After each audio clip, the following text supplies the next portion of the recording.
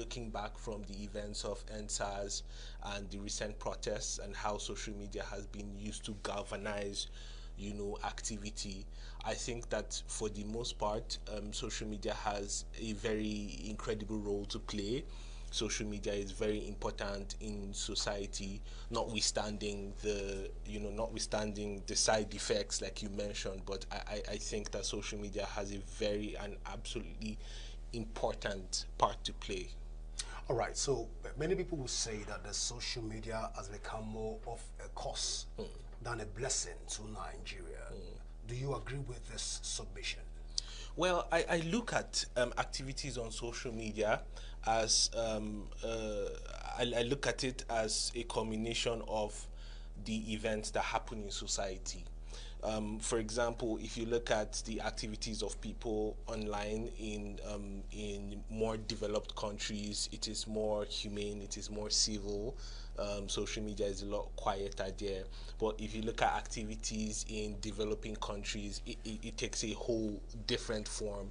So I do feel like the events on social media are just an extension of events that happen in real time. At like those events are a product of society, of activities in society. All right, so let's talk about social media from the angle of age brackets. We've seen more teenagers get glued to their phone. Are you then saying that if teenagers get involved with social media and at that point nobody can even correct them or what they do on the social media space? We've seen a lot of disrespect that are spring forth from the social media space. I ask again, is this a blessing or a curse? Okay, so definitely social media addiction is a thing. Studies have shown that it can be very detrimental to mental health. Not just the addiction itself, but there are other things that come with consistent exposure to social media. Things like children begin to compare themselves with other people.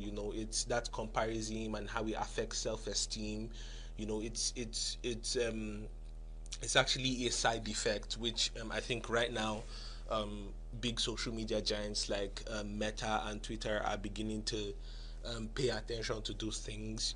There people are beginning to cut down on infinite scrolling, and social media giants like Instagram are now for example, just yesterday, Instagram has now set a default to put the social media accounts of teenagers. So people who register and say that they're below 18, their accounts are automatically put on private, so as to restrict the kind of content that they have access to and the people who have access to their content.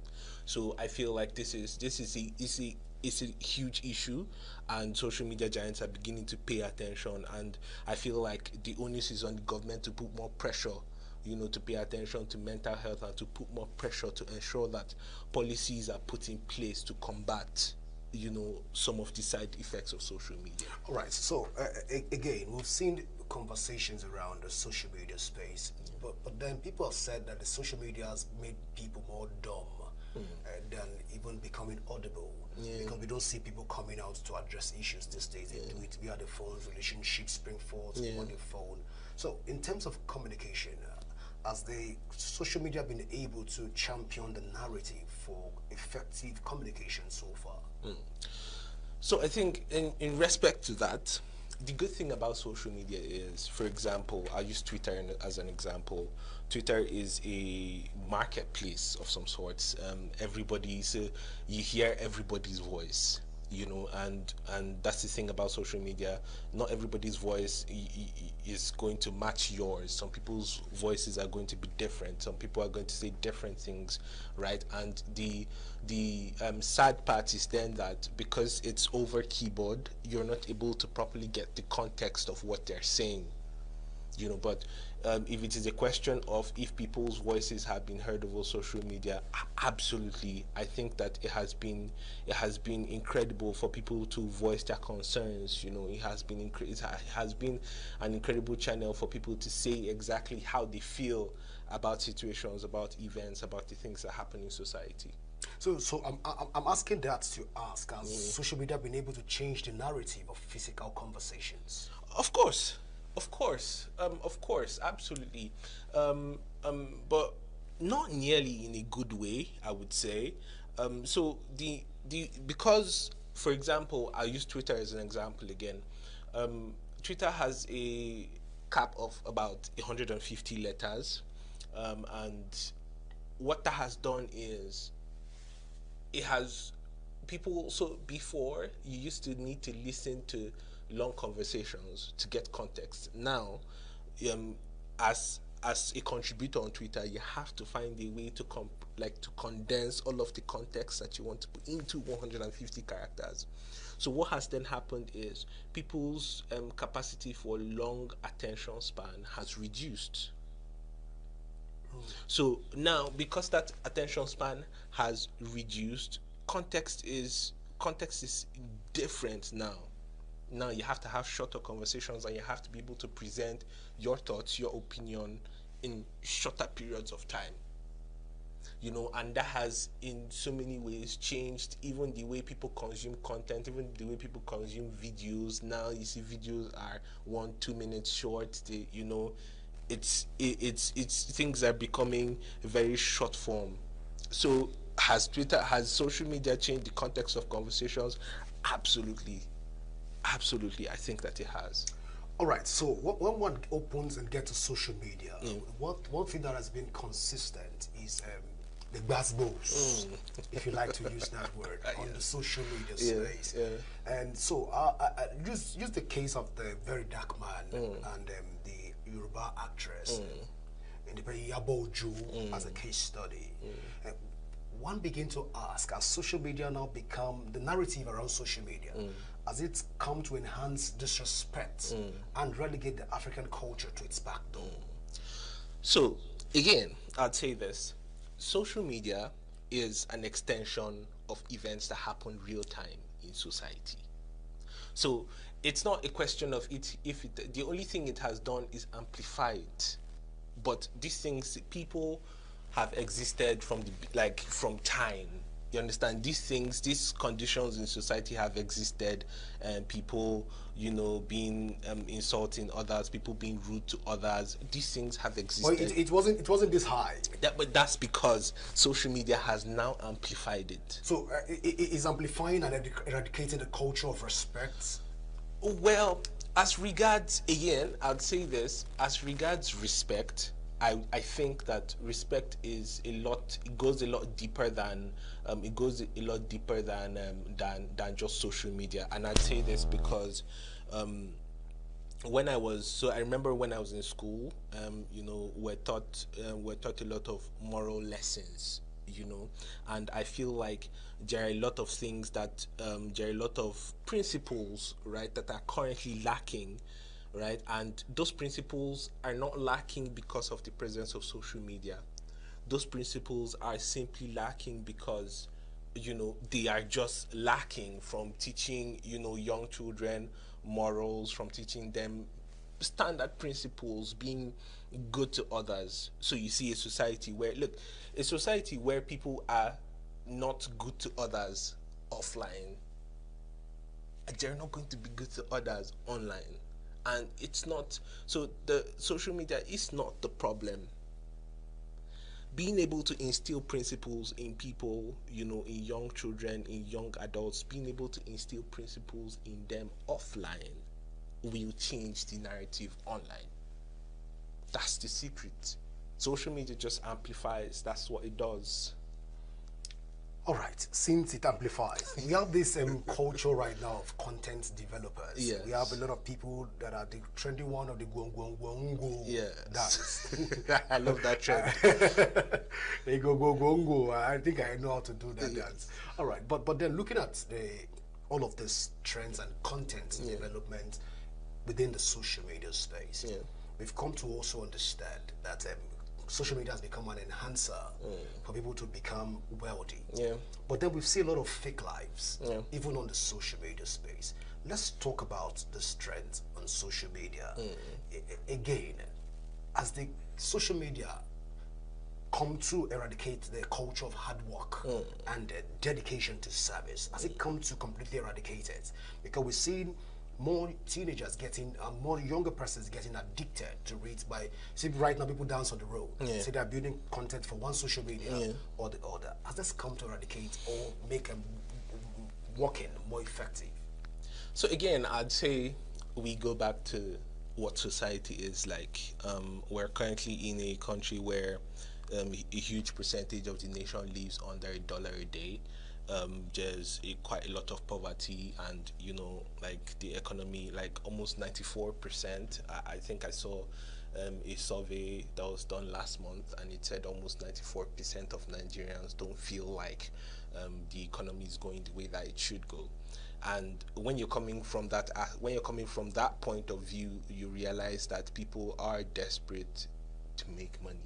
People are desperate to make something of themselves, because you live in a society where people are, a lot of times people respect money, people respect wealth, and not just, it's not about just respecting wealth, it's about having dignity of life. And in a place where there is where a high percentage of the population live in poverty, people will now need to put in extra or do more to have dignity of life. And I say dignity of life because that's the bottom line of it, dignity of life. If you look at a stark contrast in Europe, where people have dignity of life, people who it doesn't matter what level you are or what work you're doing, you have dignity of life, you have good standards of living, you have dignity of life. So if you contrast that, you see how much different the use of social media is. You see that people would then be pushed to do more, people have to do more. So you cannot blame them for taking up trends or trying to create content, because that, for them, it's a source of income, and it's what it is. People have to survive. People need dignity of life, and if that's what it takes to get that, if that's, because the good thing about social media is the barrier for entry is very low. As long as you have a phone, you have an internet connection, you can download the app online, create an account, that's it, boom, you're there. So is the barrier for entry is very low, and hey, if I'm able to make some money from it, why not? I do something, I'm having fun while doing it, and I'm making money from it. It might not necessarily. So I understand your context of maybe your point of view of it eroding the principles of wealth in society or the African culture, but the truth is, um, while the economy is degrading, so many things are going to go with it.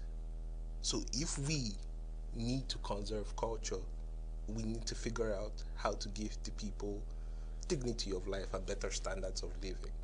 If not, we are like, our culture and our principles are going to get eroded, and just not much that we're going to be able to do about it. Interesting. But then again, among your peers in the social media development and also social media consultations, we've also realized that there are no blueprints that tends to regulate the social media space, especially in Nigeria, to upload and to regulate the Nigerian thought lines. So should we now say that the challenge with the social media has largely come from a consultant like yourself, an expert like yourself, that has not been able to develop a blueprint for the regulation of the social media space? Or who should we be channeling this old decadence of the that the social media is trying to throw to the Nigerian space? Who should be able to brace up and take responsibility for this action? So I think here the onus is largely on the government, and it's a very tricky situation. Censorship on social media is a very tricky situation, because it takes just a little for it to be too much. It takes, the lines are very blurred. So there's a very the difference between you just censoring, and you being, and it looking like a dictatorship. It's very blurred.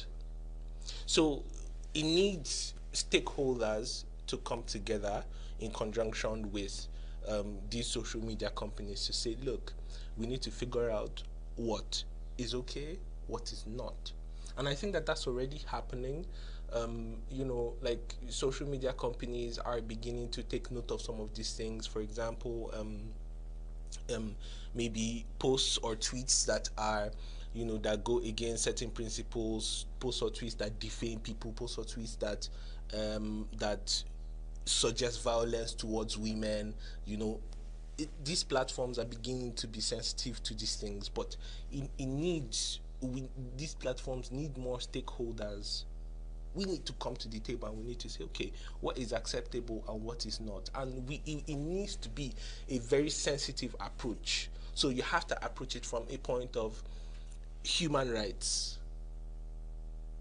What is acceptable, what infringes on human rights. So you have to push it just up to the point where you are not infringing on people's human rights, people's right to speech.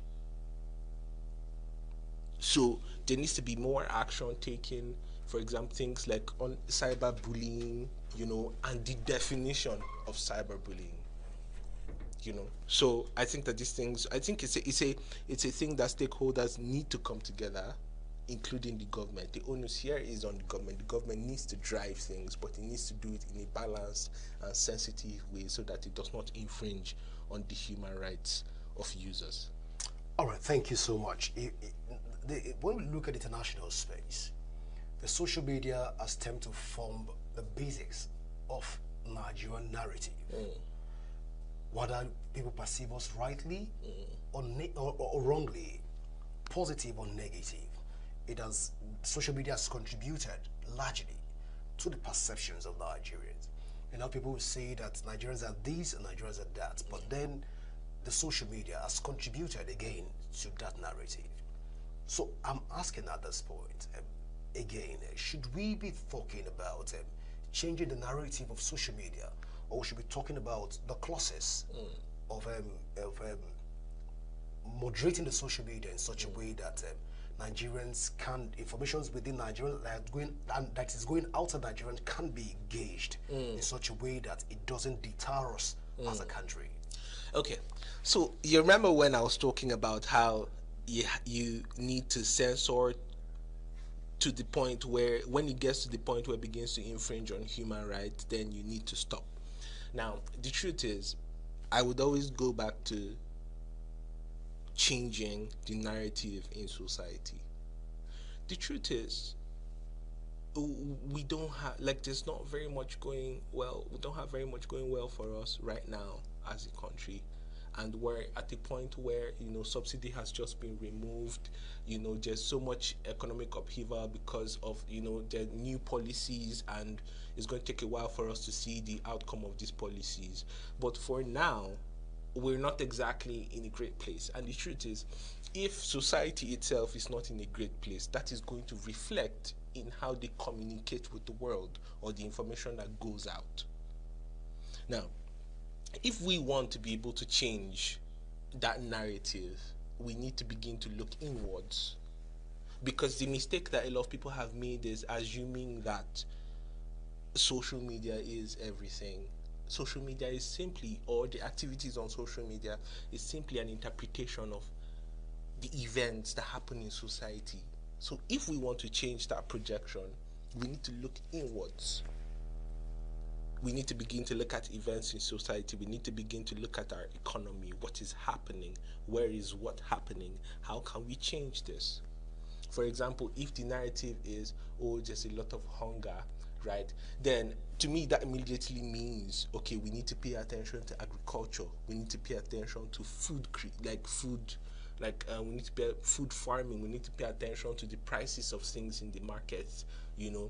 If the prices of things in the market comes down, that narrative will change on social media. But you saying, okay, we need to change the voices, we need to change the narratives, people are always going to tell their story. And if you say, okay, we need to change your story, changing your story or taking away your reality is infringing on your human right. So if we want to change that narrative, we want to change Nigeria's narrative on social media, we need to pay attention to our economy. We need to pay attention to our society. No, so I asked that question because I know you're well traveled, and in a place like China, Yeah. in a place even in the Britain, Yeah. they have their own challenge. Yeah. But then I think there's a way they've been able to curtail the information. I know China does that a lot, where information that would deter and defame their country doesn't go out. Will it be wrong if Nigeria begins to look and begin to take similar approach in curtailing information? Now, for example, the government can now say that if there's price of foodstuffs are going up, we can now say regulate it in such a way that Nigerians know it.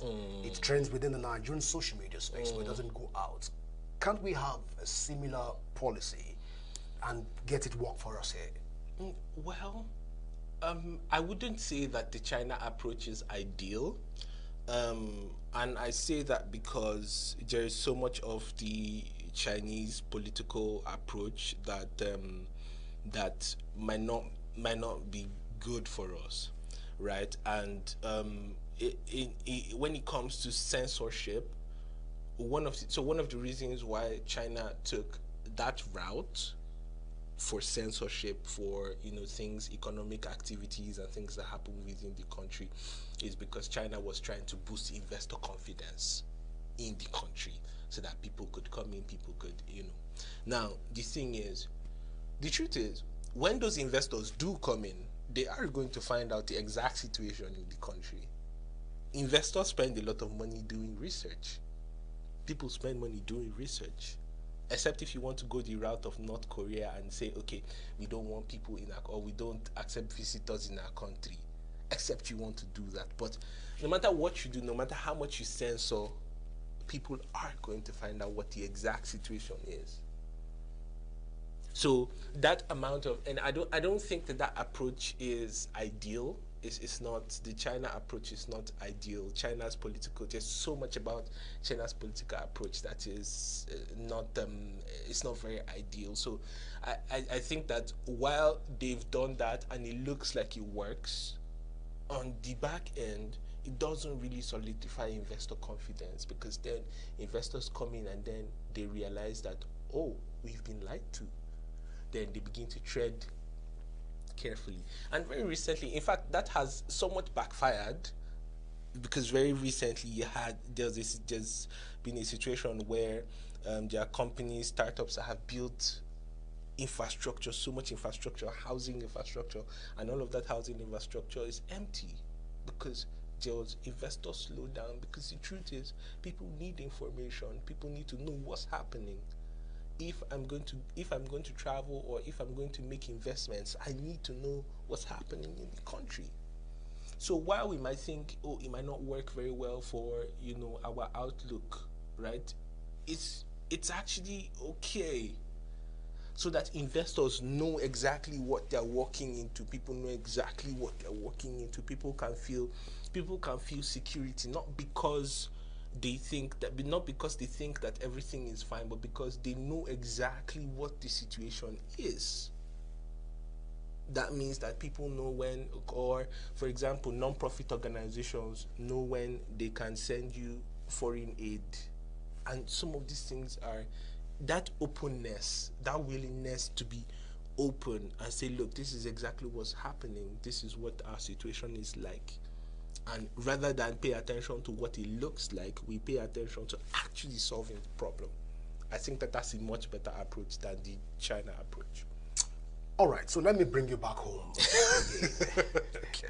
So recently we just concluded the Abuja Social Media Summit. Yes. A lot of concerns were also raised during that summit. And one of those concerns that was raised is the issue of Nigerians not patronizing Nigerian-made social media platforms and social and applications have been developed to solve basic problems in Nigeria. Could censorship be one of those reasons why Nigerians are afraid to use made in Nigerian applications?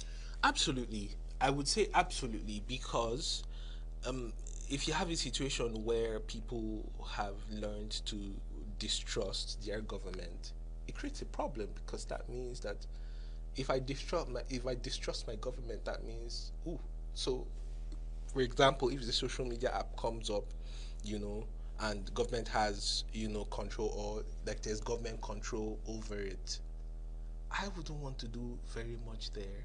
I wouldn't want to be, especially in a situation where people have had experiences where they've spoken out and they have been, or either they have been picked up or something has happened.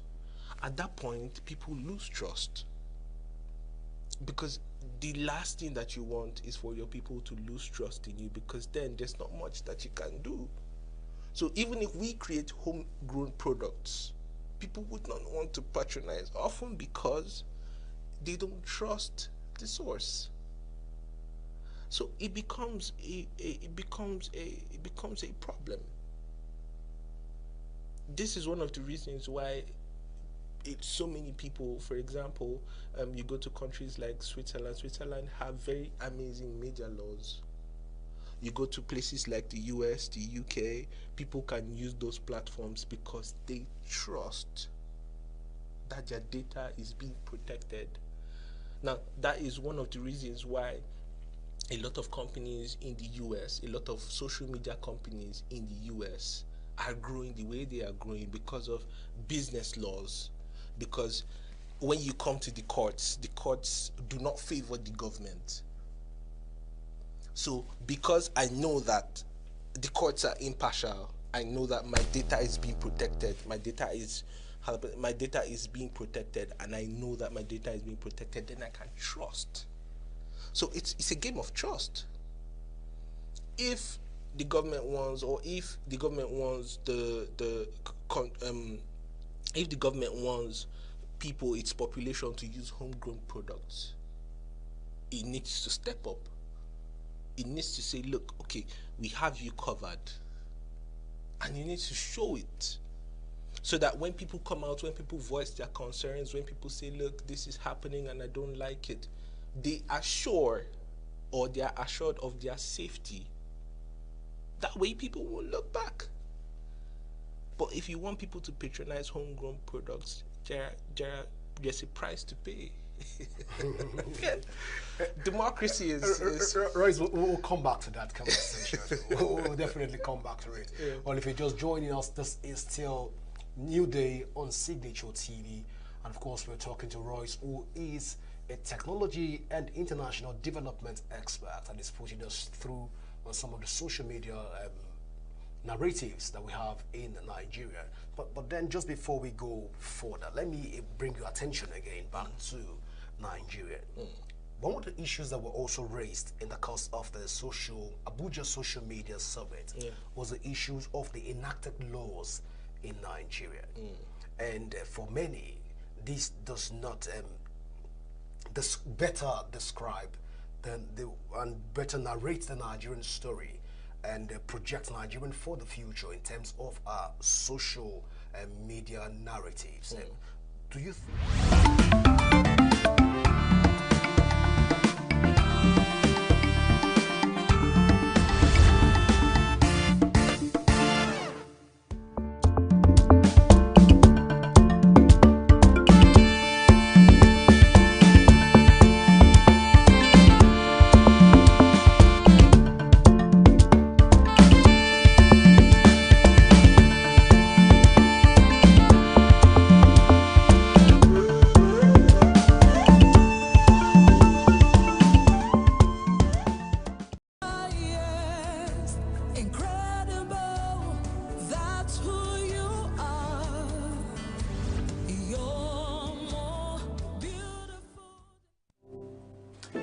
Hello friends, it's so good to see you again. It's a beautiful day that the Lord has made. We would rejoice and be glad in it. So I bring you greatest greetings and warm welcome to the program Gospel Lounge.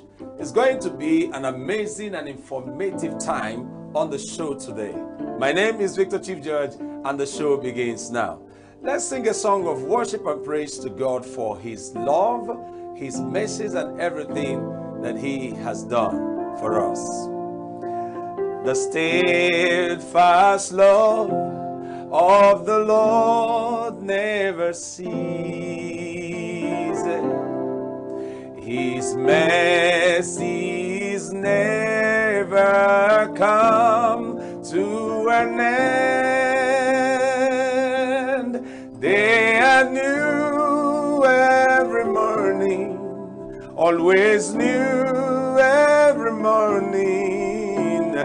Great is thy faithfulness, O Lord. Great is thy faithfulness. They are new, join me. They are new every morning.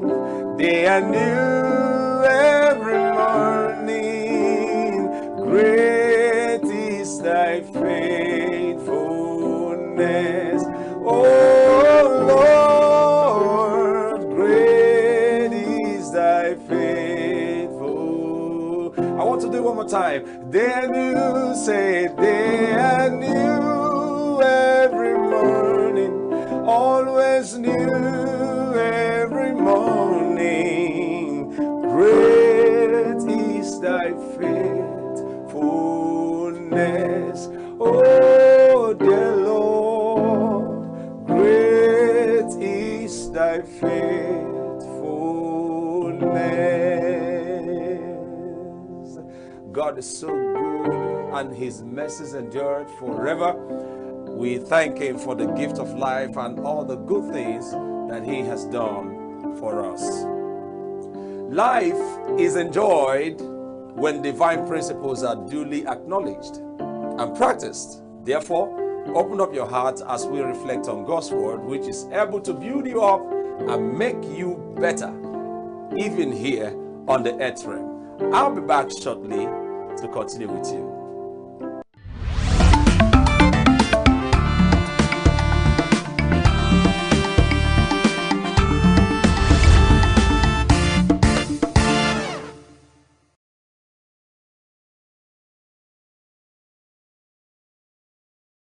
Brothers and sisters, on this 27th Sunday in Ordinary Time, I'd like to reflect with you on the theme of marriage and family life.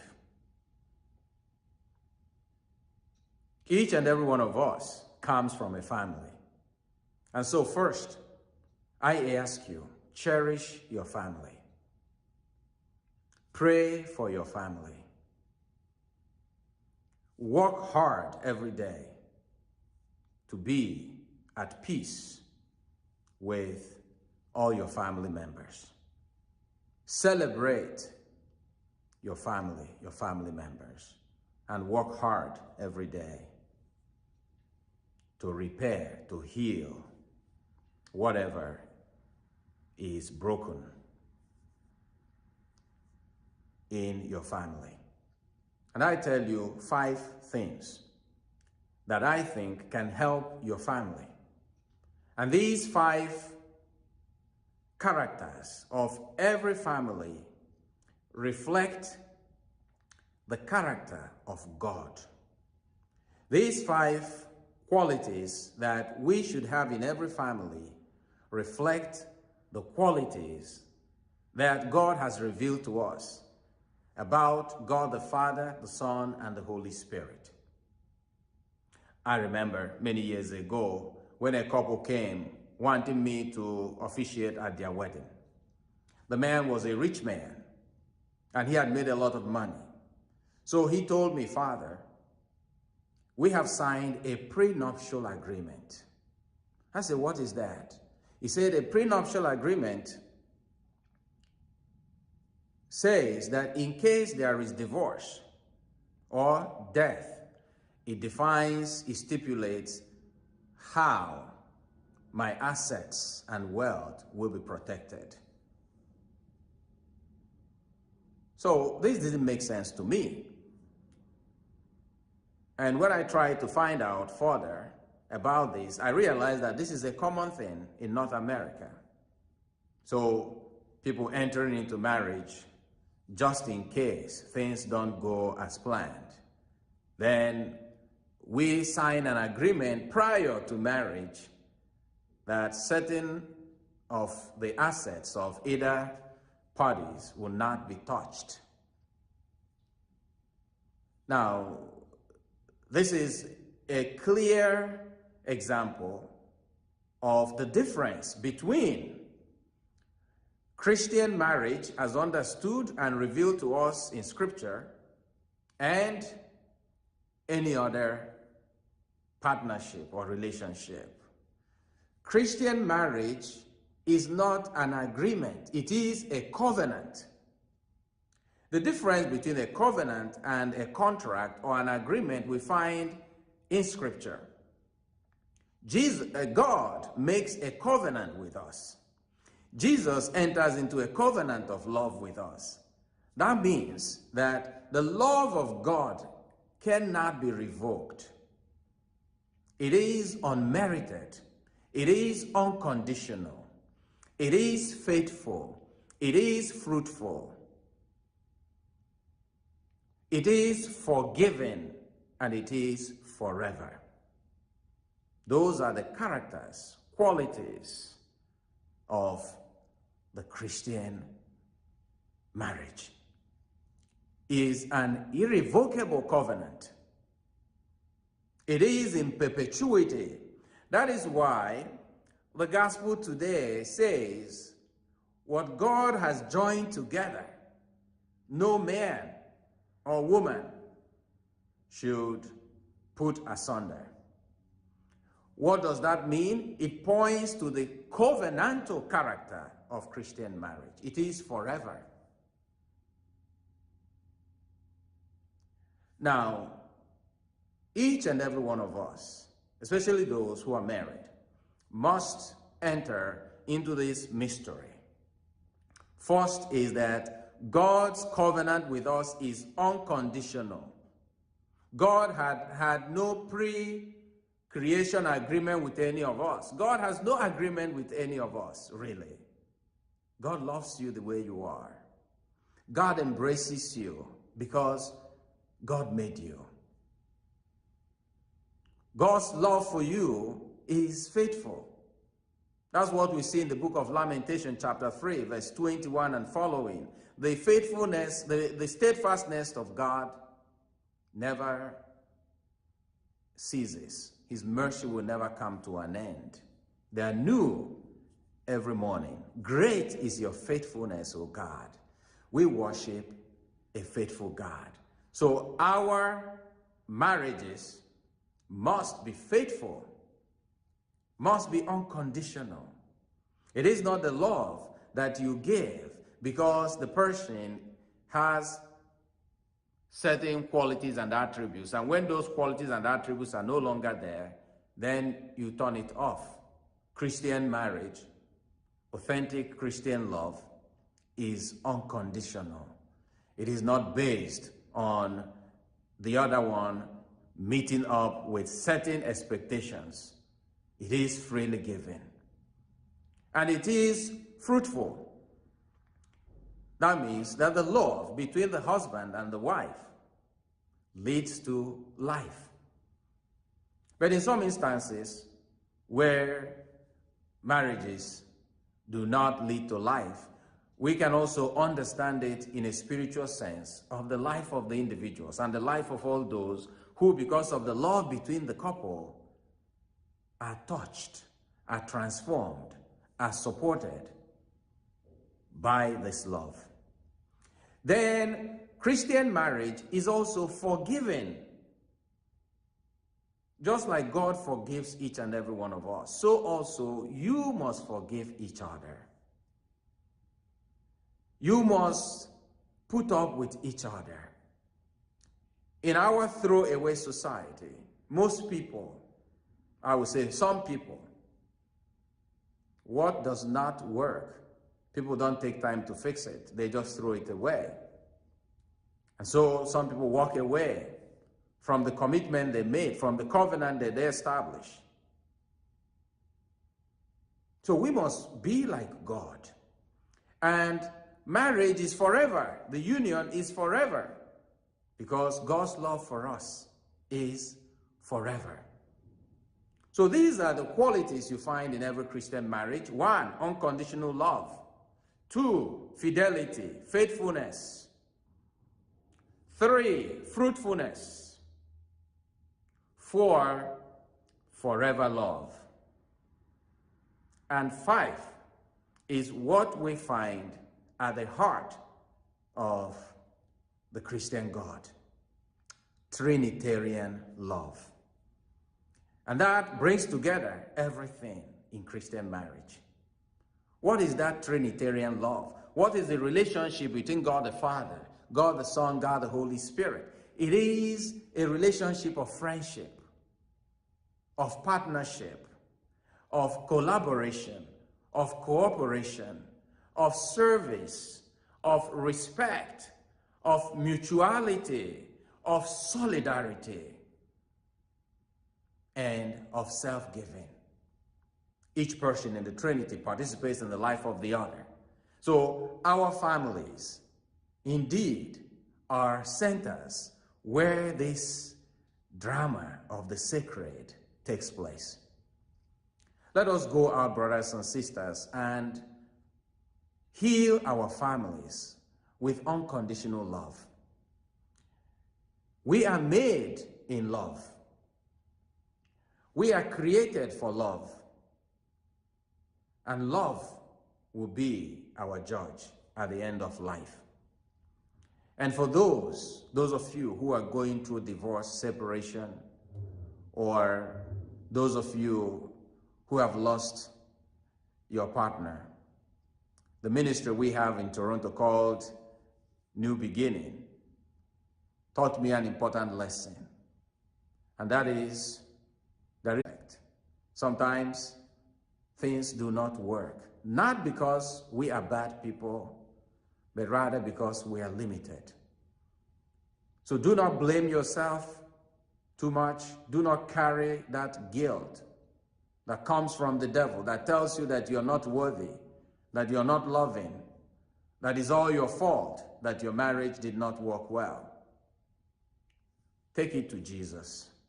He is the source of love. He is the model of love. And remember, there is always a tomorrow. Let us pray for our Christian families, and indeed all families throughout the world, that the healing grace of God can come upon each family, and that the love of God will be reflected so that every family becomes an icon of the most holy Trinity. Through Christ our Lord. Amen. You're welcome back from that awesome session. I believe you were greatly blessed and inspired. Please do something positive with what you have heard and be a better person. Stay blessed. Today I have a wonderful guest in the house, and we are going to be talking about something very important and critical. We are going to be discussing the topic depression. Depression, all right? Is a very critical topic to talk about, especially in this time that we find ourselves. Just a simple definition to introduce this, and then I go to my guest today. Is a state of feeling sad, a low spirit, a mood disorder that is marked by varying degrees of sadness, despair, loneliness, and that is typically accompanied by inactivity, guilt, loss of concentration, social withdrawal, sleep disturbances, and sometimes to the point of suicidal tendencies. Okay, so this conversation is vast and all-encompassing, and has several forms. When you get to the medical terms, they say this is a clinical depression, the other one say major depression, and then postpartum. It has to do with women giving birth to children, something that happens to them after childbirth. All right, to discuss this topic with me today is a great woman, a mother, and a loving personality dedicated solely to the service of God and humanity, with many years of experiences and awesome results and testimonies recorded. More so, she's a passionate minister of the gospel that loves building people to positive impact for their community and the nation at large. Please help me make welcome Pastor Wema Etel. Thank You're you, welcome to Gospel Out. Thank you, sir. Thank you so much. You're looking very good today, Thank you. as always. Good to have you. Thank you Very so much. Thank you. In just to be real about this, depression is real. Yes, it's real. It's real. Yeah. But from the root, what are the causes of this depression? What are the causes envisaged? Things that can cause depression. Yeah, just like you rightly said, it's a mood disorder, and it can be genetic. Could be genetic? Yes, Okay. depression can be genetic. Maybe one's parents or siblings must have suffered from depression in the time past, Okay. but mostly is based on individual as well. All right. Then another cause of depression could be high expectations of life. When you have high expectation of the things you want to achieve, maybe there's a time frame for it, you did not achieve it, it makes one's spirit to go low. Then another cause of depression could be stressful events of life, abuse, violence, trauma, losing a loved one, Okay. betrayals, disappointment, heartbreak, sickness also can lead to Depression. depression, yes, Okay. it can. Medical conditions, medications as well Yeah. can lead to depression. Wow. Wow. Wow. This is mighty. But let me ask this question because I want us to create a balance. Okay, Depression is real yes, it's real. and caused by a lot of things that you have just rightly called out now. Yes. But does it or is it peculiar to a particular gender? No. You know, somebody No. will say the depression is mostly a women thing. You know. No. Men can be depressed. Okay. Yes, but the percentage or the ratio is higher in women for Okay. some factors. Okay. Yes, there is a high range of depression among women than men, but men can be depressed. Is it because women tend to express more? Yeah, we are more or- emotional. Our social experiences, biological experiences, hormones as well Okay. can also cause it. And satisfaction. When you're not satisfied the way you were, you want to look like another person, you try to achieve it, you're not achieving it, it can as well bring somebody's spirit low. Oh my. Yes. Hi. You see that you need to be contented with what you have. Exactly. Don't try to be like another person. You are uniquely made by God. And if I will go a step further in that question, Okay. women are emotional.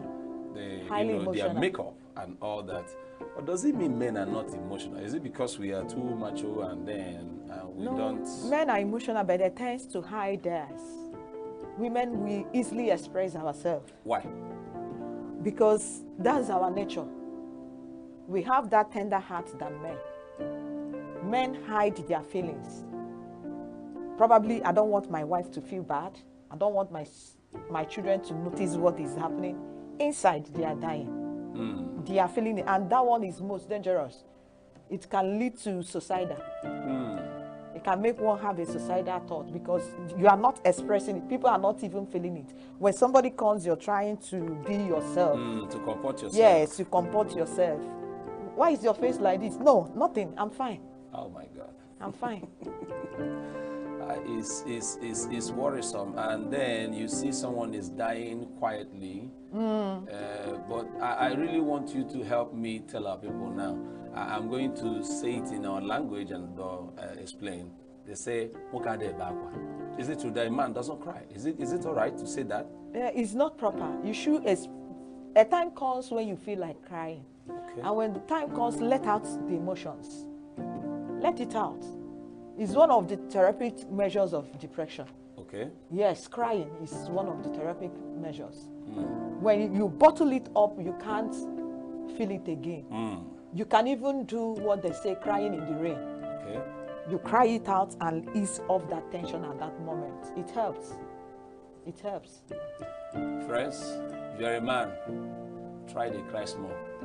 Don't bottle up a lot of things. No. Depression is real. It's real. All right? Just go ahead and let it out. Let it out. All right? When we come back from this short break, I'll continue with the interview. We'll be right back.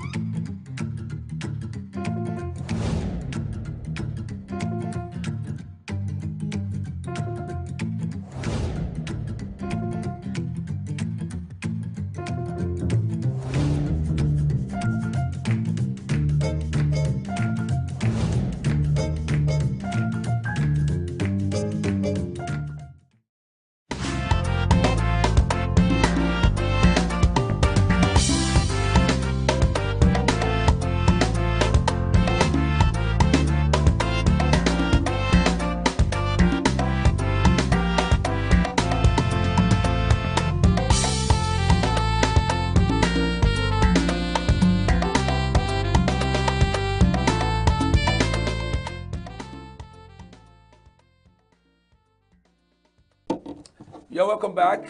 This is still Gospel Lounge on Signature TV, and I'm still here with my friend, Pastor Wema Etel, talking depression. We've been hearing a lot of things, helping us to, position our thoughts well on this very topic. Before we went on that break, we were saying something about letting out. Yes. So I want to ask how, or what's the right way to respond to depression? Okay. One of the ways to respond to it is that you speak out. You speak out. Seek for therapeutic measures. Talk to a therapist, a psychotherapist. That will help. And there are medications for depression, antidepressant drugs. Okay.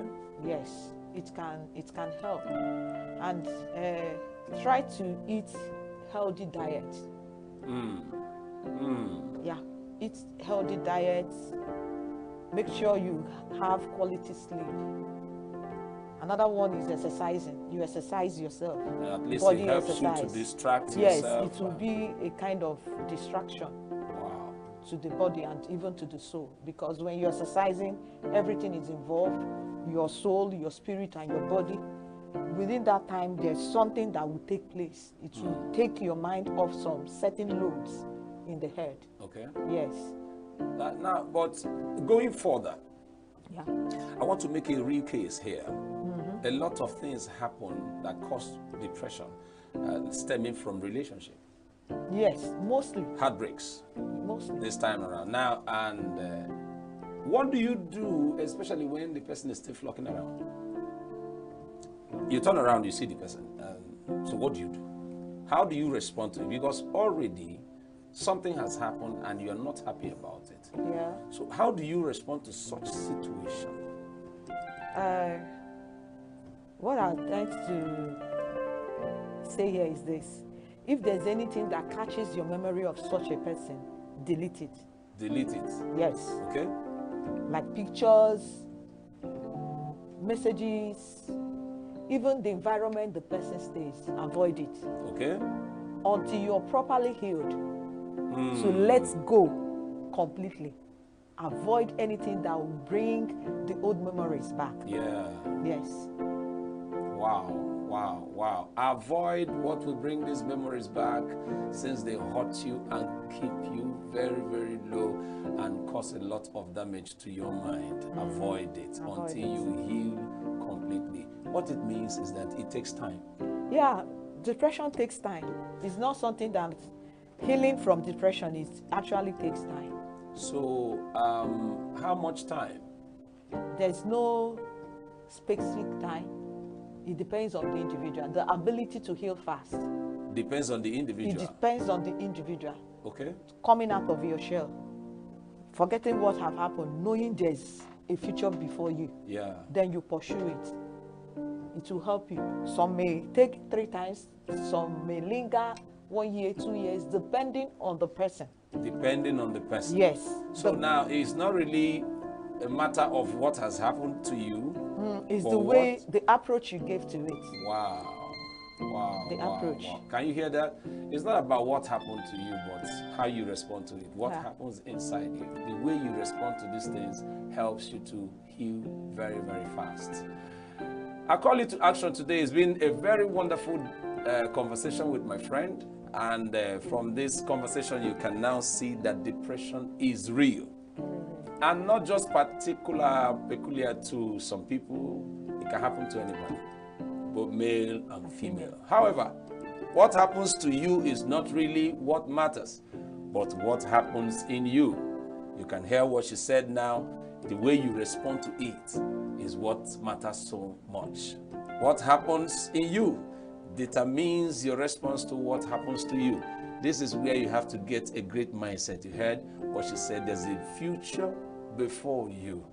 You need to be better, not bitter. It has happened. Loosen out. Come out of your shell.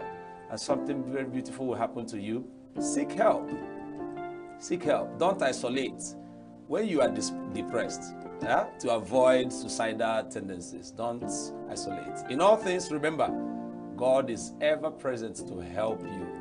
Engage in in prayers and you'll be all right. I would like to thank you very, very well for finding out time to come on the show. It's been a very wonderful conversation with you. Thank you so much. From all of us here in Signature TV, we say thank you. And we wish you so well. Thank you. Thank you. My pleasure. All right, my friends, I am so grateful that you are still there with us. And I'm going to be back to talk more with you on this program. See ya.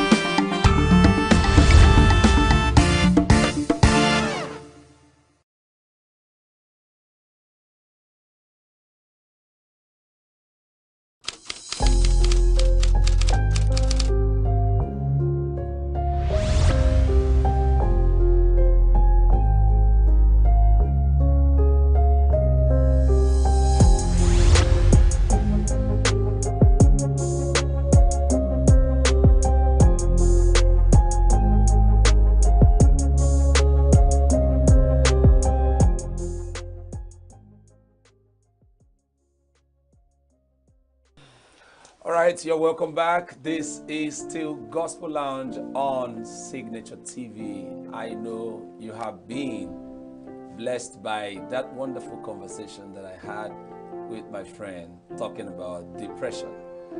I have another package for you today, and I'm going to be discussing something very, very critical, to us as far as we are human beings relating together.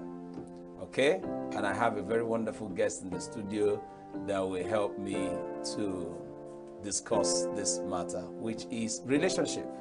But this time around, we are going to be, channeling it to a particular angle so that it will help us have our beautiful thoughts on what we want to discuss today. Okay? It is relationships.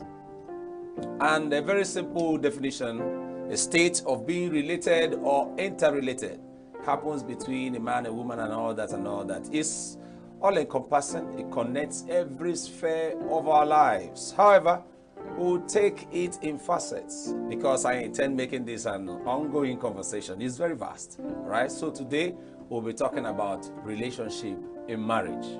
The purpose of this beautiful conversation is to review the practice, marriage, the challenges, and the causes of the high rate of divorce, and possibly find out ways to curb the negatives envisaged and experienced in this blissful idea behind the institution called marriage.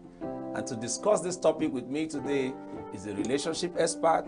She's a coach with a lot of experience in women development and advocacy, even in marriage institution. There's so much to say about my guest and her portfolio. However, friends, help me make welcome Barrister Mrs. Nena Anozie. You're welcome, ma. Thank you. Thank you so much for coming. It's always a pleasure being here. Yeah, looking good as always. Oh, thank you. Thank you. You're not looking Thank back you. too. Thank you. Yes. Thank you. So, what's your idea about marriage? You know, a lot of ideas. A lot of ideas. But please help us. What's your idea about marriage? Thank you so much. You see, marriage is something so beautiful. I like talking about marriage because this month is exactly 19 years. Wow. I'm into this. So, into this happy institution. anniversary is good. Thank you. So, Yes, yeah. yes. So, marriage is something beautiful, honestly, because, you know, we can't be wiser than God. God said that everything he created is beautiful and that it's not good for a man to be alone. So when God said it's not good, it's not good. So marriage is a platform that God has used to bring a man and a woman together, to live, to enjoy themselves. First of all, enjoy company, enjoy children if they come, enjoy friendship. Unfortunately, this is not what we see in some of the marriages, but I can tell you, like, what I've enjoyed for this 19 years. I've enjoyed friendship. Some people say it's because you're married to a pastor. I say it's not true, because in my place of work as a lawyer, I've seen people come to us and both of them are pastors. Both the man and the woman, they are pastors. So it's not really it's about not really about your... I mean, it's not about the person. It is about the person. Wow. It is about the person. So marriage is something sweet. When I remember it was 19 years, it was just 6 days. I was going to say, this is our 19th year. I'm like, 19 years. You mean we're up to 19 already? Wow. Because it's still like yesterday. And that's why I picked a pen and paper and I wrote a book that I entitled My Marriage, a Divine Package. I wanted people to a kind of know something about marriage, at least from the little experience I've garnered. So marriage is something sweet if you understand yourselves, if there's love, if there's trust, if there's commitment, if there's communication, if there's understanding, and above all, if there's fear of God. Because I always tell people, the reason people don't do certain things in marriage, like maybe cheating on your husband or your wife, or lying, or doing all manner of negative things in marriage, is not because you fear your spouse. Because you can actually do some of these things without your spouse knowing. Because you fear God. So that's why I say overall is fear of God. When you have the fear of God, you enjoy your marriage. I can't just raise my voice. I can't remember the last day I called my husband by name, no matter how angry I am. Yes, I don't think, I only remember his name when I need to write it on a paper. No matter how angry, because you can't tell me that for these 19 years we've not really had an occasion to be angry. Be angry and But then it will get make me, displeased you on know, things. you can't hear me saying, Daniel, first of all, I respect him as my pastor, as my elder brother, as in, I just see him as someone I can't just disrespect. So that brings me to the next question I want to ask you. What should be the proper mindset to marriage? Yes, okay. So when you are going into marriage, whether as a woman or as a man, because, you know, we belong to a clan where we advise the women a lot. That's right. We train them, we groom them from childhood to become wives, good wives. Living, nobody, I have not seen any man. I came home one day, I asked my husband, has your father ever sat you down and educated you or enlightened you on how to be a good man, a good husband? He said no. I said, do you know the number of times your mom would have taught your sisters how to become good wives? And today some of them are not marrying the best of men. So the right mindset about marriage should be, this thing is something God has handed over to us. All right. When I'm counseling women, I tell them, some of them that come to me, I say, in fact, I'm tired of this man. I say, look at that man as somebody that God has brought into your life to help. Because the Bible says you are a help suitable for him. If he were to be complete without any weakness, you wouldn't have come. True. So you came into this marriage to complement each other. So that is the mindset to come with. You're not coming to meet a man that is already made perfect. He's also a perfect man. We're working towards perfection. The day he becomes perfect, maybe God will now call him home, you know. And the same thing happens to you. So when you become perfect as a woman, so it's a complementary position where and not to compete. No, competition shouldn't be part of it. And even quarreling and finding of fault shouldn't be If you find fault, that is where God wants you to walk. Do you get? That's why if you read the book of Ephesians, God gave everybody, the wife, the husband, their responsibility. Yeah. The Bible says, husband, love your wife as Christ loved the church and gave himself for it. Do you know what it means giving yourself for the church? That is for your wife. That means you overlook everything. Anything he says, anything he does, that's how Jesus is doing now. Has he killed us for not doing? Just give yourself, like die. This is a faith. Die, your ego will die. Yes, because as a man, you have ego naturally. True. Your ego will die. That thing you say, do you know who I am? They will go down. Because if God treats us like he should treat us, none of us can approach him. True. He's far higher than us. True. So even if you're higher than your wife as a husband, you know, that's why I tell African men, I said, you are not, especially if you're born again, you're a child of God. Don't marry your wife like an African or a Nigerian. Marry him as a heavenly citizen. See him as a child of God like you, your sister. Before you get married, you were called a sister, Nenna. You understand? So still see her as somebody that Christ died for, that needs to go to heaven. If this marriage is what brought us together, that if this is only so, I will present before my maker and say, at least this wife you gave me, I'm able to nurture her till she came to you. God will welcome you. The same thing to the woman. If you can have that mindset, issue of divorce, we go. No matter what the person does, whether he beats you, she abuses you, you will say, as God loves the church, I should submit. You know, you begin to remind yourself what you have come here to do, that I may help suitable for him. That for this reason, a man should leave his father and his mother and cleave to his wife. You know what it means to cleave? It means, as in, you don't even understand that any other thing exists, including your family. Yeah. You cleave to your wife. Some men leave, but they don't cleave. True. That cleaving is, you are both naked and not ashamed. Everything is bare.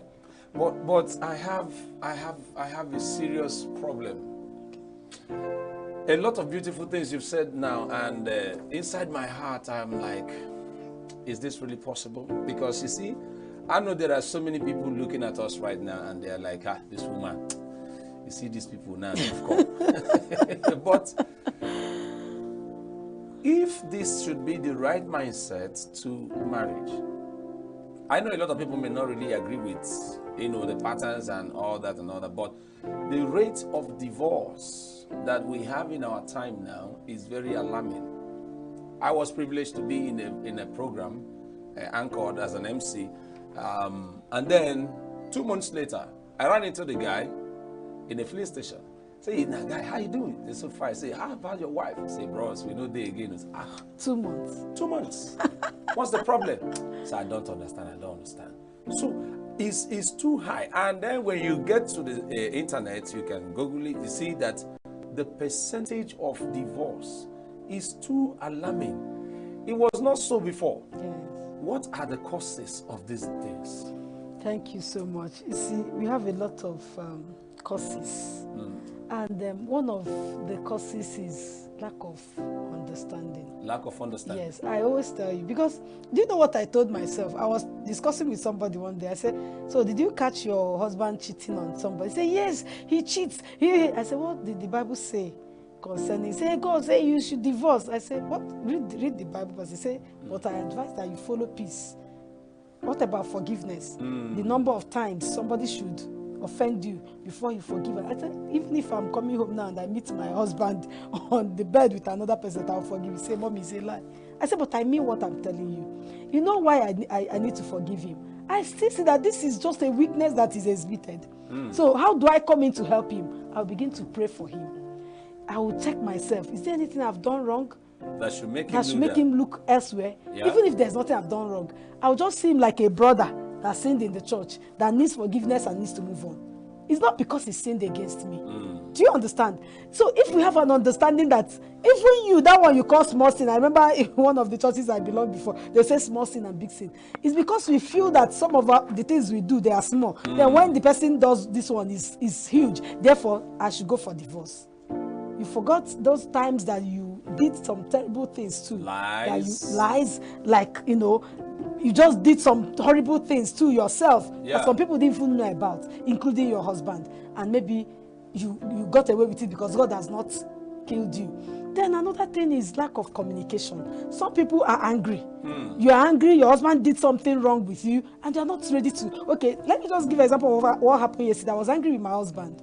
He needed to come and pick his car. The light to his car wasn't good, and it was late. I said, please come and pick your car where you park. I don't want to drive this car. Bring my own.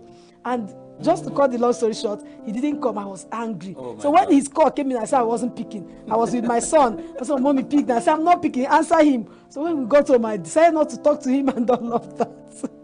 So, but do you know, it happened that he was having a serious challenge, but because he didn't communicate it to me, I was already feeling bad because he was supposed to come. So do you see the gap now? Communication gap. So assuming there was that proper communication, we wouldn't have. All you needed to say was, oh, look at my challenge. Do you get it? So when there's proper communication, because some communication, maybe the way I equally answered and say, oh, come now. Yeah. I did not even give him room to also explain. So when you are talking about communication, it has to be properly communicated.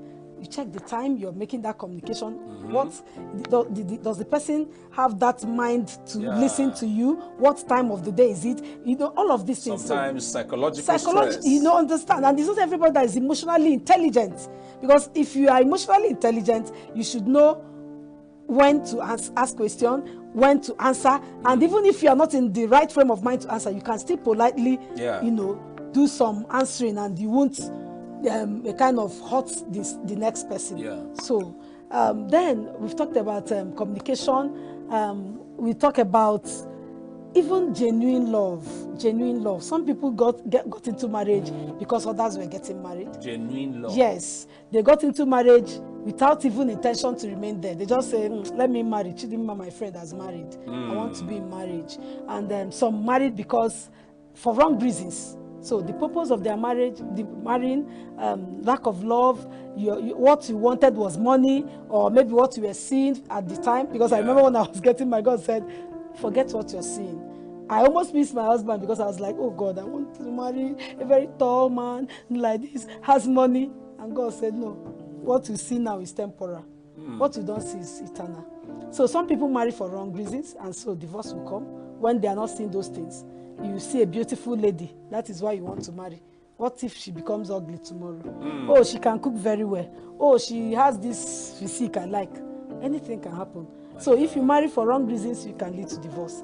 If you marry without genuine love, you can lead to divorce. If you marry for just, let me just, out of sympathy. Some people, they get involved into relationship, and maybe you pregnant a girl and your family says, oh, you must marry. You must marry. You marry. One day you get tired. This is not the woman I want to marry. Yes. You begin to see your crush here and there, and it can lead to divorce.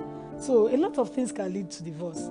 Maybe as we progress, I'll remember more. Honestly, I'm enjoying this conversation because you are really hitting this nail on the head. And my friends, I know you are really getting a lot from what we're talking about, relationship in marriage. So far, you can understand that this has to do with a mindset. And I'm just going to go straight to this question. I've heard people say this marriage is between two persons. There's no need for a third party. Please help me. There's a story I heard. If I go into it now, I'm going to eat up my time because I want to give you time to say some things here. But truly, do we really need a third party in marriage? Okay. Like I said, Bible said, for this cause shall a man leave his father and his mother and cleave to the wife. So marriage is supposed to be between the husband and the wife. Okay. That is normal. But when you say, do we need third party? It depends on why we need the third party. Because if we continue to say, let us not bring the third party, and somebody is living in an abusive marriage, Right. that person is dying. There's nobody to talk to, and you are saying, don't tell anybody, not even your pastor, not even your pastor's wife or your relatives, and you are dying in it. We are aware of so many people who have gone that way. True. Because they said we shouldn't bring third party. True. So you need to, Bible says wisdom is profitable to direct. You need to know when you apply wisdom. If you are in an abusive relationship where the other party has refused to repent, there must be somebody that person listens to, that right. you can talk to. If it's your pastor, and that's why I say you must marry a child of God who has the fear of God. It makes a whole lot of difference. That a man is principled does not stop him from messing up sometimes. Well, hold it right there. Hold it. This is a case for me now.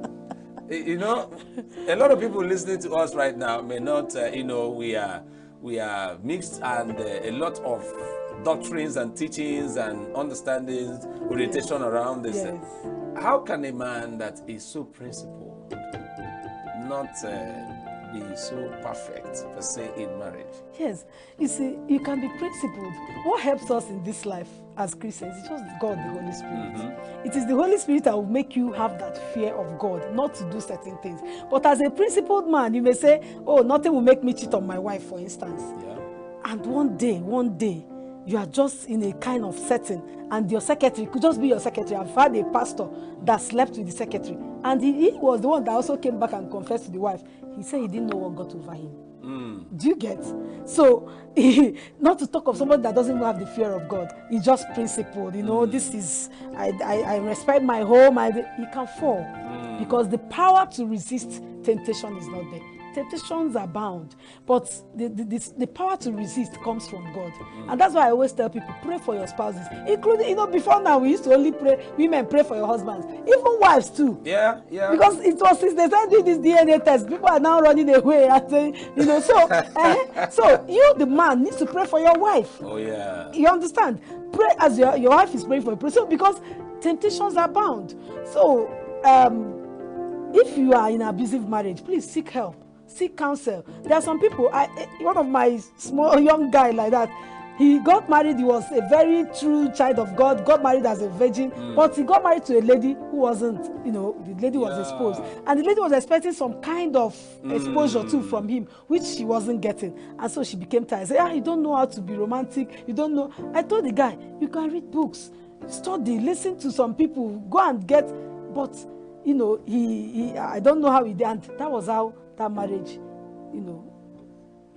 ended till today. Wow. So what am I trying to say? Assuming he sought counsel on time. It was when the marriage has even gone bad, bad, that he came to me, and I was like, if you had told me, I don't mind. If I can't teach you enough, my husband is there to teach you. Why were you hiding? He hid under this no third party, that he didn't know how he would be telling another party that my wife said I wasn't romantic. Wow. I said, but if you had said it, you would have gotten counsel and saved your marriage. And maybe if your wife too had spoken to somebody, the person also would have advised her on how best to teach you. Because these are the things we neglect, especially in Christian homes. You see that you are not getting the best as a wife from your husband, especially in terms of romance and all of that. You keep quiet, you be enduring. And that's why when the man now comes to touch, you say, I don't want, I am tired. And the man will begin to complain. A man has come to my husband to complain, I will never touch my wife again. Every time she will say, I'm too demanding.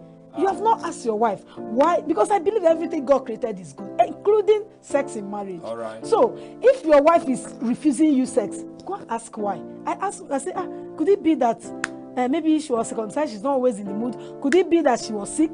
Did you ask those questions? You didn't. So third party cannot absolutely be removed. But I think the essence of saying don't bring third party is just to avoid people who will give you bad advice, right. Begin to advise you wrongly in your marriage. Not that you can't seek counsel from your seniors, those who have been there before you, your parents, anybody, when you are passing through some challenges in your home. There are some you can tackle in prayers and with communication, but there are some also you can talk to somebody and say, please, these are my challenges here. Can you help me? And they are there. That is their duty. If you travel abroad, you see people who even teach people how to have enjoyable and fun and all of that in their home. Oh, yeah. But here you can't see anybody teaching you how to be a good romantic man or romantic wife, and because if you do, you'll be looked at as if you are worldly. No, but it's something that is eating deep. I see cases steady. When you start pressuring the person to talk, you tell you, this is the case. This man doesn't know how to do this. This woman doesn't know how to do this. Wow. And that is enough reason they are just separating apart. My God, it's been a very educative and I don't know what to say. I'm so excited about this conversation, and I know you are also enjoying this. So I'd like to call you to action. There are certain things you have learned from this right now. So please, I want you to do well to pay close attention to everything we have said. Marriage is God's idea, and its benefits will be enjoyed by following the rules of the institution. This union is meant to be a blessing to the partners as they would maintain their own part of responsibility to make it blissful. You heard her. There are things men would do, women will also do. So, some of the keys of enjoying your relationship with your partner, just like she said, patience is there, tolerance is there, open-mindedness, you communicate, all right? You have willingness to adjust for coexistence within the marriage institution. The notion that marriage is a scam is not true. It's not true, my friend. She's 19 years now in this wonderful institution, and she's enjoying herself in this very marriage. Even though there are visible challenges in it, follow the rules and enjoy your marriage. Divorce is optional. However, its disadvantages or disadvantages, so to speak, is sometimes someone's opinion and the way you look at it. But love is a beautiful thing. Relationship is a great thing, but be very, very sure to have an understanding which is supreme in the practice. Thank you very much, ma. Thank you so much. For coming. Thank you.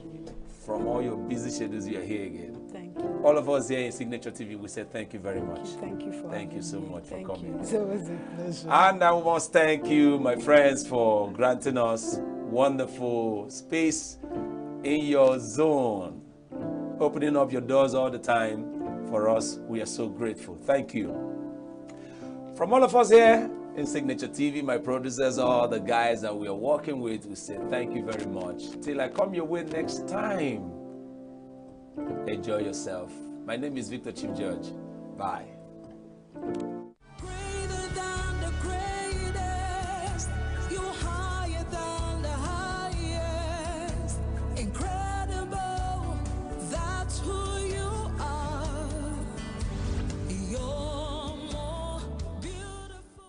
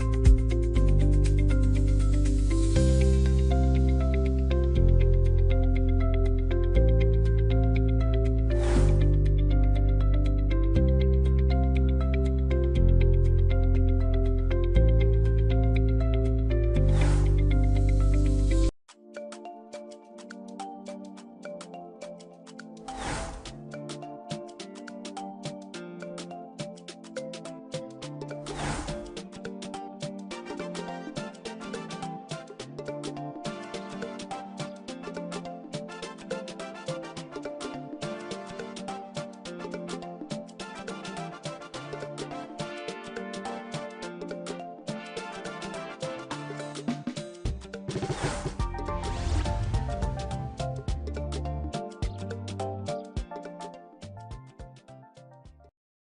fuel pump price, which is very high, is affecting the spending habits of citizens. It's making it very hard. If fuel subsidy is to be really introduced, I think it will make spending habits of consumers to be less, and the unit price of commodities will reduce because the transportation costs will reduce, which will make life easy for us to live. It's really an issue that has been lingering for a very long time now. I remember coming down here to this venue today and I saw the queue in the NNPC filling station, and I feel that this is part of the reason why we're having the hike in prices of things, and something can be done. The NNPC can do something about this to make sure that fuel is readily available to every part of Nigeria. Like now, I'm doing business and I want to purchase something. I can't buy it normal price. The price will go higher, and at the end of the day, I cannot even get what to eat. I cannot see money to buy what I will eat with my baby. So it's really very hard for us to survive. The issue is quite alarming and so disheartening because most of us have a lot of things to do. Like where you used to go to 200 is now 500. Where you used to, somebody that is an average worker, or maybe a sales girl that is being paid 30K. Imagine your transport fare every day. You might just, half of your money will be gone for just transportation. It doesn't only affect our transportation, it also affects our daily living. The thing used to, even biscuits, that one hurts me. I'm seriously saying it. Biscuit I used to buy 16 naira is now 120. And 150 one is now 300. Imagine students like us, how we are going to be surviving and how we are going to be managing ourselves. Some of us in school, they are the one catching for ourselves. So when you combine these two school activities and daily living, it's quite alarming. To be honest, me, in school, I trek from the hostel to the gate because the transport fare was 17 naira, but now it is 150.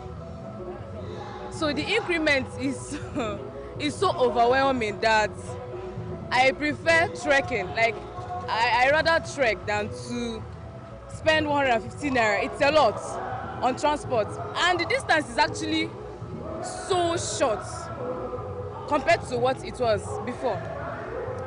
So aside transportation, it has also affected the cost of feeding. Yes, because if you want to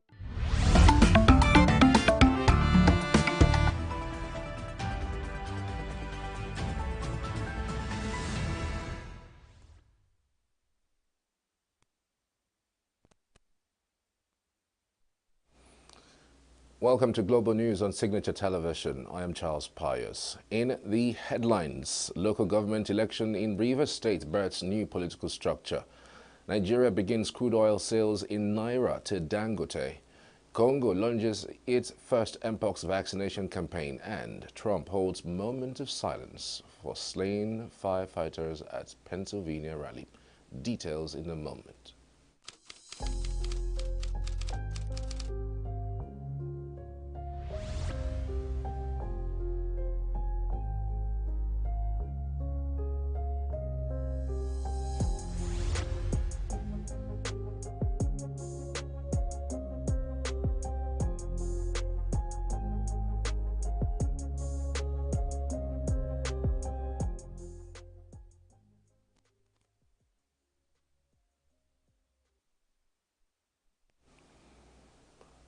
The local government elections in Rivers State took a new turn as against the envisaged obstacles by many observers. The exercise, which commenced early hours of Saturday, was greeted by a calm and peaceful atmosphere across the state. Rivers State witnessed what could be described as a political turnaround on Saturday As citizens voted in the local government chairmanship and councillorship election in the 23 local governments and 319 wards across the state. Despite the stiff opposition, controversies, tension, and security concerns that preceded the poll, the exercise ended without any major incidents. The turnout was not massive, apparently, due to security concerns occasioned by the withdrawal of police from participating in the election. The APP chairmanship candidate for Port Harcourt City local government area of APP Ezebunwo Ichemati voted at Ward 18, Unit 14 in Diobu Town. He commended the timely arrival of RISEC officials and sensitive materials at polling units and the process which he described as transparent and peaceful. This is one of the fairest and peaceful, seamless elections ever to be held in Rivers State. You can see the atmosphere is fully charged. Our people are out here to vote. Elections are truly going on in Rivers State, and I want to thank RISEC for the timely delivery and arrival of voting materials. This is unprecedented. We've never had it like this before.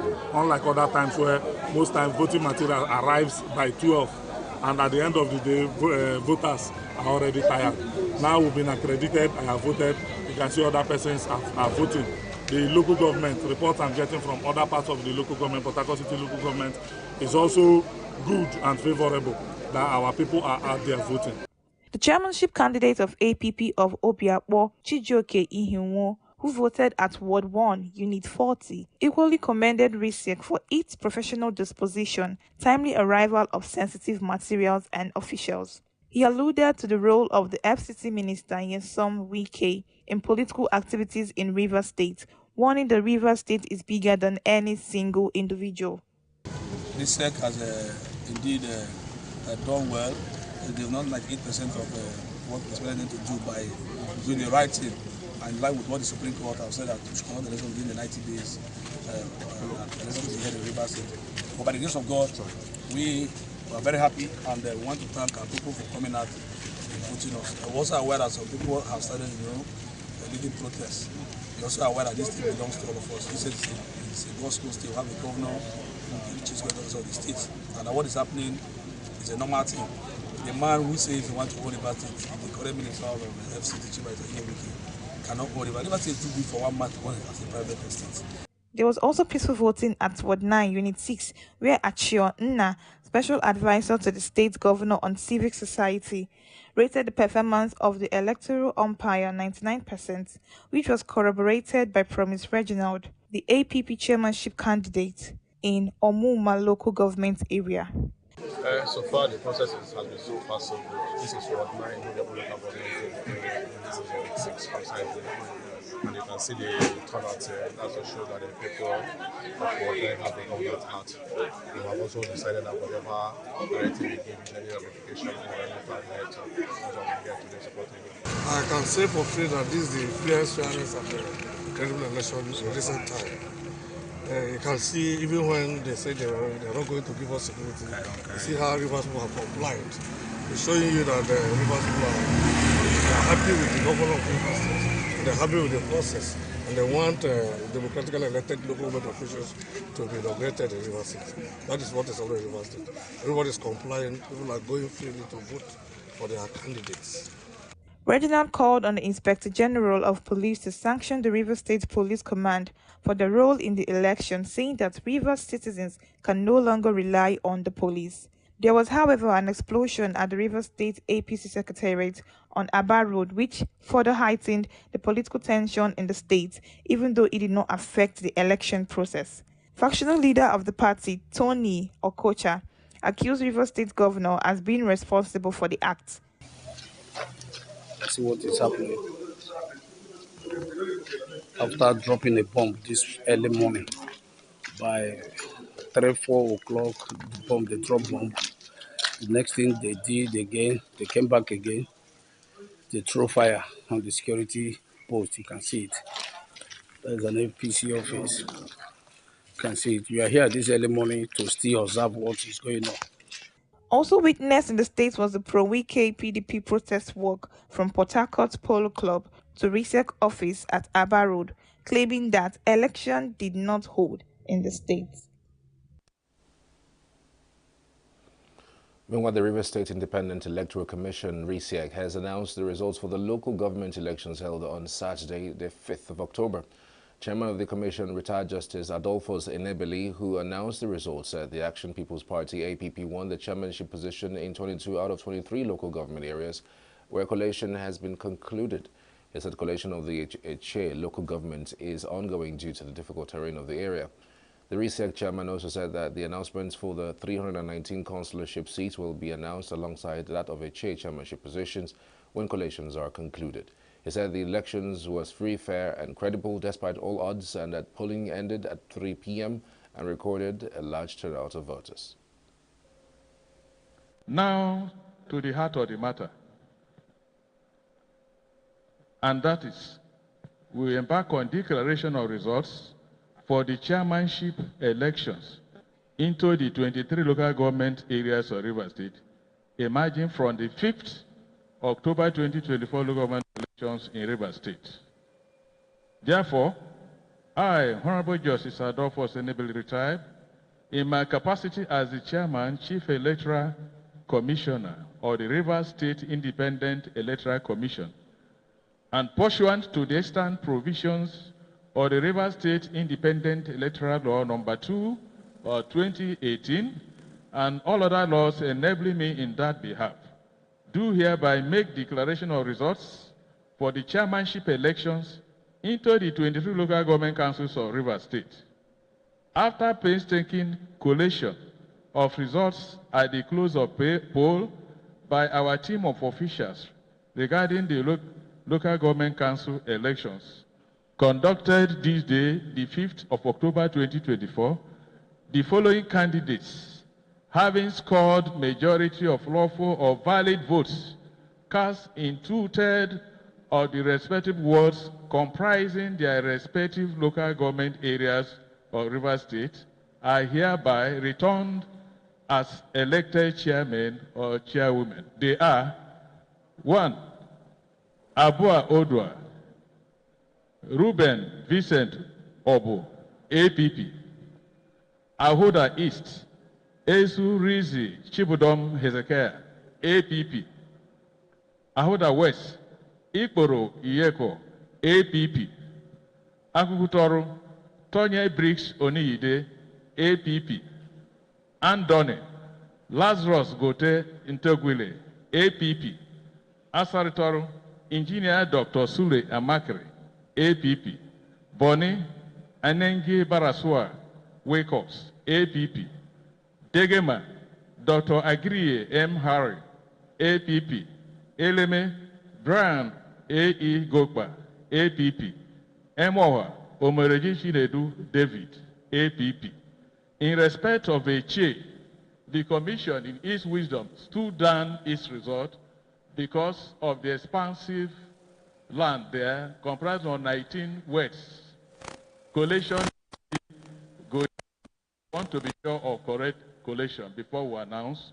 And so for Eche local government, it is stood down till the announcement of results or the collation of results for the councillors. We now come to Gokana. Dumiye Monday Belbari, APP. Ikwere Abos Israel Easy, APP. Kana Martins Nwibo, APP. Obiakpo Ihunwo Kemzinum Chijioke, APP. Ogwegwe Mandone Umejuru Nwabu Homa Isaac, APP. Ogubolo Oforibeka Ishmael, APP. Okrika Achese Igwe, APP. Omuma Promise Reginald, APP. Opobonkoro Enyiada Clifford Kokigam, APP. Oyibo Okere Gift, APP. Port Harcourt Ichemati Ezebunwo Prince Charles, APP. And Tai DK Martin Matthew Felix, APP. The details or the statistics of the respective scores shall be published in RISEC website and the media, and they will be made available to the public and all contestants. The election results for councillorship election into 319 words spread across the 23 local government areas of Rivers State shall be declared subsequently and soonest, together with that of HA that has been stood down. Ladies and gentlemen, I thank you all for listening. Result was observed by members of the Inter-Party Advisory Council, IPAC, chairman of state independent electoral bodies across the country, and the members of the Nigerian Bar Association who acted as observer headquarters in Makurdi. BCIC chairman, Mr. Richard Tombowa, confirmed that the APC achieved a clean sweep of the polls, which were contested by 5 out of the 8 political parties that had initially expressed interest. Tombowa stated that the elections were largely peaceful, with no major incidents reported, except in Otukbo local government area where BCIC official was briefly held hostage. Thanks to the swift intervention of the police, the official was safely returned to Makurdi. Reacting to the outcome, the state chairman of the Labour Party and the Inter-Party Advisory Council, IPAC, Mr. Ibrahim Idoko, praised BCIC for its efforts in ensuring a peaceful and credible elections. Similarly, the state chairman of APC, Mr. Benjamin Omale, commended the electoral body for conducting a free and fair elections. He also expressed gratitude to Governor Hyacinthia Aliyah for providing a level playing field for all parties during the electoral process. The All Progressives Congress, APC, has secured the chairmanship seats in the ENUGU local government area following the local government elections held on Saturday, October 5th in Akwa Ibom State. ENUGU LGA is the home of Nigeria's Senate President, Senator Godswill Akpabio. The Akwa Ibom State Independent Electoral Commission, AKISIEC, confirmed the results to journalists on Sunday in Uyo. The commission stated that it has so far received results from 10 local government areas. The People's Democratic Party, PDP, claimed victory in Uyo, Oron, Okanafon, Oruk Anam, Ikotekbane, Urue, Ofong Uruko, Okobo, Nsitubium, and Eket local government areas, while the APC won in ENUGU. Meanwhile, President Bola Tinubu says he remains committed to repositioning the country and creating wealth for future generations. Tinubu gave the assurance at the Southwest Zonal Assembly of the All Progressives Congress, APC, held in Lagos State, where he was represented by his Chief of Staff, Femi Gbajabiamila.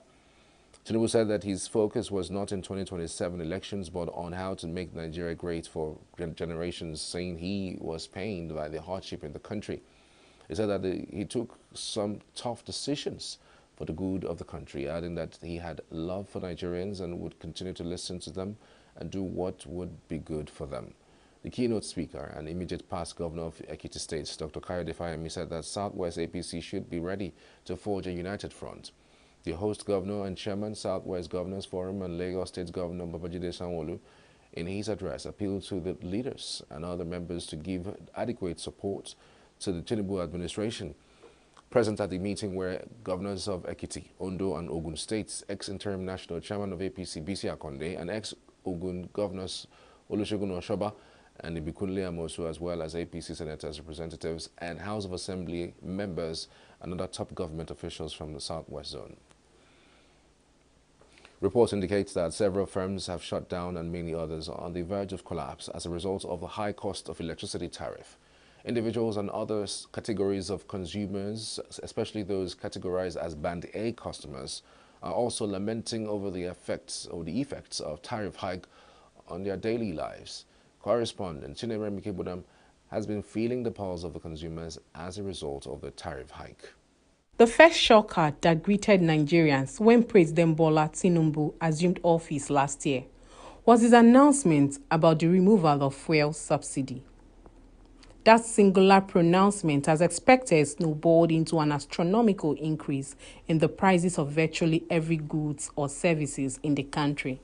Then came the upward review of electricity tariff and the categorization of customers, in which those listed under Band A now having to pay about 209 naira 50 kobo per kilowatt hour, as against the previous 33 naira per kilowatt hour. Not even the End Bad Governance protests of August 2024 could make the president back down and review the policies. And overwhelmed by the outrageous electricity billing system, citizens still want the government and regulatory authorities to feel their pain. Like where I'm staying at there, even though that I always off it as I'm coming out and go back. I pay not less than 15,000 in a month, which is very high. Can't compare it. You can't compare it. It's, this one now is very, very excessively expensive. You understand? It's excessively expensive.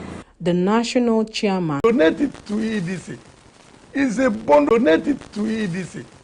It's a bundle of confusion and contradiction. Obio has said this association was out to enlighten electricity users on the obnoxious practices of the regulators and distributors to further impoverish and inflict hardship on Nigerians, especially in the southeast. We are working. We are only praying that their own kind of regulatory agency will not be like that of the neck that is now kwashiorkor reading and sickle cell anemic. They are not working. Neck is not working. It's not working. It's like it's a toothless bulldog. The commissioner in charge of market operations in the newly constituted ENUGU State Electricity Regulatory Commission, EERC, Ruben Okoye, said the commission will take over from the Nigerian Electricity Regulatory Commission, NEC, on the 22nd of October following the deregulation of the energy sector. Okoye listed major policies to be put in place by the commission as soon as it takes charge. And the service provider owes an obligation, an overriding obligation to provide that service. So what we do in this commission is to ensure that those two obligations are balanced out. Okay. So the obligation to provide power, provide reliable power, all right, that is the cost based on efficient cost, all right, and then the customer paying his proper share of the price for power. That proper share of the price, properly determined, the customer has an obligation. Say about the discos that supplies these services and the consumers themselves. Each party has a right because the discos themselves, purchase the electricity from the transmission company and then sells to the consumer. So they also are there for business and to make profit. But the question is in delivering their services, where the services did not follow the regulation laid down by the regulatory body, here the NEC. The NEC is a body instituted by the National Assembly, which has the right to regulate what goes on in the power sector, electricity sector.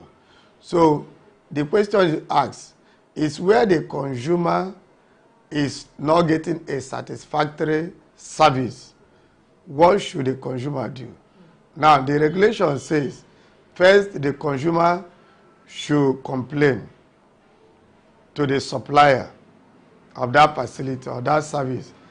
In this regard, in the East, we are talking about EEDC. Udensi urged the federal and state governments and various regulatory agencies and other players in the sector to look into the plight of electricity consumers and save them from further agony. Chinemerem Ikebunam, Signature TV News. A fire incident on Saturday night razed several shops at the popular Canteen Quarry Textile Market in the municipal local government area of Kano State. The inferno, which started at about 7 p.m., began at Gidan Inuwa Maimai Bayajida Street and affected a number of buildings in the middle of the market.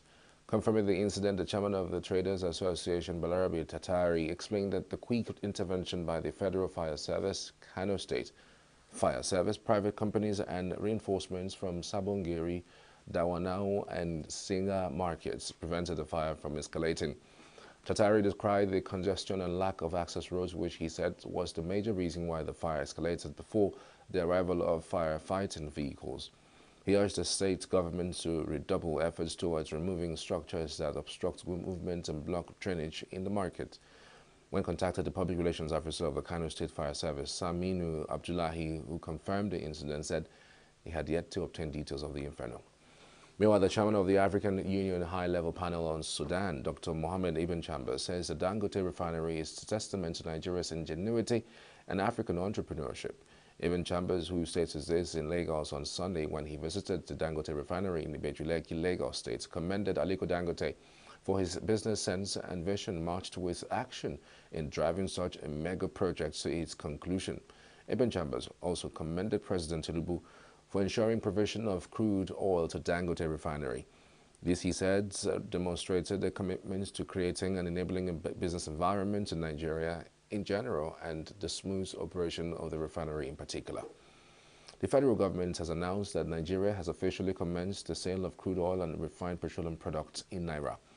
The Minister of Finance and Coordinating Minister of the Economy, Wale Edun, made this known in a statement on Saturday in line with the Federal Executive Council's directive. On July 29th, the FEC approved a proposal by President Bola Tinubu directing the Nigerian National Petroleum Company to sell crude to Dangote Petroleum Refinery and other refineries in Naira. Days later, the federal government said the sale of crude oil to the Dangote Refinery and other refineries in Naira would commence on October 1st. However, according to Edun, the commencement of the sale of crude oil was affirmed by key stakeholders in the oil and gas sector and is expected to have a lasting impact on the economy, enhancing growth, stability, and self-sufficiency. Still to come, NPHCDA earmarks 254 million naira to boost primary health care in ENUGU. Conference seeks women empowerment through unity and inclusive leadership. These and more after the break. Do stay with us.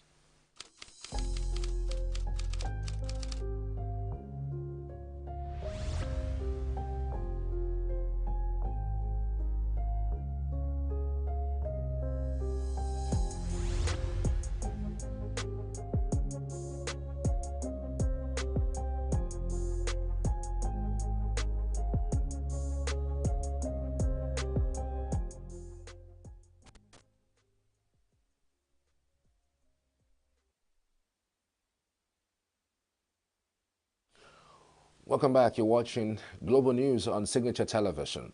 The Chief Medical Director of the Lagos University Teaching Hospital, LUTH, Dr. Wasiu Adeyemo, has advised women to be educated about their breasts and make their health a priority, especially by checking their cancer status.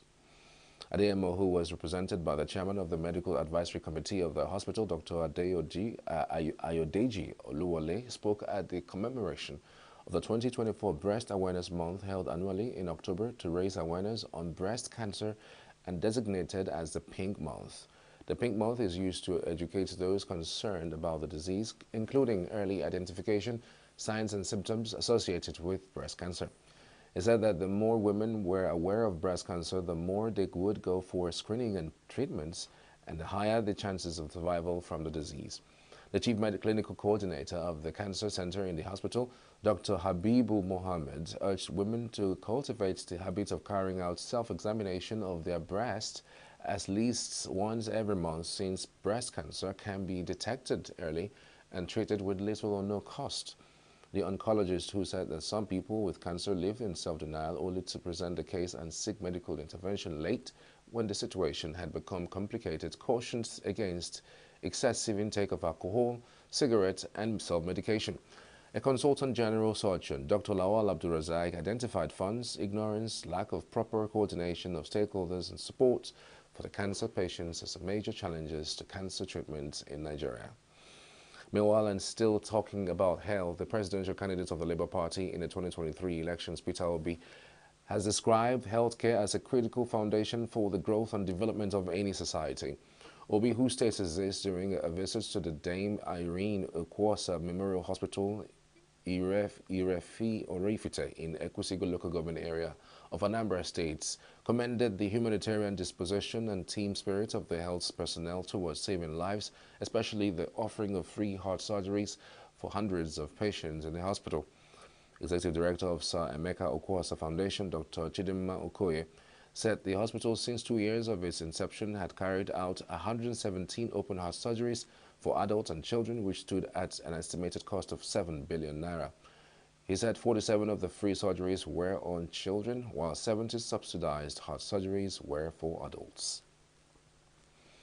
The Executive Director of the National Primary Healthcare Development Agency, Dr. Muyi Oina, says the agency has set aside 254 million naira to boost primary health care delivery in Enugu State. Aino announced the gesture when he led partners of the agency, the World Health Organization, WHO, the UNICEF, and a delegation from his agency on the courtesy visit to the governor of Enugu State. Dr. Aino told the governor that he came to seek a continuous partnership with the Enugu State government on the development of primary health care in the state. What, for me, again, I consider the triumph of partnership, the triumph of true collaboration between the federal government and the state government. And what that indeed demonstrates is also resilience and vision. So, and a lot of what we see in terms of programs and projects from the federal government are quite in sync with our governance philosophy, and indeed they are in line with what we have promised our people. And sometimes we also want to scale because we know where some of these things rank in the priority list of our people. Welcoming the federal government's intervention, Governor Mba assured that the partnership with the federal government aligns with the Sustainable Development Goals. He said the state will institutionalize primary health care and put modalities in place to ensure universal health coverage in the state. Agencies are given the collaborative way. They are one of the states that are easy to work with, very responsive, give us information, and really just making strides that we would like other states to emulate. So I would like to congratulate you for your choice of a team, Your Excellency. It's important that primary health care, the integrity of primary health care is preserved wherever, the interpretation of the law lands. So what that means is that, as stipulated by the National Health Act, that the primary health care system needs to be strengthened with, under one entity, that is the State Primary Health Care Development Agency, and the LGAs are starting to lean towards that. So we will encourage you, sir, to work with the LGAs to really try to achieve that within the state. Abia State Governor Alex Otti says he is committed to creating a conducive ecosystem necessary to improve the standard of education in the state. Otti, who stated this during the commemoration of this year's World Teachers' Day celebration in Umuahia, also said the administration would improve the student-teacher ratio in public schools by engaging more teachers. He also directed the Ministry of Homeland Security to provide adequate security in public schools for the safety of teachers, students, and existing facilities, and directed the discontinuation of all forms of discriminatory practices in the payment of teachers' salaries. The national president of the Nigerian Union of Teachers, Audu Amba, said that the new challenges and trends in education had placed greater burden on teachers and expanded their roles. Amba, represented by the National Secretary of the Union, Taiwo Akuben, said that the current situation had raised the need for teachers to build their capacity and remain relevant in the teaching profession. Participants at the Women Conference in Abuja have added their voice to the increasing demand for gender mainstreaming in the industry, economy, and politics in the country. Organized by the Voice of Women Empowerment Foundation in partnership with Women Radio Network and supported by MacArthur Foundation, the conference serves as a platform for discussing critical national development issues and offering solutions. Signature TV correspondent Usman Asiru was at the conference. To enter politics was driven by the exclusion of women from leadership roles. She said her primary goal was to champion women's rights, emphasize the importance of women supporting each other to resist being sidelined by men. From 1999, I made note to say, if there's any woman that got elected without my input and support, let her stand up. From 1999, until I left my position as African Woman Leader in 2006. But even then, I still put mouth, I still, forward names, support them. Those that are, those that come to me, I still support them. I still advise them. I still speak out for them. I still speak for them wherever I can. Senator Natasha Apoti, a keynote speaker, highlighted the widespread struggles women face in all areas of life. She stressed the need for women in positions of authority to connect with grassroots women and work towards their empowerment. If you are here and you're a politician or you have intentions of vying for a political office, this is one of the key points you can use to, well, you have to believe that, not that you would just speak words that have no meanings, because I've seen sometimes women go into want to vie for political offices and just cram some things and do not have empathy or connectivity with what they intend to say. And they read out empty manifestos, but you have to sell yourself. You have to sell a relatable idea to the Nigerian woman, especially the married folks, and ensure them that when you get voted, you will prioritize their well-being, you will prioritize their care, you will prioritize their worth. I also want to call on number one citizen of Nigeria, His Excellency President Bola Ahmed Tinubu. Sir, please lend your voice and political will to get the 74 extra seats bill passed by the 10th National Assembly. We need the president to be deliberate. We need the president to be intentional. We need him to use his voice and political will to do more and elevate Nigerian women's inclusion to global standards. To the president again, education is our pillar to knowledge, and I personally thank him for making life a step easier for parents and guardians in meeting financial obligations by introducing the NEL Fund loan. Mrs. Nkiruka Onyo-Jocha, the Minister of State for Labor and Employment, encouraged women to persevere until they achieve meaningful change. She emphasized that one background should not define one's future and stressed the importance of empowering grassroots women. Immediately after secondary school, my grandmother died, and it became difficult for me to go to school. So I had to continue my education by friends, families, and relatives, but not my father. But my father refused because the wife did not allow him to train us. People in the grassroots going through what I passed through. But the joy is, after all this thing and travels, temptation, suffering, neglect, rejection, today I am here standing, and my community is, I think they are very proud of me. Dr. Abiola Afolabi, chairperson of the World 2024 Planning Committee, in a welcome address, called for the creation of inclusive and transformative pathways for women's leadership.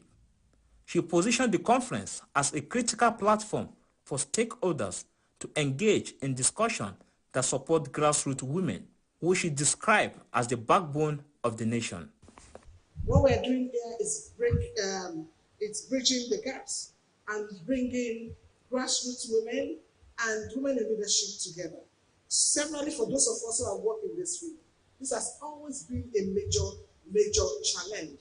And I want to thank Voice of Women today by bringing women from those two divides, together to have this kind of conversation. There can never be any better time than this. As women, we need to stand in solidarity with one another, bring out our wrappers to cover ourselves from undue scrutiny, to offer assistance, to offer support. I would not be where I am today if I had not benefited from the wrappers of other women. And the principle of the wrappers for me is whenever someone gives you a wrapper, you extend that wrapper to the next person.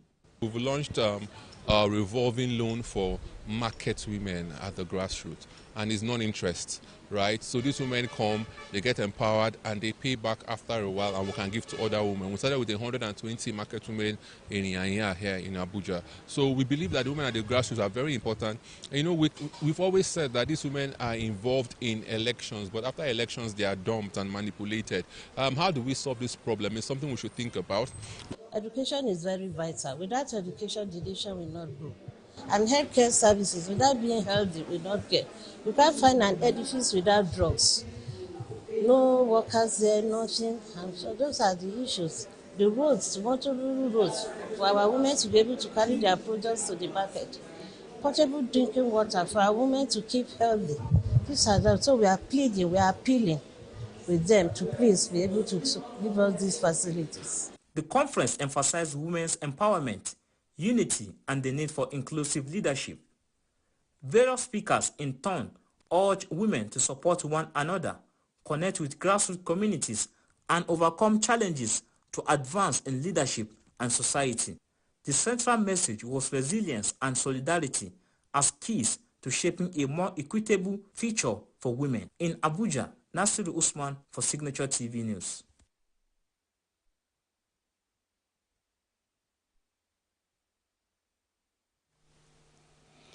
And reports just reaching us right now says that the River State Governor Similaye Fubara will today, Sunday, October 6th, 2024, swearing the newly elected council chairman. The ceremony will take place at the Executive Council chambers of the Government House, Port Harcourt, by 4 p.m. A statement signed by the Secretary to the State Government, Dr. Tammy Danagogo, directs the newly elected chairman, who may be accompanied by one guest each, to be seated by 3 p.m. So just to remind you, it's a breaking news that we have just received on our stable, that the River State Governor Similaye Fubara will today, Sunday, October 6, 2024, swearing the newly elected council chairman. The ceremony will take place at the Executive Council chambers of the Government House, Port Harcourt, by 4 p.m. A statement signed by the Secretary to the State Government, Dr. Tammy Danagogo, directs the newly elected chairman, who may be accompanied by one guest each, to be seated by 3 p.m. We're following developments as regards these elections, and appreciate that you stick with us for a little more of that development. And elsewhere, the police command in Imo, in collaboration with the Nigerian Army, have rescued 4 kidnapped victims and neutralized 1 suspect at Ezioha in Bitolu local government area. The command spokesperson, Henry Okoye, who disclosed this in a statement in Owerri, said the operatives from the command's anti-kidnapping unit carried out the intelligence-led operation in collaboration with the military personnel. According to him, the team successfully dismantled terrorists and kidnapping syndicates, leading 1 suspected terrorist being neutralized and the rescue of 4 individuals abducted along Orlu Road on September 29th. He added that items recovered from the camp included a pump-action gun, 10 live cartridges, 4 expended cartridges, 4 locally made explosives, a native bulletproof vest, 2 Highlander sport utility vehicles, an ash-colored Toyota Camry, and suspected charms. Okoye said that operations were on the way to apprehend the fleeing suspects. Governor Babagana Zulum of Borno State has presented checks of 20 billion naira in support of victims of Maiduguri flood and rehabilitation of affected public structures. A check for 10 billion naira was presented to Chairman of Borno State's Flood Disaster Relief Disbursement Committee, while another check of 10 billion naira was given to the Commissioner of Works for Rehabilitation of Public Structures. Presenting the checks at a ceremony in Government House in Maiduguri, Zulum said money realized from donors would be used 50-50 for the victims and food and non-food items. Zulum said in view of the fact that the flood had also affected farmlands and businesses, farmers and business owners who lost their sources of livelihood would also be supported. The governor, who expressed gratitude to all those who donated and those who showed solidarity to the people of Borno State at the trying moment, also lauded the role of President Tinubu and Vice President Shettima in generating support for the victims. The governor also inaugurated a 28-member technical committee to determine the cause of Alao Dam collapse that led to the September 10th flood disaster in Maiduguri and environs, which affected more than 1 million people. Governor Caleb Mufwang of Plateau State has donated medical and other relief items worth 180 million naira to victims of flood disaster in Maiduguri, Borno State. Mufwang, who was represented by the Deputy Governor, Josephine Pio, during the presentation of the items, said that the gesture was aimed at alleviating the suffering of the victims. The items include the 4 truckloads of water, 100 bags of groundnut cake, 100 bags of cassava granules, gari, and 100 bags of millets and sorghum, 100 bags of maize, and 20 cartons of milk, among others. The Speaker of the House of Representatives, Tajuddin Abbas, has applauded President Bola Tinubu for correcting the mistakes of the past by conferring the Grand Commander of the Order of the Niger GCON on him. Speaker Abbas, in a statement issued through his special advisor on media and publicity, Musa Abdullahi Krishi, noted that President Tinubu has by the action demonstrated good leadership. Speaker Abbas equally congratulated the 10th House of Representatives for this historic achievement while thanking his colleagues for rising against the age-long discrimination. President Tinubu had, during his Independence Day anniversary address to Nigerians on Tuesday, October 1st, announced the conferment of the Commander of the Federal Republic of Nigeria, CFR, on the Speaker and GCON on the President of the Senate and the Chief Justice of Nigeria.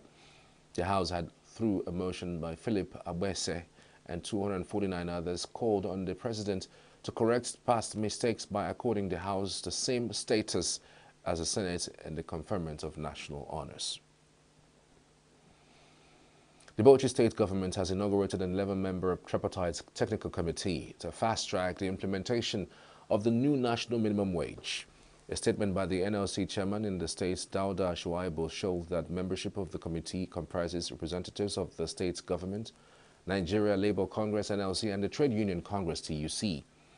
Shuaibu, who said the development was sequel to a meeting between the two organized labor members of the State Executive Council, SEC, disclosed that the committee has approved 70,000 naira minimum wage for workers in the state.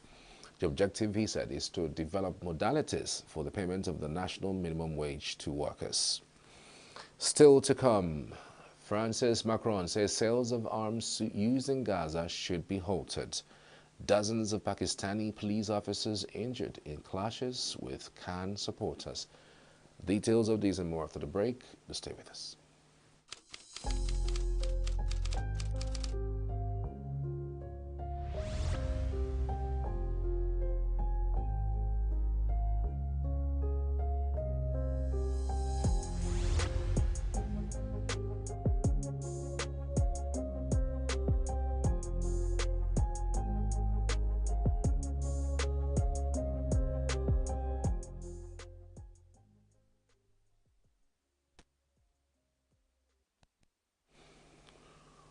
Welcome back. You're watching Global News on Signature Television.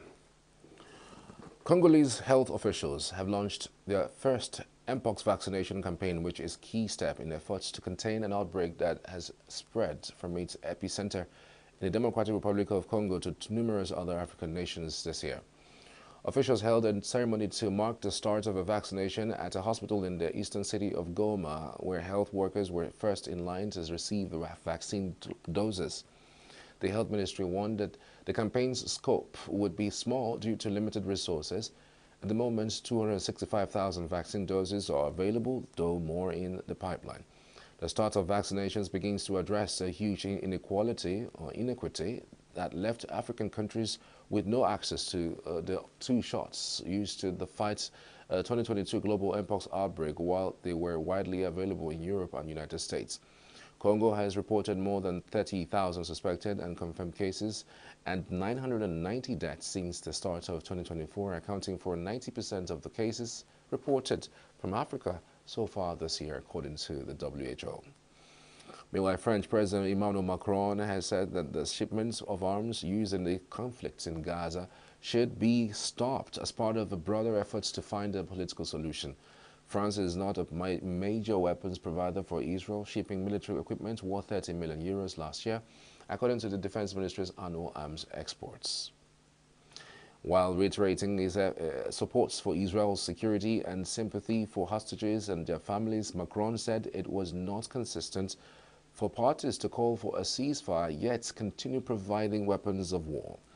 In closing remarks at the summit of French-speaking nations, where unanimous statements of solidarity with Lebanon and a call for a halt to fighting was issued, Macron said the coming days are decisive in obtaining a ceasefire and continuing humanitarian work. He also announced that France will host an international conference this month to help drum up humanitarian aid for Lebanon and strengthen security in the southern parts of the country. Meanwhile, Israeli Prime Minister Benjamin Netanyahu hit out at France's President Emmanuel Macron for saying that shipments of arms to Israel used in conflict in Gaza should be stopped as part of a broader effort to find a political solution. Macron earlier said that the priority was to get back to a political solution and that arms used to fight in Gaza are halted. Macron's comments come as his foreign minister, Jean-Noel Barrot, is on a 4-day trip to the Middle East, wrapping up on Monday in Israel as Paris looks to play a role in reviving diplomatic efforts. As Israel fights the forces of barbarism led by Iran, all civilized countries should be standing firmly by Israel's side. Yet President Macron and some other Western leaders are now calling for an arms embargo against Israel. Shame on them. Is Iran imposing an arms embargo on Hezbollah, on the Houthis, on Hamas, and on its other proxies? Of course not. The axis of terror stands together. But countries who supposedly oppose this terror axis call for an arms embargo on Israel. What a disgrace. Well, let me tell you this. Israel will win with or without their support. But their shame will continue long after the war is won. For in defending ourselves against this barbarism, Israel is defending civilizations against those who seek to impose a dark age of fanaticism on all of us. Rest assured, Israel will fight until the battle is won, for our sake and for the sake of the peace and security of the entire world.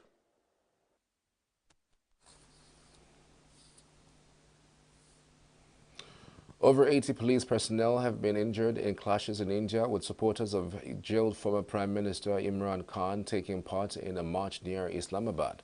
The march, which is being led by the head of the northwestern province of Khyber Pakhtunkhwa, where Khan's party remains in power, aims to gather in the capital, defying a ban on congregations to press for Khan's release and agitate against the ruling coalition. Naqvi told newsmen that the convoy, led by the chief minister, fired on the police and continuously used tear gas against law enforcers. Authorities have sealed off Islamabad and blocked cell phone services to prevent the gathering. The government has deployed the army to enhance security in Islamabad.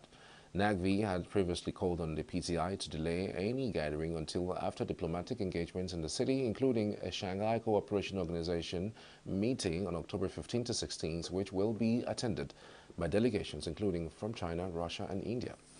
Meanwhile, mourners held a funeral procession on Saturday in a Palestinian refugee camp after a Hamas armed wing leader was killed in the Israeli strike on Tripolis, North Lebanon. Saeed Atala, a leader of the Hamas armed wing Al-Qassam brigades, was killed with his wife and 2 children in an Israeli strike on Badawi Palestinian refugee camp. The Israeli military did not immediately comment on the strike in Sunni-majority Port City. Israel has sharply expanded its strikes on Lebanon in recent weeks after nearly a year of exchanging fire with Lebanon's Iran-backed armed group Hezbollah. The families of Israeli captives held by Hamas in Gaza have accused Israeli Prime Minister Benjamin Netanyahu of abandoning the hostages to maintain his hold on power. Netanyahu has insisted that maintaining pressure on Hamas is the best way to return the 101 hostages still remaining in Gaza. The families of many hostages have often accused the Prime Minister of sacrificing their loved ones by insisting on the continuation of military operations in Gaza, and are now voicing similar concerns over Israel's military escalation with Lebanon's based Hezbollah. Israel's subsequent offensive in Gaza has killed more than 41,000 Palestinians, according to a Gaza Health Ministry. Around 100 hostages remain in Gaza, at least a third of whom are believed dead. More than 100 hostages were released in return for Palestinian prisoners in November, and 8 have been rescued by Israeli forces. Plumes of smoke were seen rising over Beirut's southern suburbs as day break on Sunday, October 6th. Massive consecutive strikes hit Beirut's southern suburbs from late Saturday, October 5th into Sunday. Reuters eyewitnesses said sending booms across the city and sparking flashes of red and white for nearly 30 minutes, visible from several kilometers away. Strikes also hit close to the airport, according to Reuters witnesses. After the Israeli military warned, some residents took flee. The strikes came after days of bombing by Israel of Beirut suburbs considered strongholds for Iran-backed armed group Hezbollah, killing its leader Saeed Hassan Nasrallah and possibly his potential successor. And elsewhere, Republican presidential nominee Donald Trump held a moment of silence for slain firefighter Corey Comparator at a rally in Butler, Pennsylvania on Saturday, October 5th. Comparator was a firefighter who was killed when a gunman tried to assassinate the former president at a rally in Butler on July 13th. Trump led the moment of silence at 6:11 p.m., marking the time that the July shooting began. Corey Comparator was an incredible husband and father, a devout Christian, a veteran, and a proud former fire chief, very respected within the town. Everybody knew him. Few men volunteered to run into fires, but Corey was one of those who did. He ran into fires. I spoke to people that were this guy would do anything. He was brave, right? Brave guy like you.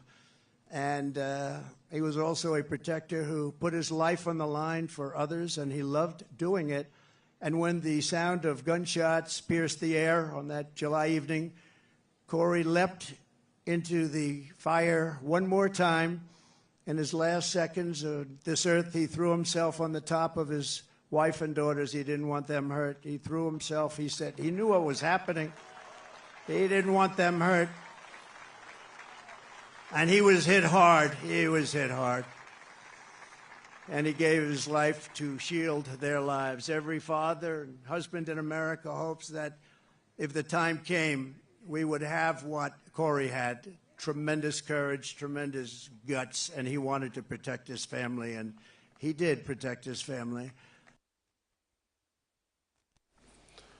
July 13 was the first of two attempts on Trump's life. On September 15, the gunman hid undetected for nearly 12 hours at Trump's golf course in West Palm Beach, Florida, with plans to kill him, prosecutors have said, but was thwarted by U.S. Secret Service agents patrolling the course ahead of Trump. And as the news is hour, many thanks for watching. Charles Pius is my name. Good afternoon.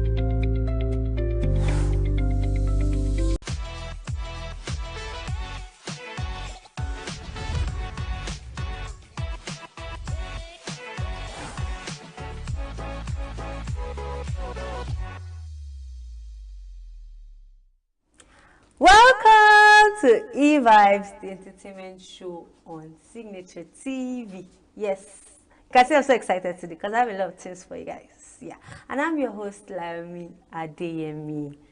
And as always, this show is packed with the latest buzz from the world of entertainment, from the hottest celebrity comebacks to the juiciest industry gossip. The gist of the latest music, movies that you shouldn't miss, and interviews with amazing guests. We've got it all covered for you, just for you. So please grab your popcorn, sit back, and enjoy the very best of entertainment. Yes, and I'll be going towards the news, now. See, I want you guys to prepare yourself. Like, there are a lot of things you need to gist about. Yes, there are a lot of things you need to gist. So our first news today. The Nigerian skit maker Nasty Black mourns the loss of his mother and shares a heartfelt tribute. Nigerian skit maker and content maker Abisi Ezechukwu, widely known as Nasty Black, has announced the passing of his mother in an Instagram post on Wednesday.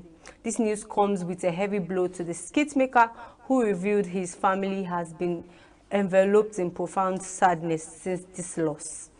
In his emotional message, Nasty Black expressed his grief, saying that these past few days have been filled with nothing but sadness in his heart due to the passing of his beloved mother.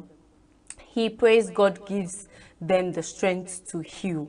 And this is a great loss for his family, and though their hearts are heavy, they find solace in knowing that she's in a better place. He said, "Rest in peace, my first love. The source of my motivation, you'll be dearly missed."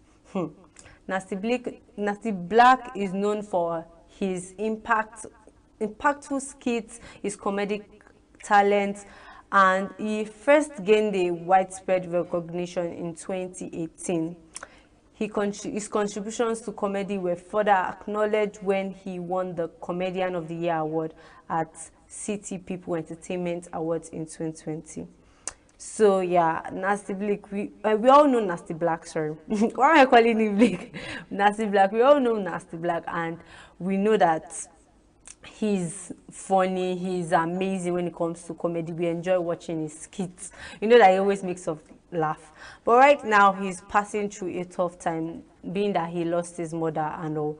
So, let's just, like, join in like prayers and like that mourning period. Let's just give him the space he needs. Right now, he can't make us laugh. He's going through a lot. So may her soul rest in peace, and please send prayers and send love to the family, because it's a tough thing to lose a loved one, especially your mother.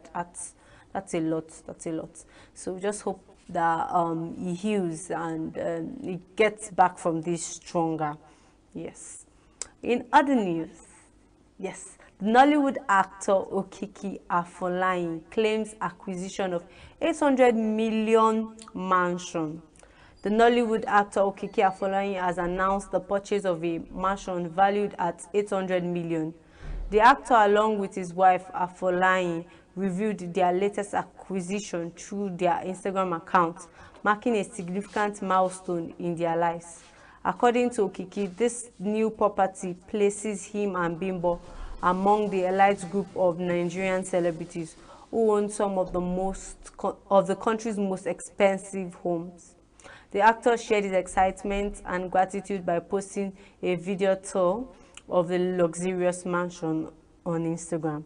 In her post, Bimbo Afolayan expressed her mixed feelings about sharing the news, saying 800 million mansion. She recorded many videos to post, but every time she hesitated, thinking that, God did this. But she finally made a video just before leaving Nigeria for Houston, and the highlights was seeing the most beautiful Aliyah's surprise. This is truly a blessing from God, she says. She wrote, "Fans, this is another gift from God. My dear Okiki Afolayan, God chose you for me, and I will forever give God the glory." The couple's announcement has garnered an An outpouring of congratulations from colleagues, fans, with notable Nollywood figures such as M.O. Bimbo Oshin, Olua Shindara, and Funke Akindele among those extending their well wishes. Let's take a look at this lovely mansion.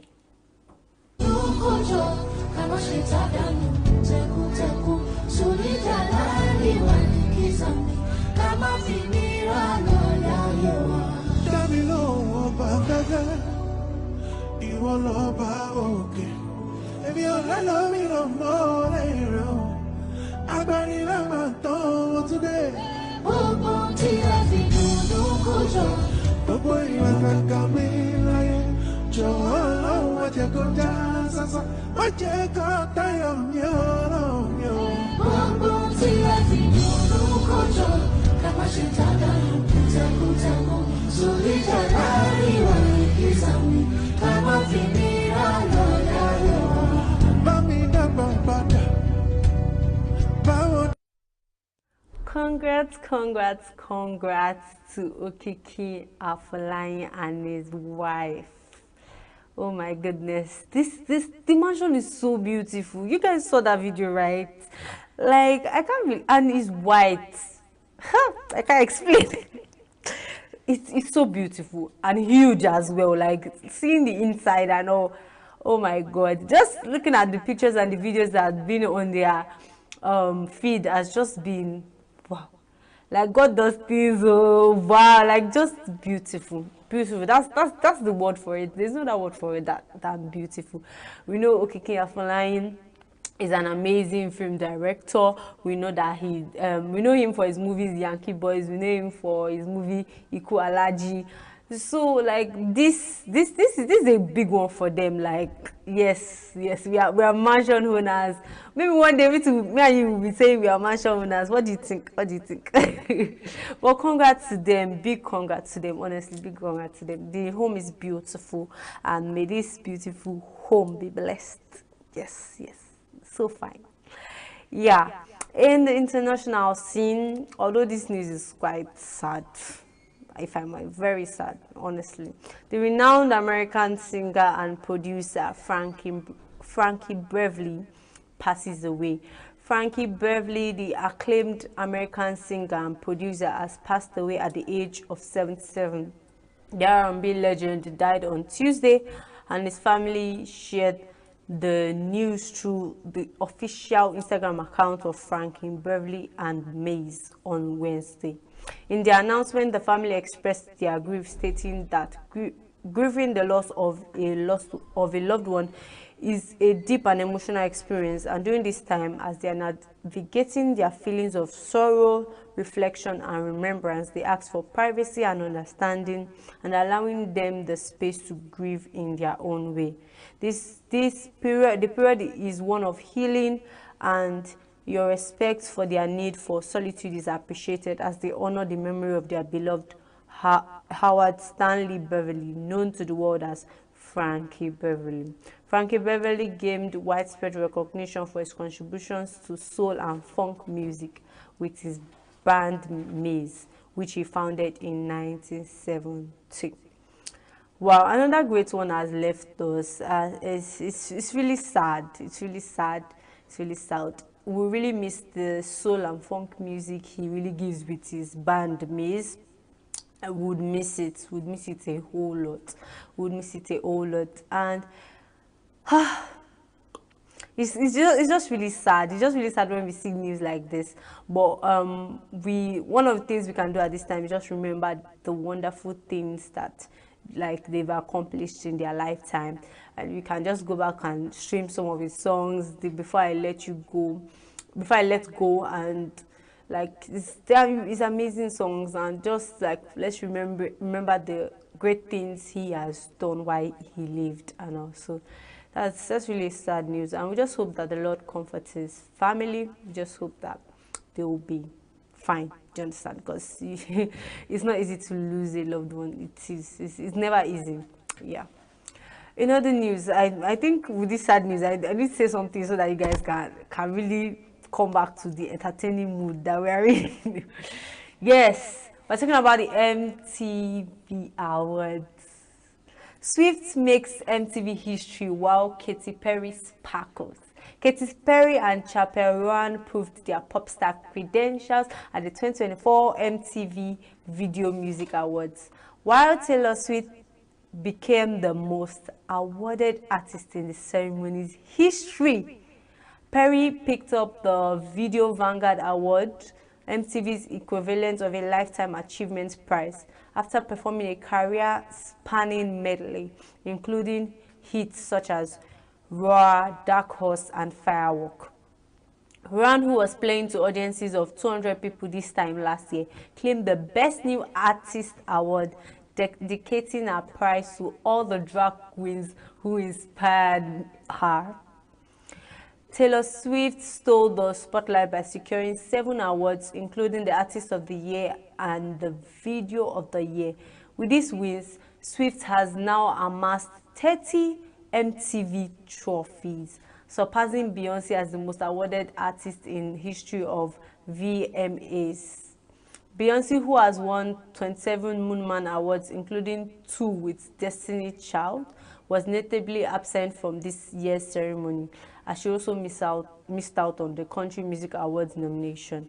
In her acceptance speech, Swift said that she urged fans to vote in the upcoming U.S. presidential election, a day after endorsing Democratic candidate Kamala Harris. She also expressed gratitude to her boyfriend Travis Kelce, who supported her while she directed her award-winning video for Fortnite. This marks the music hall. The ceremony featured performances from rock legend Lenny Kravitz, singer-songwriter Shawn Mendes, K-pop sensation Lisa, and rapper icon Eminem, amongst others. So yes, we saw that the MTV Awards were given out to amazing people that obviously deserved it. Yes, and the ones that stood out the most has to be like Taylor Swift, because this lady has bagged like 30 awards now. Oh my goodness. And apparently Beyonce used to be the older of the most awards. Like she had like 27 awards if you count the one with Destiny Child and all.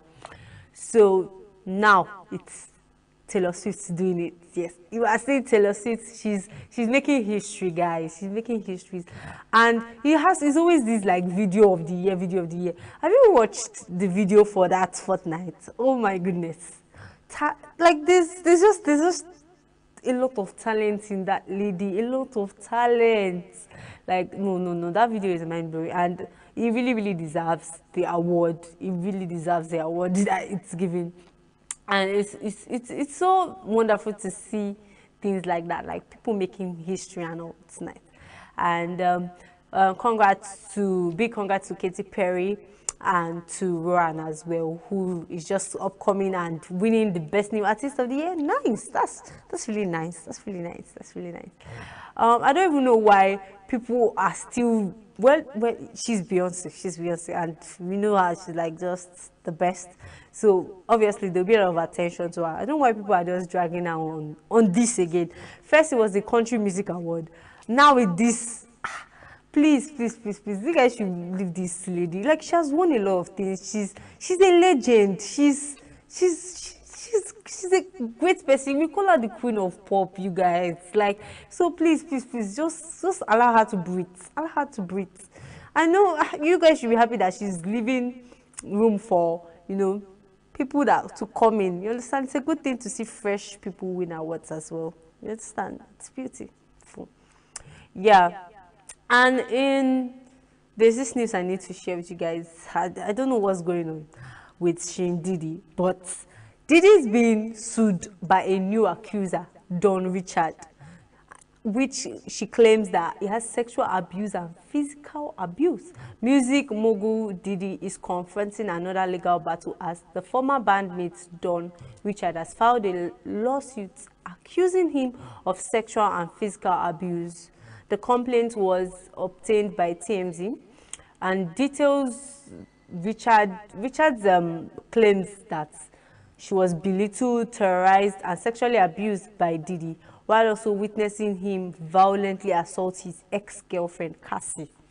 According to the lawsuit, Richard, a participant of Diddy's 2004 MTV show, Making the Band, alleges that the Bad Boy CEO manipulated her with promises of advancing her music career in exchange for acquiescing to his alleged abusive demands. The court documents describe how Diddy demeaned the female contestants, including calling them fat, ugly, bitches, and hoes.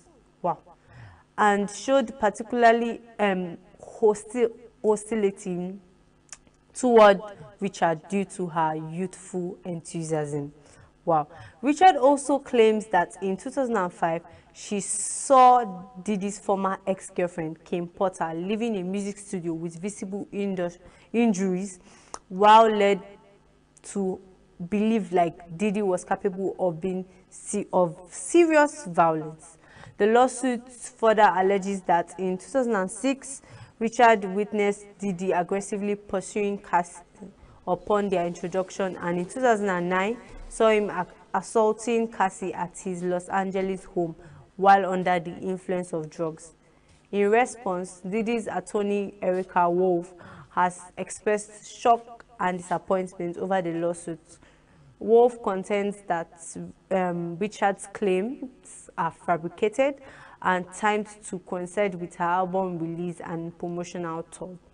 She agrees that if Miss Richard had such negative experiences with Making the Band and Danity Kane, she wouldn't have continued working with Mr. Combs for dirty money, nor would she have participated in 2020 Making the Band reboot or featured on the Love album last year.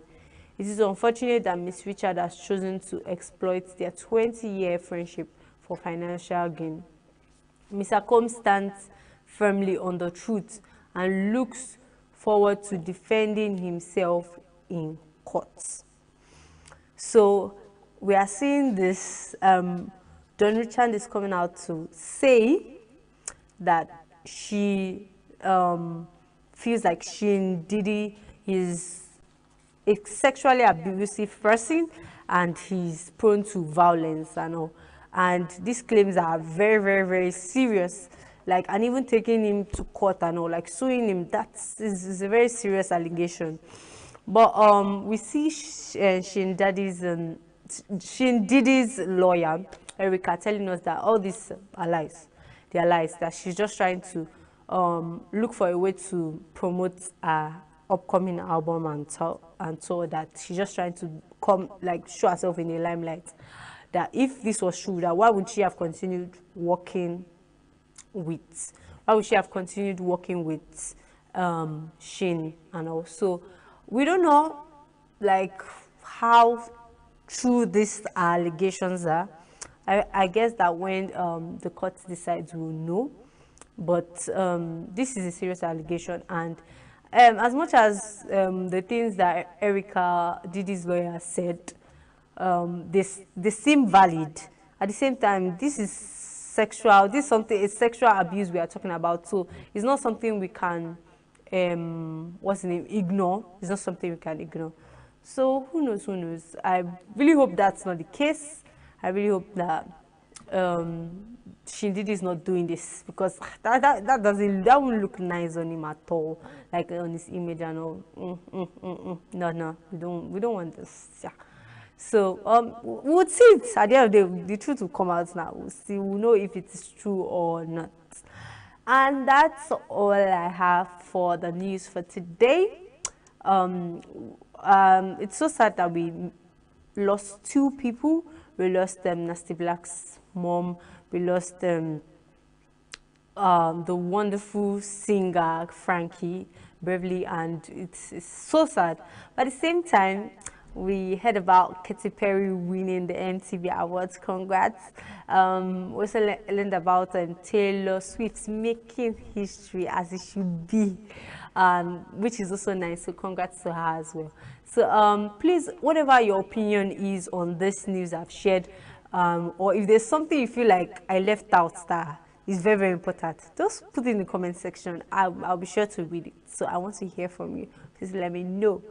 So I'll be going on a break now, but trust me, I still have something amazing left for you. There's still someone I want you guys to meet. So do well to stay tuned and don't finish the popcorn. Yes, there's still more entertainment coming to your screen. Yeah. I'll see you later.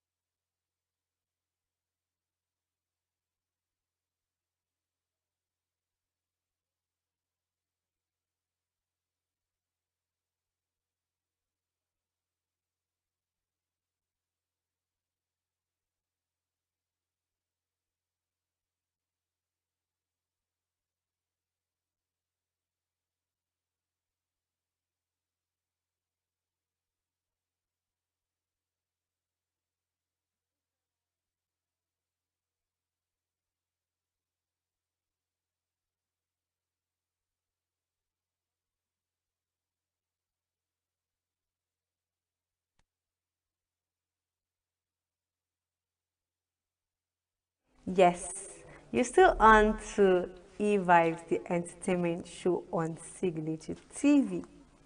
I hope you didn't miss me too much. And please, this popcorn, I hope you still have it.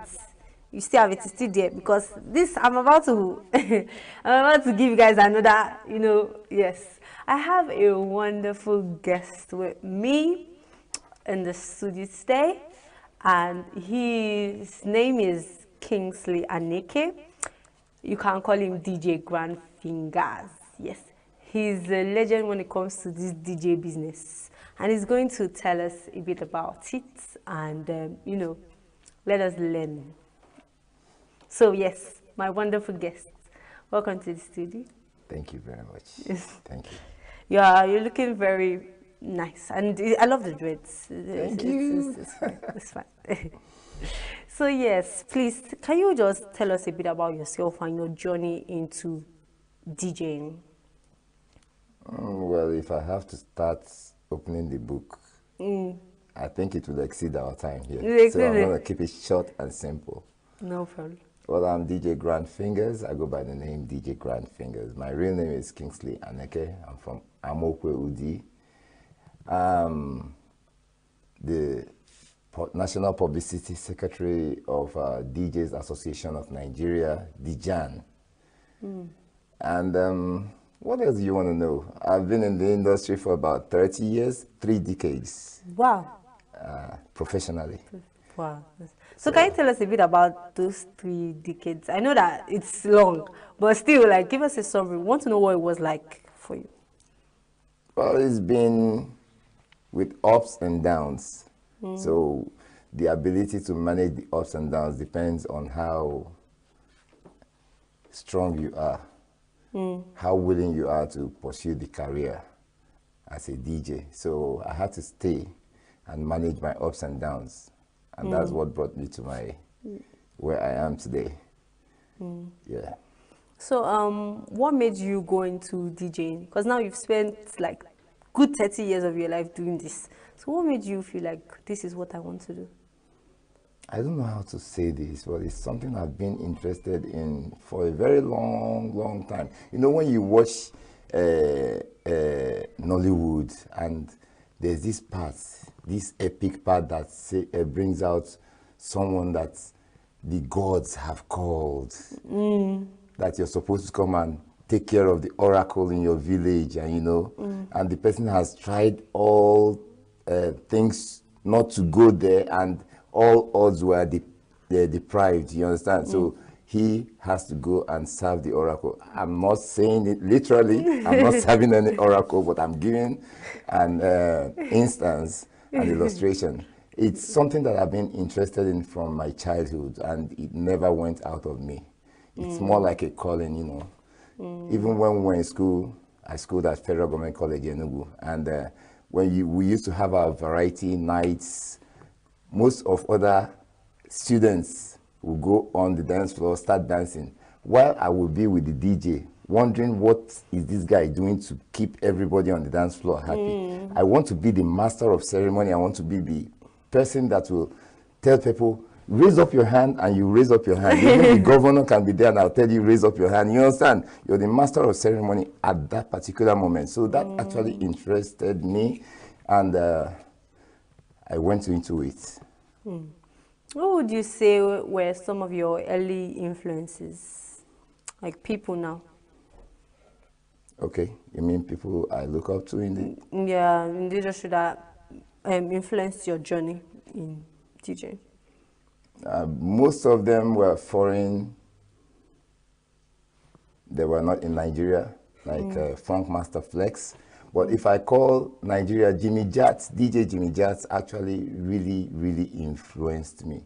You understand? Alongside every other DJ, Funky J from Lagos, Humility, we were all watching everybody grow together and, you know, learning from every other person. So it's really an interesting journey. Interesting journey. Yeah. That's nice. What would you say are the differences between the old school DJing and the DJing of now? Because, you know, you said you've been on this journey for like 30 years now. Every time I say that, it's still blowing my mind. Like, for you to choose something and say, I'm sticking with this for 30 years, it's a lot. So, can you tell us that, like, how has it been, like, old school and now the new school? What would you say is the difference as someone that has seen both sides? Yeah. How will I start now? It's more like a transformation from one particular, how would I put it? One particular generation to the other. It's more like a transformation in the entertainment industry. Like, entirely. Yeah. Let me give an instance now. When I was in secondary school, before I became a DJ, when I had the intention of becoming a DJ, music, songs then used to make sense, real sense, in the sense that I can pick up a pen and a paper, write a love letter to my crush back then with the lyrics from a song from the old school. Maybe Lionel Richie, Celine Dion, all those, you know, their lines actually had meanings, and it was a song that people danced to and they loved it, you know. But right now, I don't know if you can write a love letter with urukutu, urukutu, urukutu, urukutu, or banana, banana, banana. No, I'm just, no disrespect, but new school is good, you understand? But it has transformed from what it used to be to what it is now with the Gen Z, what the Gen Z likes, you know, what they call Indomie. Wow. So it's totally different. Although some artists are now taking samples from the old school to create new ones. Kudos to the likes of Burna Boy, Davido, and co. You understand that? Actually bringing some parts of the samples of the old school into the new school. You understand? But most songs, okay, let me give you an instance now. Do you know you can play some old songs in a party and it will still groove the party? But there are some new songs that have reigned and they are dead like that, and you don't, when they play it, you now remember, oh, there was something like this, you understand? But it didn't last the test of time. Okay, so you're saying the older songs have more, is it shelf life, I would call it, or more life to it? More life, more understanding to the lyrics. The new songs, you need to stay glued to TikTok before you can understand the lyrics. Oh, TikTok, so I see you're conversant with social media. Yeah, I am. That's good. Like, you don't see so much of that as people go older. You don't see much of that. Okay, yes.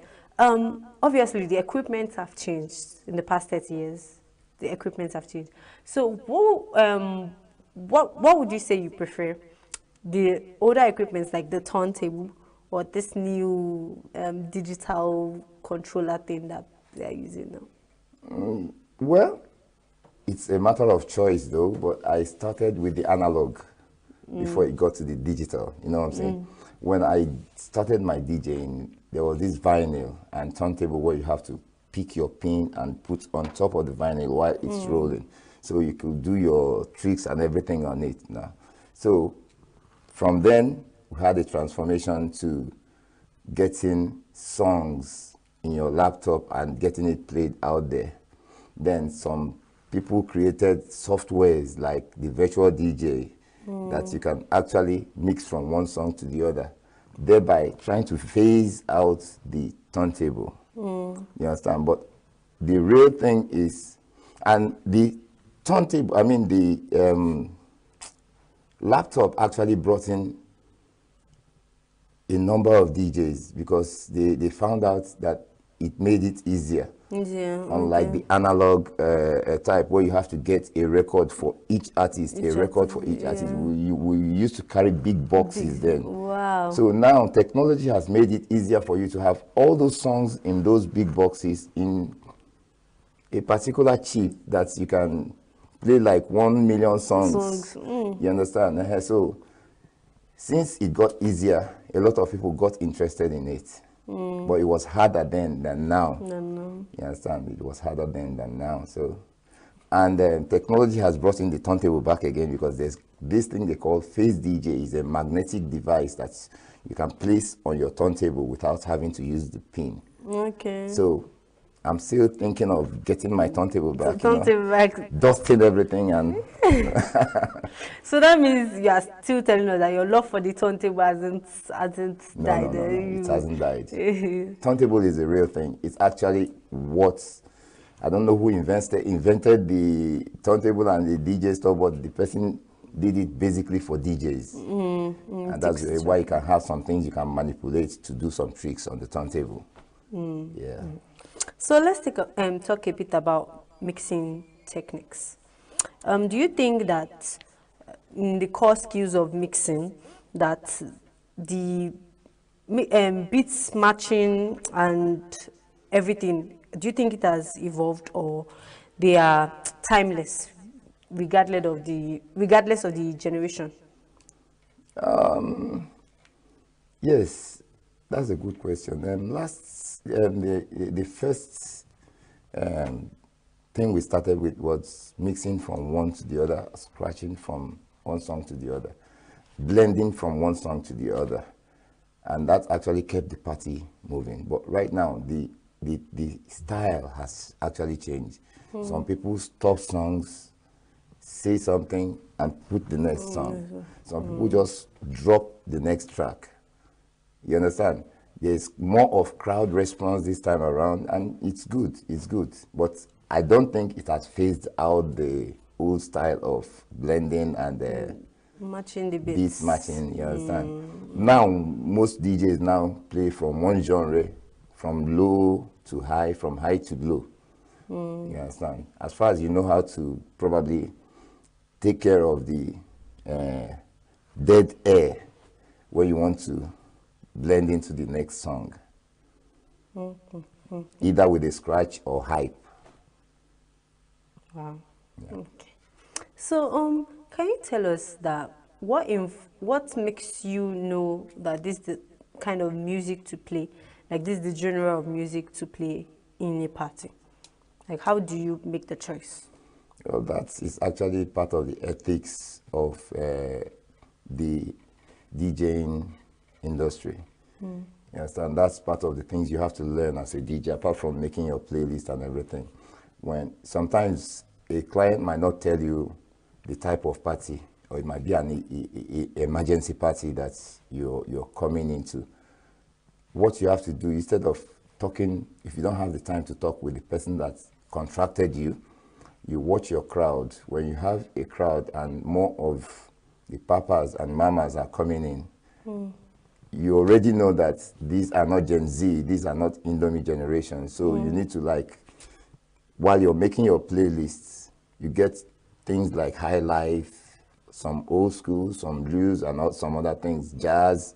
But when you're seeing them coming in with their kids and aunties that are younger and all those things, that's when you now start, mixing up your playlist to, Okay. So that's what determines, because if you say you want to just satisfy only the old school, the new school will call you a useless DJ, that you don't know anything. So when you try to satisfy the young, you satisfy the old at the same time, with your own discretion as a professional DJ. Okay. Yeah. Okay. Yeah, and can you tell us a bit of how you find the balance between playing hit music and introducing a new sound? Do you understand? Like, you are in a party and you're DJing, and the crowd is going, we're enjoying the music. So does that mean at that point in time you can only play songs that everyone knows that is hits and really love, or you can also put in some new sounds that might be amazing and just fit? How do you balance that? Okay. Like they say in Igbo language, Afioman alone. In translation, please. In translation, a good market sells, a good product sells itself. Gary, they do adverts, but they sell for market. So when you hear a good song as a DJ, your discretion will let you know that if I play this song, that people might walk out or people might dance. So if it's a song I want to test, I don't play it at the peak of my party. I start with it or probably end with it. After I must have shown them, yes, I am a good DJ, I've given you what I want, but listen to this song. You understand what I'm saying? But if the song is good and you know it's a good market that sells itself, you can blend it alongside some hit tracks. Watch the crowd. If they dance to it very well, you leave it for a while. But if not, immediately after the first verse, you switch into another hit track. That will keep the party going. Okay.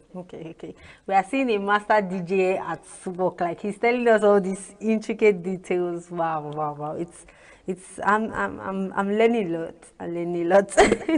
So now a lot of people prefer like a certain genre of music, and it now seems like some genre of music are dying down. Like now you hear more people listen more of Afrobeats than maybe high life. Do you understand? Like there's now a trend. So how do you manage that as a DJ?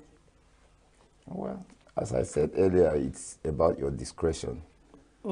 Yeah, I personally don't allow the genres of some hit tracks I have to die off. Sometimes I play Bob Marley and people still, vibe to Bob Marley. And after that, the next song I might play another Afrobeat. You understand what I'm saying? People still, the only thing I might not play is blues when you're supposed to start dancing. But if it's a mid-tempo that can keep you going, it's a mid-tempo that people can sing along to, you could just throw it in. When they sing along, you go into another genre. I play high life. After all, Go is now raining. Like people dance to it in clubs and lounges. So there's no limit to the genres of songs that I play in parties or anywhere. Yeah. Okay. So let's look at the business side of things. You mentioned something earlier about an influx of a lot of DJs. Now that things are simpler, you're not using the turntables. So how has it been, like, market-wise for you now? Like, would you say it's still profitable to be a DJ, and would you say it's still a career worth going after, worth pursuing? Yeah, you just said it all. It's a career worth pursuing.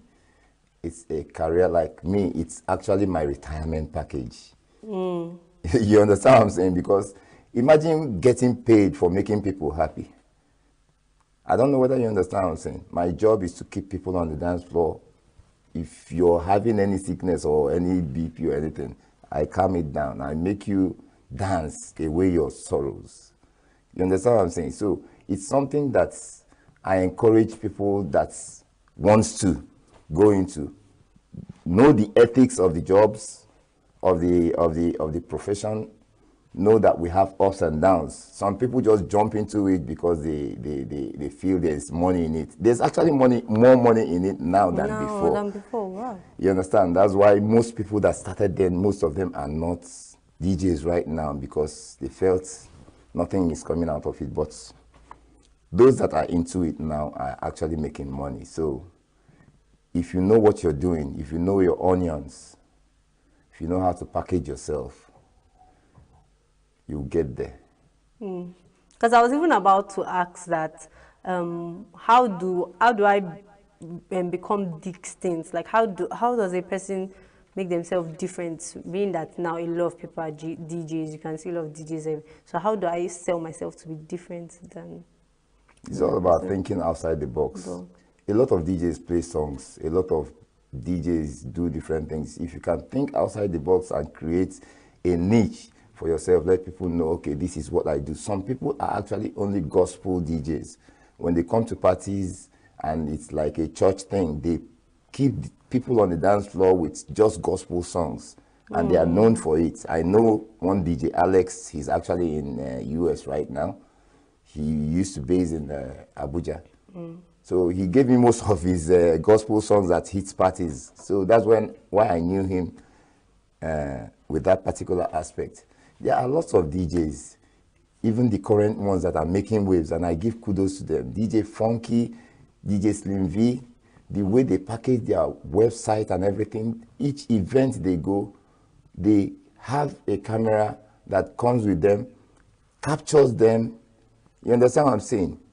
They create a niche out of whatever it is. That's why I said thinking outside the box. You mustn't do exactly the same thing they are doing. All you need to do is create a niche.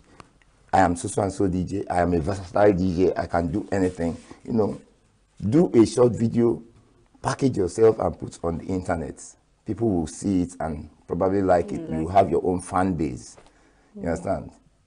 You know, DJ Ernest, I know a lot of people, you know, DJ St. Wales, you know, a lot of people package themselves. So I give kudos to those people, those ones I can remember and those I can't remember. But it's all about thinking outside the box. It makes you unique. I'm an advocate of being unique.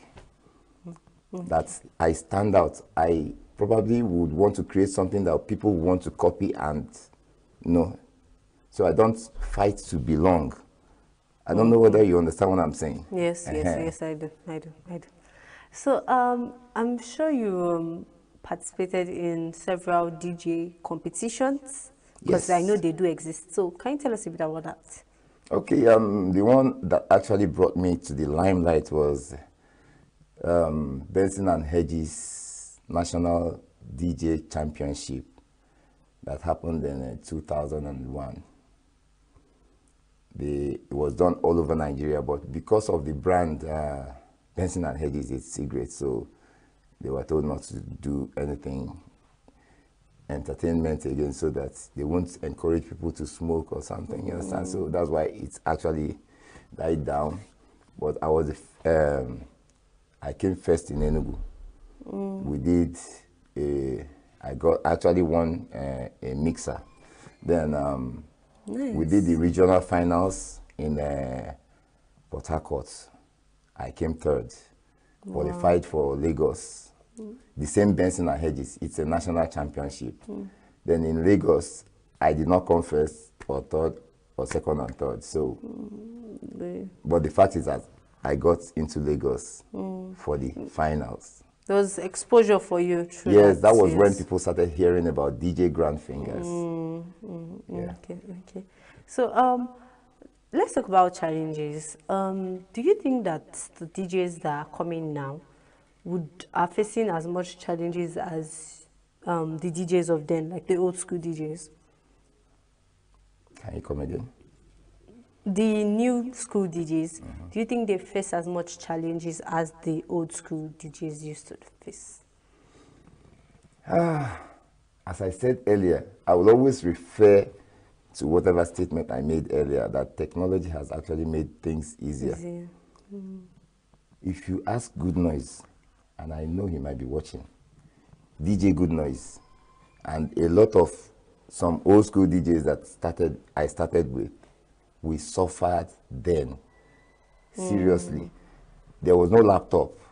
We'll carry turntables, we'll set up, carry speakers, set up. Now, the next thing is the records, those vinyls, because there was nothing else to play with. There was, you know, we'll carry the first carton, second carton, and await our master to say, okay, give me Shalama. He will only do his hand like this. And okay, so they used to have assistants.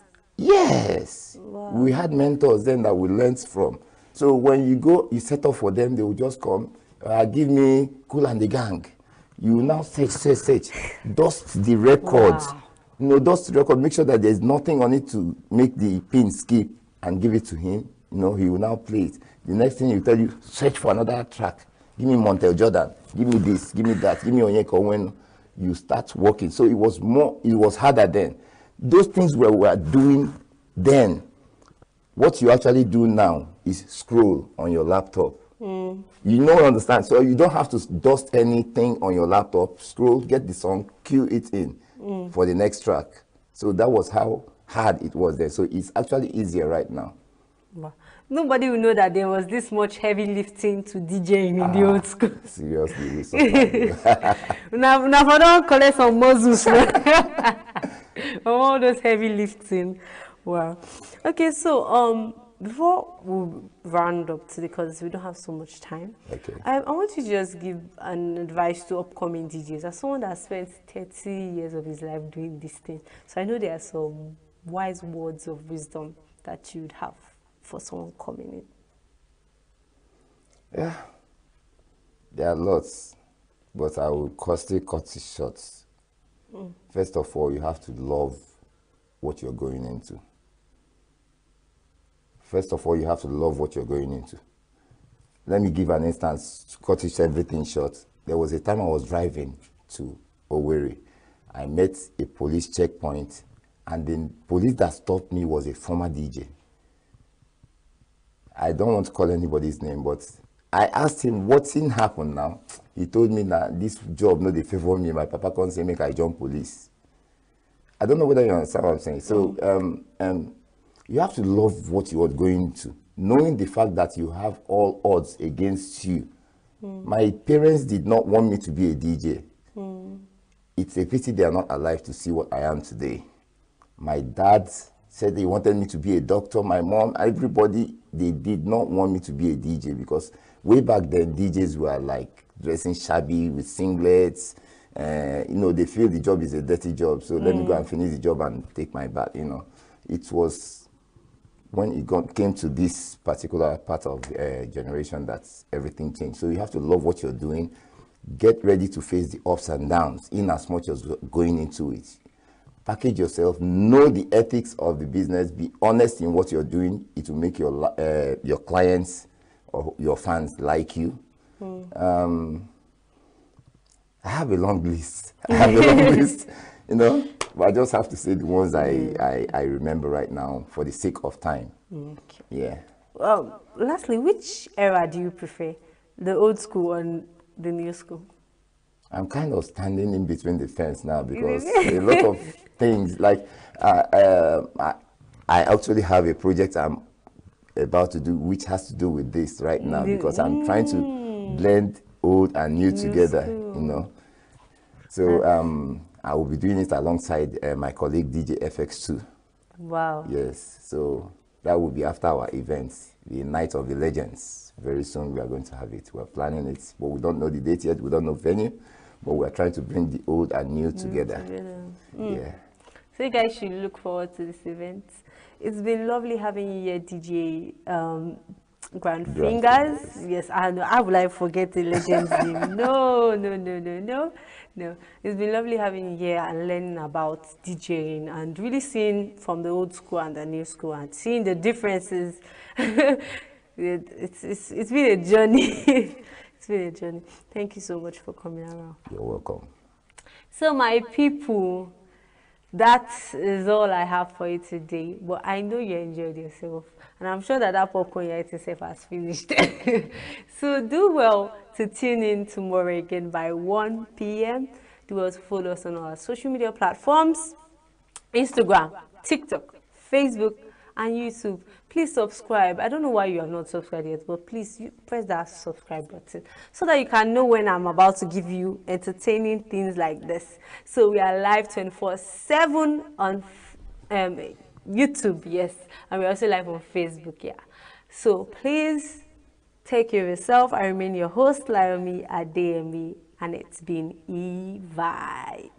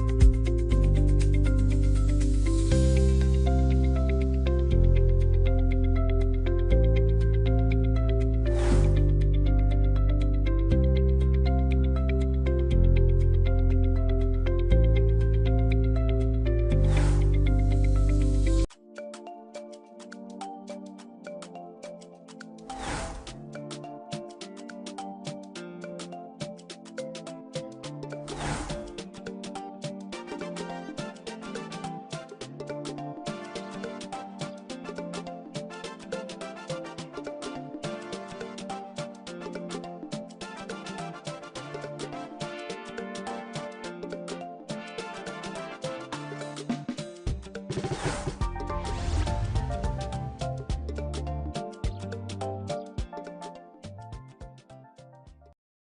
fuel pump price, which is very high, is affecting the spending habits of citizens. It's making it very hard. If fuel subsidy is to be really introduced, I think it will make spending habits of consumers to be less, and the unit price of commodities will reduce because the transportation costs will reduce, which will make life easy for us to live. It's really an issue that has been lingering for a very long time now. I remember coming down here to this venue today and I saw the queue in the NNPC filling station, and I feel that this is part of the reason why we're having the hike in prices of things, and something can be done. The NNPC can do something about this to make sure that fuel is readily available to every part of Nigeria. Like now, I'm doing business and I want to purchase something. I can't buy it normal price. The price will go higher, and at the end of the day, I cannot even get what to eat. I cannot see money to buy what I will eat with my baby. So it's really very hard for us to survive. The issue is quite alarming and so disheartening because most of us have a lot of things to do. Like where you used to go to 200 is now 500. Where you used to, somebody that is an average worker, maybe a sales girl that is being paid 30K. Imagine your transport fare every day. You might just, half of your money will be gone for just transportation. It doesn't only affect our transportation, it also affects our daily living. The thing used to, even biscuits, that one hurts me. I'm seriously saying it. Biscuit I used to buy 16 naira is now 120.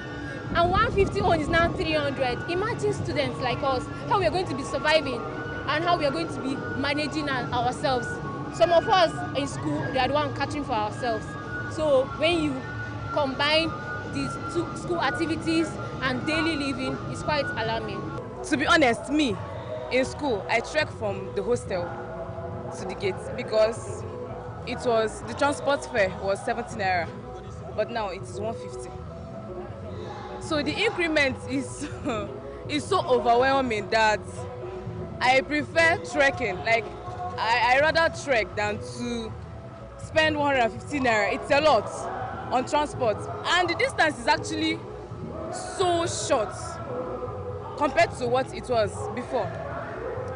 So aside transportation, it has also affected the cost of feeding. Yes. Because if you want to if you want to buy pepper now, pepper that was let me say 20, 15 naira, it's just for 200 naira. Now I don't know what it is now. So both feeding, accommodation, because your agent will also add transportation to go check the building. And all this, like, it's numerous. It's even the school fees has increased. Our school fees has increased.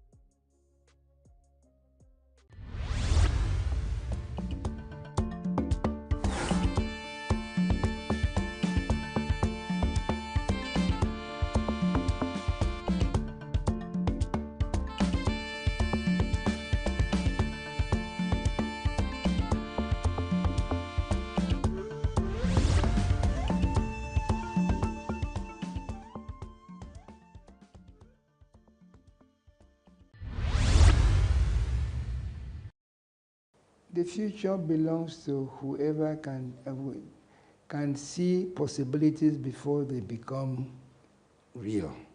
If you can see possibilities in things, and I saw a lot of possibilities, I could see what the Akwa Ibom need at the time. And thank God, at least 90% of the cases, I was right.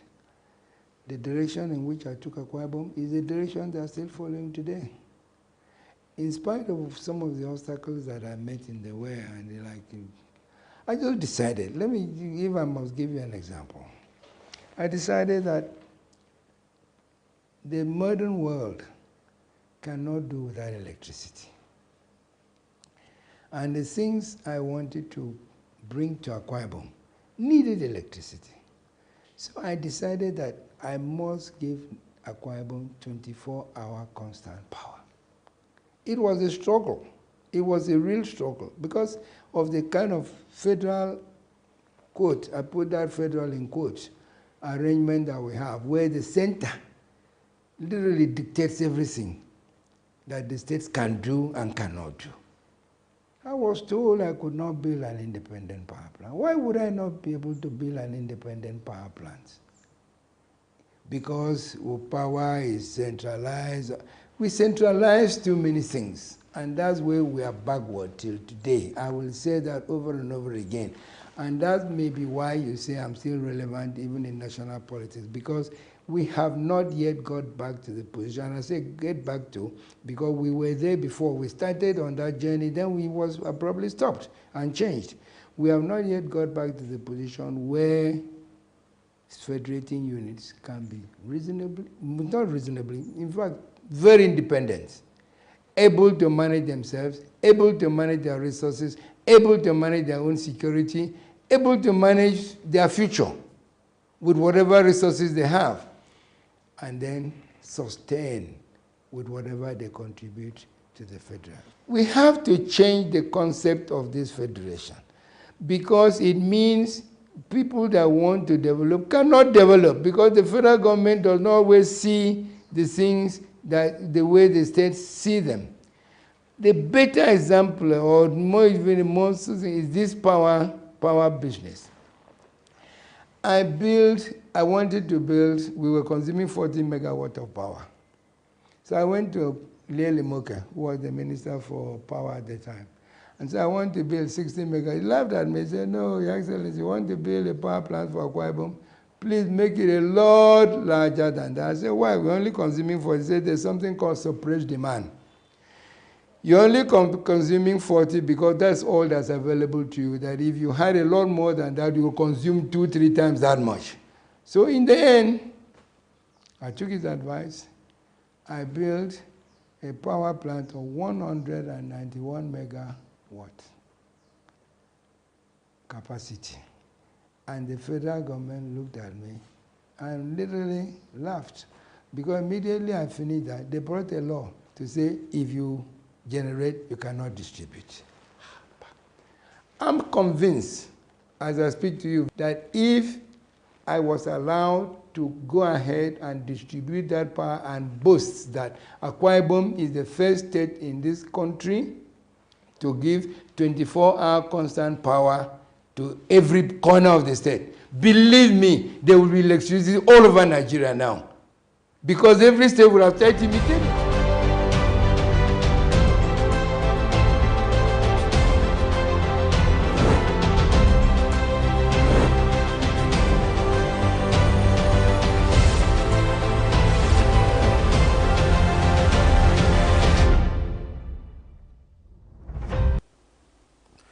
Welcome to From the Correspondents, where our team of experienced journalists bring you in-depth reports from across the world, be it global events or local perspective.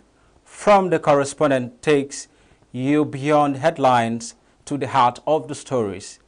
I am Emmanuel Tewasi. So let's go straight into what we have for you today. Today, we would be looking at first the just concluded election in Rivers State. Then we'll move to update on infrastructural development in Ebonyi State. From Ebonyi, we'll go to Anambra, where stakeholders are campaigning, championing the cause for child right protection. Of course, we would also look at gender mainstreaming in the industry, economy, and politics, which was the focus of the Voice of Women conference in Abuja. Steve, from Abuja, we would also take a look at how residents of the Federal Capital Territory celebrated the 64th independence anniversary of Nigeria. Talking about independence celebration, happy 64th independence to every Nigerian. We don't have any other country except this one, so let's join hands to make it work. And lastly, we would look at the big story for today, which is a report on the hike in electricity tariff and how Nigerians are coping with it. All right, so but before we go into that, let's take a look at this report I just mentioned. So the first report is on the PDP, on the local government elections in Rivers State, where 22 local governments out of 23 were won by the Action People's Party, that's APP. And information reaching us this afternoon says that there will be swearing in of the newly elected local government chairman by 3 p.m. this afternoon. All right, so let's take a look at the report.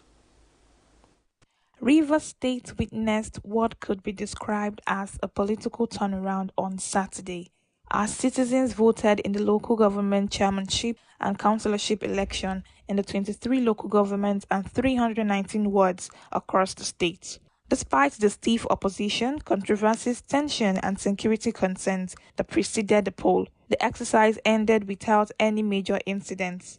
The turnout was not massive, apparently, due to security concerns occasioned by the withdrawal of police from participating in the election.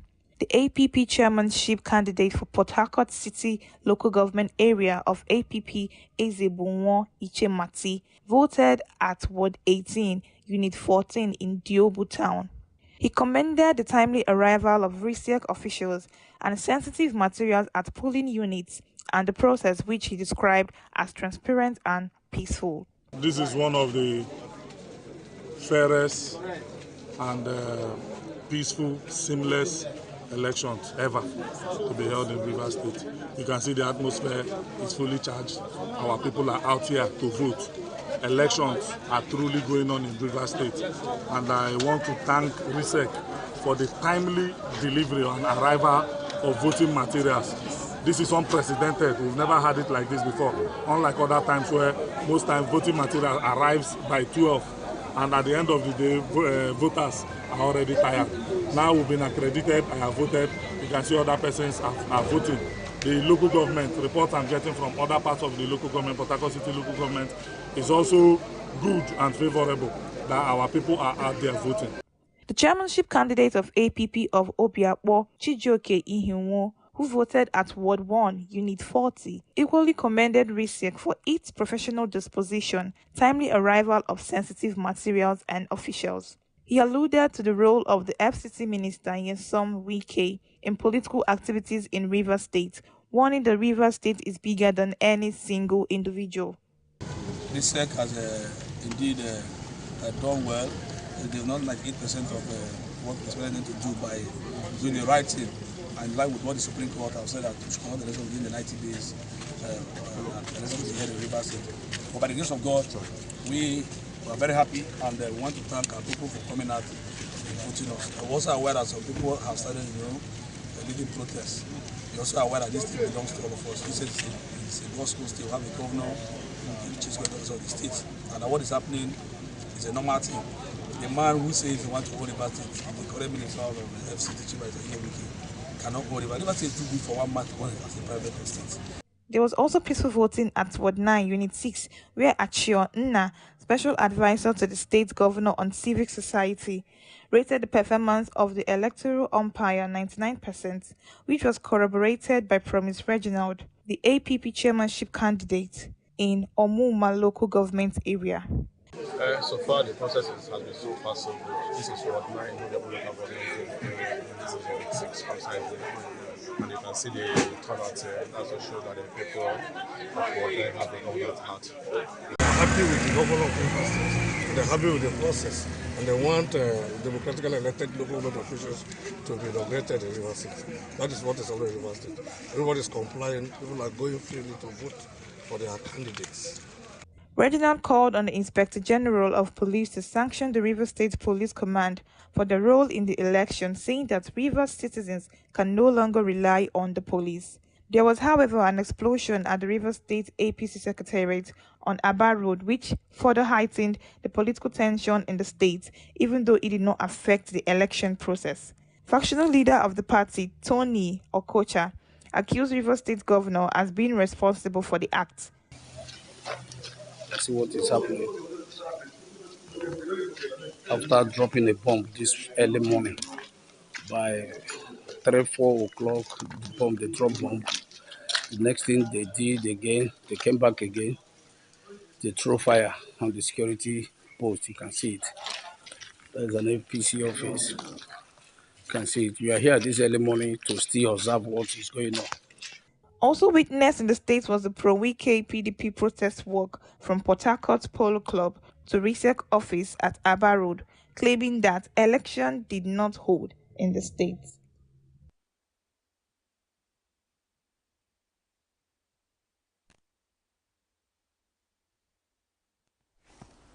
You're still watching Stories Behind the Headlines, and we just watched the report on the just concluded elections in Rivers State. We understand that the swearing in of the newly elected local government chairman will take place by 4 p.m. Later today. All right, moving down to Ebonyi, where the Ebonyi State Governor, Francis Wifru, indicated that some part of the Olympic Stadium in Abakaliki would be removed to rectify issues that undermine its international standards. Let's look at the report.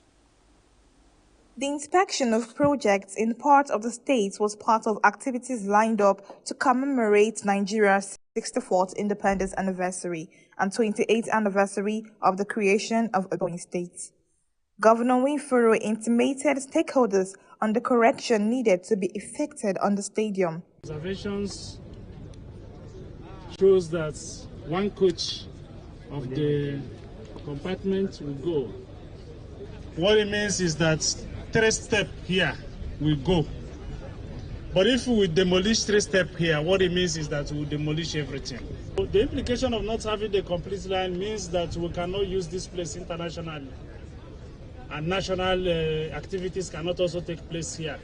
The governor and his entourage also inspected the ongoing 11.18-kilometer Ibiya Road undergoing reconstruction, the ongoing rehabilitation of the Ebonyi Broadcasting Corporation (EBBC), and the double-deck Vanco flyover with tunnel and bypass.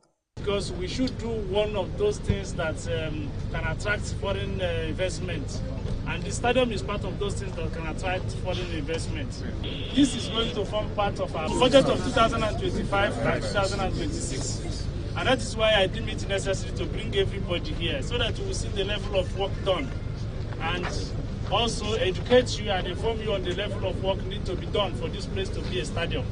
The inspection train of the governor also stopped at the ongoing 3-story Senate building of the ICT University of Ferekpe, which is being constructed at a cost of 3 billion naira.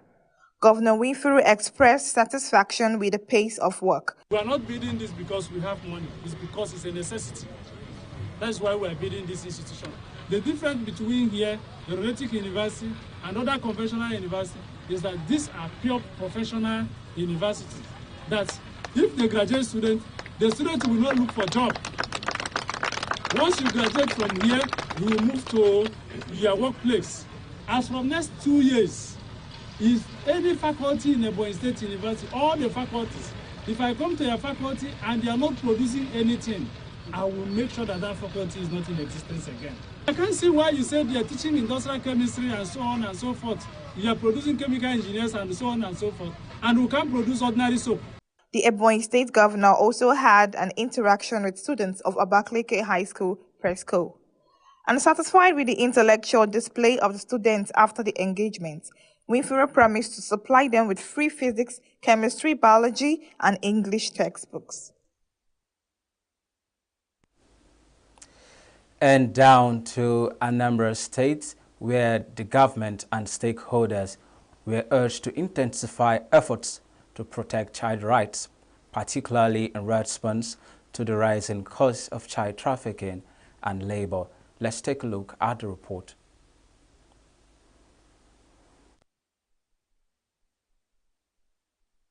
The keynote speaker and Dean, Faculty of Law, Nnamdi Azikiwe University, Awka, Professor Ogogo Ekpeze, called on government at all levels to arrest the increasing rate of child marriage and trafficking. She regretted that children are being sold off and undergo child physical and emotional abuses, warning parents against raining curses on their children. Professor Ekpeze tasked the National Films and Video Censorship Board on proper scrutiny on what goes out to the public and called for amendment to the Nigerian Constitution where it implies that once married, a girl has become an adult, irrespective of her young age. Laws that, enforcement, not laws limited per se, but limited enforcement of the laws and the regulations and the cultural impediment. We have so many laws that have asked us to take away in some of these cultural impediments. So if you're doing something and you're losing out speedily, you're losing out in percentage, why must you continue to do that, which results in loss?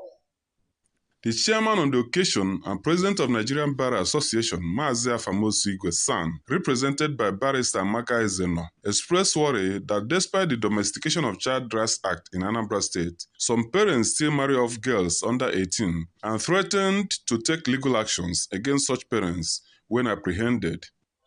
And mandated to provide for their children. I've done several of those cases where mothers take the fathers to court for failing to provide for their children, especially as it relates to education of their children. In Nigeria, and indeed everywhere, the interest of the children is paramount. And that is why we lay great emphasis on their growth. And in this information age, this digital age, thankfully again, I'll keep referring to the Dean of the Law Faculty. Dr. Ijeoma Onoha Ogwe, who represented the Chief of Field Office UNICEF ENUGU, Juliet Chiluwe, expressed concern on the increasing number of children whose education rights are trampled upon by displacement arising from crises like wars and natural disasters. We need to teach them that is what Indira Gandhi, the spiritual leader in India, said many years ago about working and teaching children what the rights are. The rights include teaching them also the law as little as they are, so that they are not in conflict at any time with the law and also found being maltreated in any way or treated as majors, people who are above 18, when they come in conflict with these laws. Chairman of the National Human Rights Commission, Dr. Tony Ojukwu San, who spoke on the occasion through a representative, called for use of quasi-judicial bodies like the Human Rights Commission to achieve effective monitoring on the implementation of the Child Rights Act. Institutions that are charged with a mandate to ensure protection and promotion of child's rights should be strengthened. And then we should move away from this level of using the judicial system only to enforce human rights to organizations that have quasi-judicial powers, like the National Human Rights Commission, to simplify the process of implementation and protection of rights, especially child's rights, in Nigeria. Professor Chinyere Okonna, while speaking on the first day of the two-day summit, charged parents in rural communities to expose their children to the new information age, though with appropriate guidance. The chairman of the local organizing committee and lecturer in the Department of Mass Communication, UNIZIK Awka, Dr. Obiora Edogo, underscored the need for children to be aware of the enormous legal protection availed them by the Child Rights Act to overcome abuses inherent in our cultural and religious settings. Goodwill messages from the Anambra State Commander, National Agency for the Prohibition of Trafficking in Persons, Mrs. Judith Chukwu Ibadim, and the Advertising Regulatory Council of Nigeria commended the summit with the theme, Taking Sustainable Positive Actions for the Nigerian Child in the Information Age. There were lead paper discussions by participants from Ebonyi, Enugu, and Anambra states. The summit featured the inauguration of Child Rights Club in UNIZIC and presentation of recognitions to UNICEF and Professor Akonna. Ndo Papaleze, Signature TV News. Right, you're still watching Stories Behind the Headlines. Nigerian women participated in the Voice of Women Conference in Abuja, highlighting the need for gender mainstreaming in the industry, economy and politics, a platform for discussing critical national development issues and offering solutions. Usman Nasir stands by with that report. At the conference, Inyom Josephine, the former Minister of Women Affairs, shared how a decision to enter politics was driven by the exclusion of women from leadership roles. She said her primary goal was to champion women's rights, emphasize the importance of women supporting each other to resist being sidelined by men. From 1999, I made note to say, if there's any woman that got elected without my input and support, let her stand up. From 1999, until I left my position as African Woman Leader in 2006. Continuing then, I still put north, I still, forward ways, support them.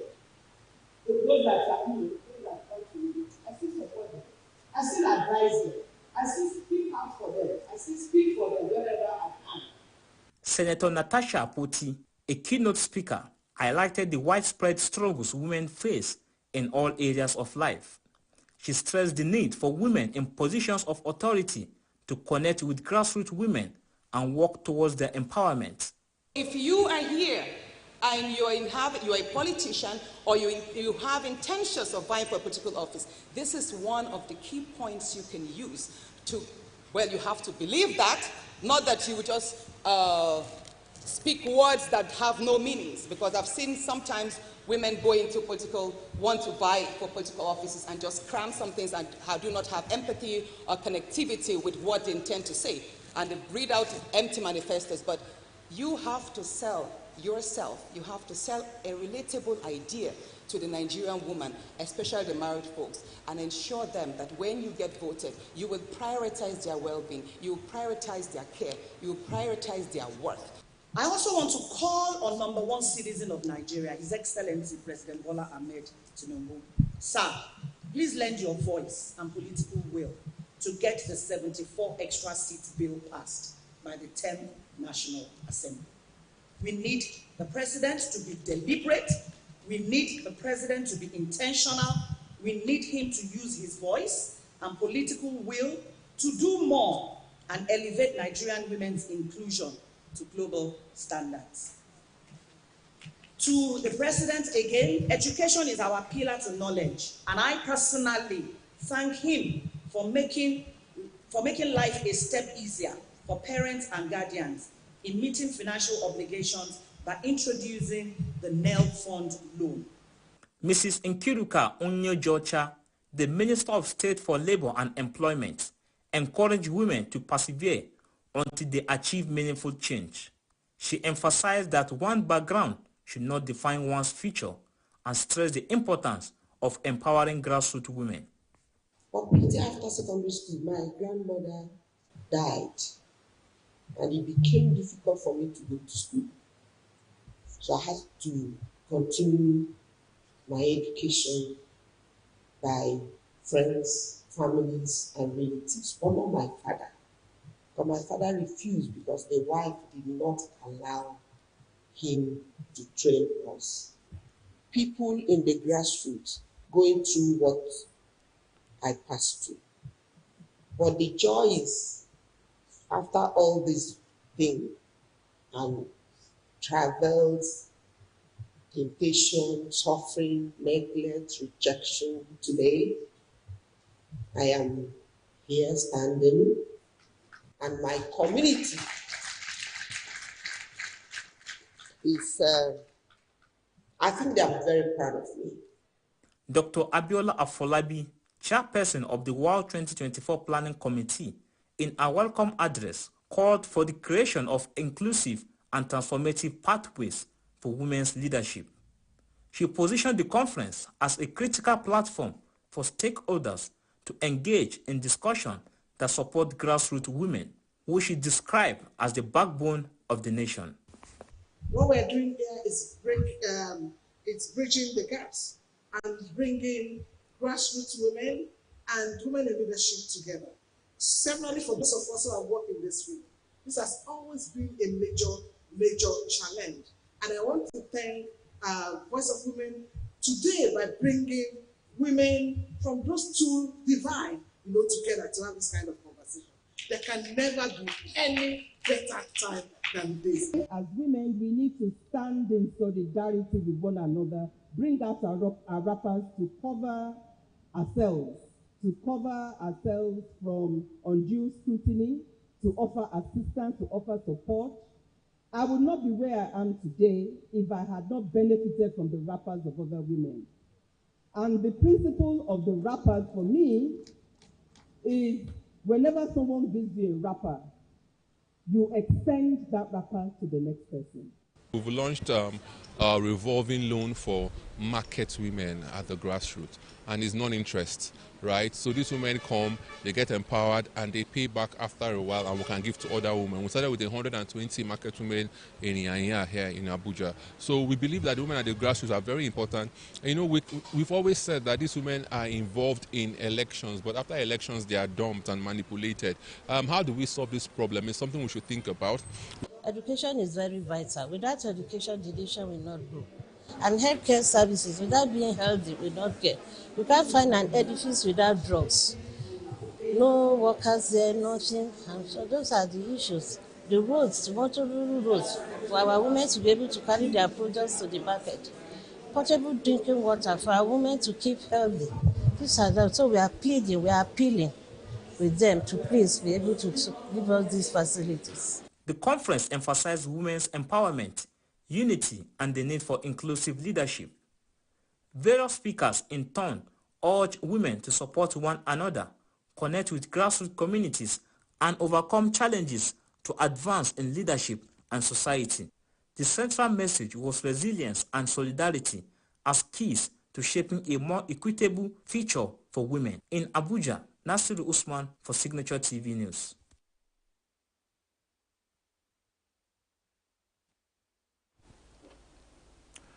Welcome back. You're still watching Stories Behind the Headlines on Signature TV. We'll go for a quick break. We'll continue shortly. Don't go nowhere.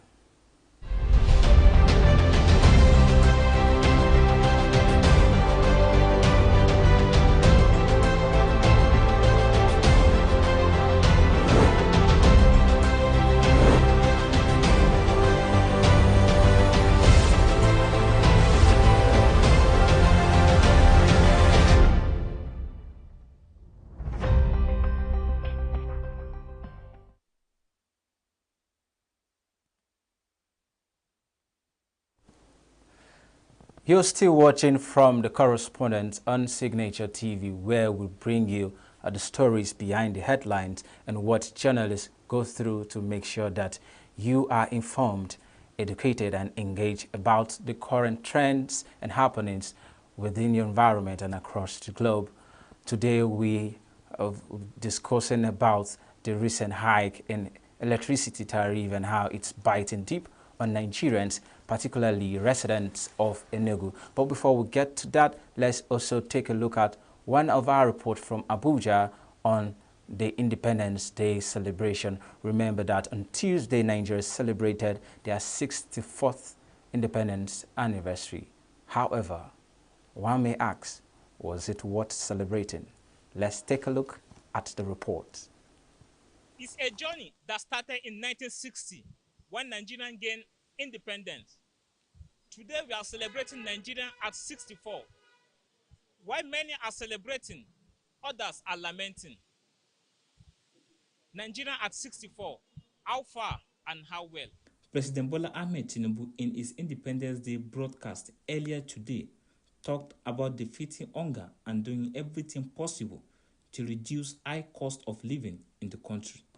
Tinubu said his administration was winning the fight against banditry and kidnapping, and that some 300 Boko Haram terrorists and bandit commanders were eliminated in the past 16 months of his administration.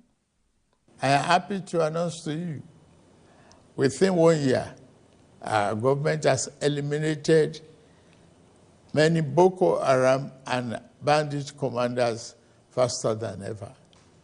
As of the last count, over 300 Boko Haram and bandit commanders have been eliminated by our groups in the northeast, northwest, and some other part of the country. The central concern of our people today is the high cost of living, especially food costs.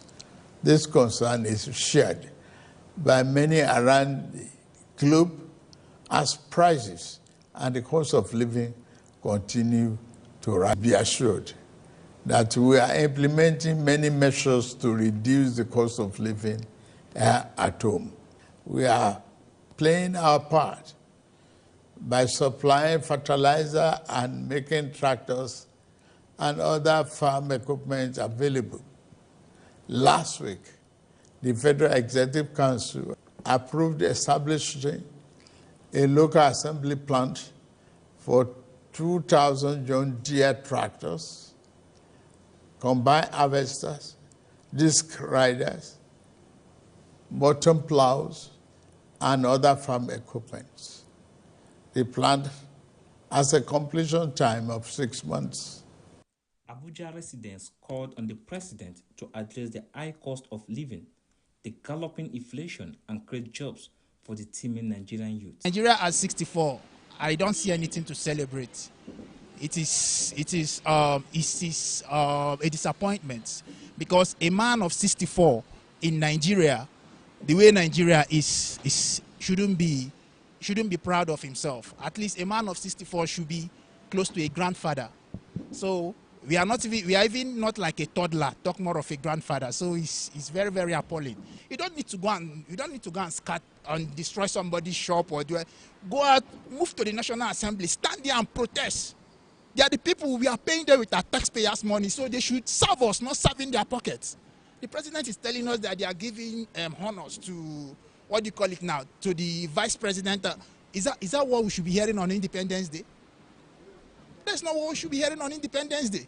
On Independence Day, we should hear, is it that he's now aware that fuel is more than, in fact, in the East, fuel is almost 2,000. Is it that he's now aware? In Abuja here, when you go downtown, you're buying fuel 1.5. Yesterday, I bought fuel to fuel my generator. It's 1.5. The barber close to me cannot work again because of the cost of fuel. We don't have any economic in Nigeria now. We don't have any policy about economic. We just have somebody who is ruling without any plan. He's just ruling on how he will get benefits. And government is not about getting profit. It's about serving the people. But we have somebody who's just looking for how you can get profit, not serving the people. Our advice to the president to just please, even if it is work, like to help us, that is the Nigerian youth, give us jobs so that we know that maybe the Nigeria will be better tomorrow, as they say. I don't feel like there is something to celebrate. We are not happy in this country. So everything, the price of everything has gone up, even the price of transportation, price of fuel also. So we are not happy in this country. What I'm thinking is that the president should revert the petroleum subsidy, one, and there should be price regulation, price of commodity, they should regulate it. Forget about this clothes I'm putting on. I've not eaten this morning. Fuel is very, very expensive. And we all know in this country, there is one thing that if it goes high, everything will go high. That's fuel. Fuel price is high. You can see back then, 2015, 2014, 2013, celebrating independence, you see everywhere we choke, everybody will be happy. You see everybody, going everywhere, going out, people taking their families out for, for some enjoyment. But you can see the streets today. We don't even know anything is happening in the country, and we are celebrating the country. So it's really, really sad. It's really sad. I don't even know. If they ask me, I will say we are still, we don't have independence because we are like a slave in our country. Compared to the previous Nigeria, so far, this is worst Nigeria I've ever seen in my life since I was born. This is the worst of Nigeria. So imagine during Baba that just left, Baba Buhari, how much do we buy rice then? We said it's too much. Now, the lowest Nigeria rice now is around 90,000. The lowest. We have of Nigeria rice of over 100,000 in the market. Not talking of the foreign one. So, in fact, don't let us talk much about that. This is the worst of Nigeria so far. The president also announced plans for a 30 days conference for the youth in the country to discuss the challenges confronting them nationwide and come out with recommendations for considerations of his administration. In Abuja, Nasiru Usman for Signature TV News.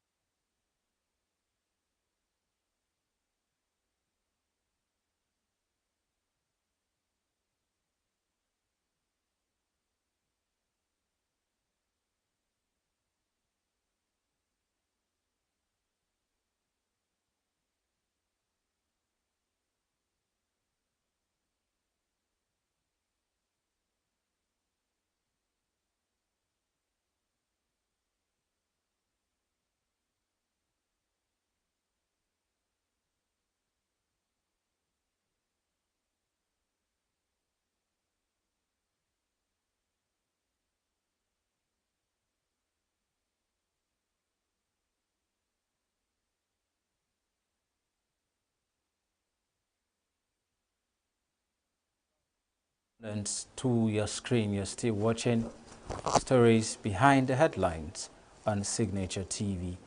Don't forget, our focus today is on the hike in electricity tariff in Nigeria. And with me in the studio today is the brain behind this wonderful report, Chinemere Ikebunan. Chinemere, welcome. Thank you. Nice to be here. All right. So, first of all, you may want to adjust a bit. So just feel comfortable. Yeah. Okay. Thank you. All right. So first of all, I would like to understand, of all issues bothering the country at the moment, why electricity tariff? Why the hike in electricity tariff? Because I understand that you also make use of electricity. We all do. So why this at this time? Basically, thank you for that question. I chose to go and look into the new hike, or rather the new categorization of discos in their electricity providers, that's the discos, in the sense of the EEDCs and the rest. We have so many discos. I chose to go and look into hike in electricity tariff, especially with this recent categorization of bands, because electricity is majorly one of essential needs of the country. So, you know, in most developed countries like China and, you know, or abroad, you see that they don't have any glitch in electricity. There's always this steady power supply 24/7, and it actually helps to, you know, regulate things. People are going about with their daily activities, you know, companies are moving well, investors are coming into a country, things are going on well. But here in Nigeria, reverse is the case. You see a situation where you're having lights today, then 2 days off, or there is lights today, 3 days off, or sometimes there is no light at all. Some communities face the issue of not even having light at all. Now, there are also situations where you don't have light, and at the end of the month, you're being charged to pay for something you didn't even use. And at this point, you don't have anything to say. You don't have nobody to complain to. Some of these persons, even when they go to the NEPA office to complain or the EEDC office to complain, they come back having to do what these electricity providers ask them to do. If not, they will be in total darkness. And in Nigeria, being in a total darkness is almost becoming what we are used to it. We are really used to we are used to generators. Okay. We are used to not having lights at all. And situations like this, the big men has found the safety in solar powers and the rest of it. Now that fuel is also on the hike. So this actually contributed to me going into the hike in electricity tariff, just to find a way around it, to know what people are feeling out there and how it can actually be coped. All right. I would want to align with your thought on this, because we understand that there have been this categorization in terms of power supply. I think we have a band A to the E, yeah, where the ones in band A have at least, I think, 18 hours of power supply. Yes. Band B, a day on, a day off. The other bands, I don't know how they cope. But the thing is, the cost implication, especially for those on that band A, and in Enugu State in particular, it has been observed that people were migrated from other bands to band A. First of all, for me, I feel without proper notification, yes, you understand, the light is there, but it's more like you're paying 2 times of what ordinarily should be accessible as your own benefit being a citizen of Nigeria. So what do you make of this? How did you navigate this particular instance while on the field? Okay, talking about the band A to Z, because like for me, I feel they should even keep increasing the alphabets, because it aren't working. Some persons are saying band A, that the whole of Enugu State is in band A, because everybody is receiving it on the high side. You get. So I feel that there should be a remedy to all these things. A situation where you are using you're just using your lights to charge your phone, and you're using your lights to to just plug your fan, not like you do AC in your house, but that doesn't make you still stay in a city, in a city somewhere in Enugu. A situation like that, you shouldn't necessarily be using band A. If you should ask me, they should, the main thing is that we have meter that regulates these things. Right. So far you have that meter and you recharge your meter, there shouldn't be any need for the band A or band Z or band anything. But as it stands right now, acquiring that meter is quite on the high side in terms of payment for the meter.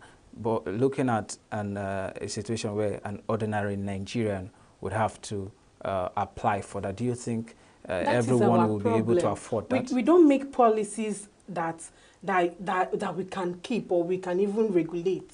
The laws are there. Like I was talking to some of these electricity regulators and the rest of it, and I got to realize that the laws are there. Meters are not even meant to be purchased by consumers. These are the disco's properties. They are the owners of it. Do you get? So a situation where you have a policy, but you can't keep it. Okay. This meter is meant to be for everybody. Like, it's meant to be available in everybody's home. Okay. And a situation where it's not even available, sometimes it should be a prepaid meter. Now we have a postpaid, and that postpaid doesn't read.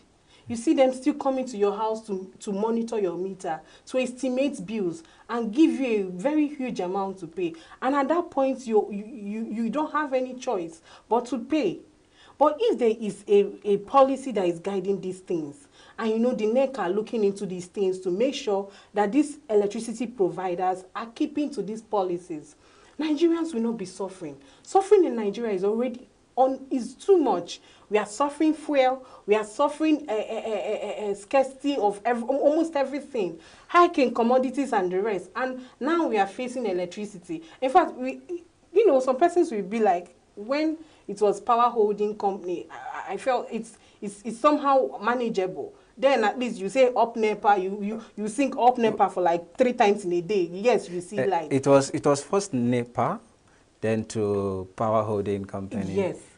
Now I don't know what is EEDC. Okay. Yeah, and now we are suffering it. So it's the essence of these regulators, or bringing in these commissions that regulate these things, is actually for citizens not to feel the hike.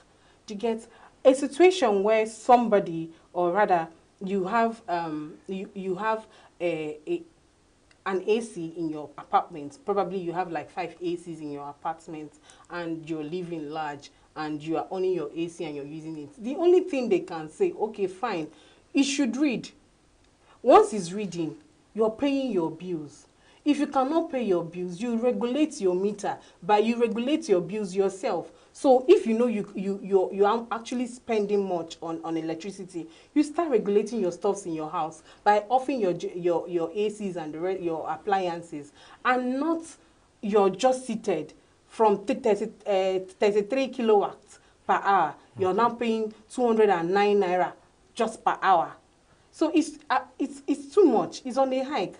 And it's not everybody in Band A that even deserves to be paying that huge. Okay. All right, the discussion is just getting started on Signature TV from the correspondent, where we look at stories behind the headlines, the build-up of stories that make meaningful impact on issues that border on public concern. For you to better understand what we are discussing about, which is the recent hike in electricity tariff across the nation, particularly with emphasis in ENUGU, because we have noticed that most of the consumers in ENUGU currently are on the Band A. And looking at the economic situation, do you think this move is right at this time? So that is what we are looking at this moment. But for us to share the same frame of reference, let's take a look at this report on the tariff. The first shocker that greeted Nigerians when President Bola Tinubu assumed office last year was his announcement about the removal of fuel subsidy. That singular pronouncement, as expected, snowballed into an astronomical increase in the prices of virtually every goods or services in the country. Then came the upward review of electricity tariff and the categorization of customers, in which those listed under Band A now having to pay about 209 naira 50 kobo per kilowatt hour, as against the previous 33 naira per kilowatt hour. Not even the End Bad Governance protests of August 2024 could make the president back down and review the policies. And overwhelmed by the outrageous electricity billing system, citizens still want the government and regulatory authorities to feel their pain. Like where I'm staying at, even though that I always off it as I'm coming out and go back, I pay not less than 15,000 in a month, which is very high. You can't compare it. You can't compare it. So? This one now is very, very excessively expensive. You understand? It's excessively expensive. The national chairman, Southeast Electricity Consumer Association, SECA, Reverend Obioha Okechukwu, accused the service providers of the act of extortion and exploitation against innocent and desperate consumers. Rather, what they want to wait is for you because they feel you needed light, you are frustrated, you are intimidated, you are coerced. You can't wait to have light. Maybe you have a wire over your head and they are wondering why there will no light, and then they will come in because your transformer is bad. You now go and they say, buy a transformer. And the worst of it, the tricky sort of it, the stealing by trick, which we Sika has observed, is that they will now tell you to donate it to EDC. It's a bundle of confusion and contradiction. Obio has said this association was out to enlighten electricity users on the obnoxious practices of the regulators and distributors to further impoverish and inflict hardship on Nigerians, especially in the southeast. We are working. We are only praying that their own kind of regulatory agency will not be like that of the neck that is now kwashiorkor reading and sickle cell anemic. They are not working. NEC is not working. It's not working. It's like it's a toothless bulldog. The commissioner in charge of market operations in the newly constituted ENUGU State Electricity Regulatory Commission, EERC, Ruben Okoye, said the commission will take over from the Nigerian Electricity Regulatory Commission, NEC, on the 22nd of October following the deregulation of the energy sector. Okoye listed major policies to be put in place by the commission as soon as it takes charge. And the service provider owes an obligation, an overriding obligation to provide that service. So what we do in this commission is to ensure that those two obligations are balanced out.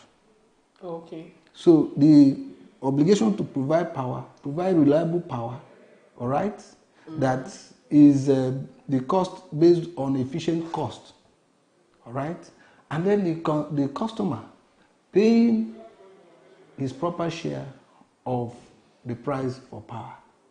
That proper share of the price, properly determined, the customer has an obligation to pay that. Where the customer cheats, it doesn't only cheat the service provider, it cheats all of us. Because he's stealing from us. We are going to be paying that money that he has not paid. So that is A legal practitioner, Jonas Udensi, narrated the legal framework guiding electricity consumption and distribution. He urged Nigerians who feel that their plight has been trampled upon to come out and resist any form of intimidation or exploitation.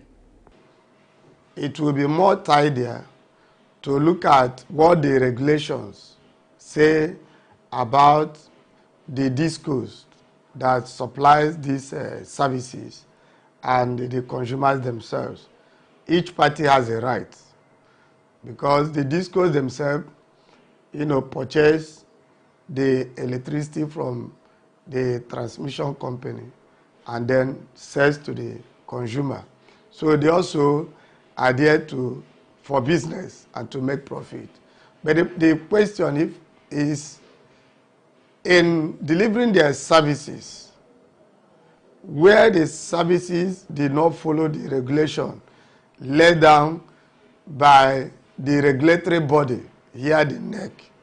The NEC is a body instituted by the National Assembly, which has the right to regulate what goes on in the power sector, electricity sector. So the question you ask is where the consumer is not getting a satisfactory service, what should the consumer do? Now the regulation says first the consumer should complain to the supplier of that facility or that service. In this regard, in the East, we are talking about EEDC. Udensi urged the federal and state governments and various regulatory agencies and other players in the sector to look into the plight of electricity consumers and save them from further agony. Chinemerem Ikebunam, Signature TV News. This is from the correspondence where we delve into issues behind the headlines. Today we are discussing the hike in electricity tariff with focus on ENUGU State. With me in the studio is the reporter who packaged this wonderful report, Chinemerem Ikebunam. Just in a way to wrap up, what were your findings before we go, because our time is not on our side? Okay, thank you very much. I still think that there is a whole lot of loopholes in the electricity, both from the provider, the regulators, and also the consumers or the customers too, that should be looked into. I'm happy that the federal government and as well as the state government are coming together to look into these things. And I just recently, NEC had to, you know, deregulate themselves. So we now have interstate regulators or interstate regulators like we now have the EERC, that's for ENUGU, the ENUGU State Electricity Regulatory Commission. So I believe with this recent developments that something is going to actually work out to really curb the situation, because we really need to they really need to look into the issue of electricity and how to make sure that everybody is not just enjoying electricity but also making it very, very less costs for people. Thank you. All right, thank you very much for your time on this segment.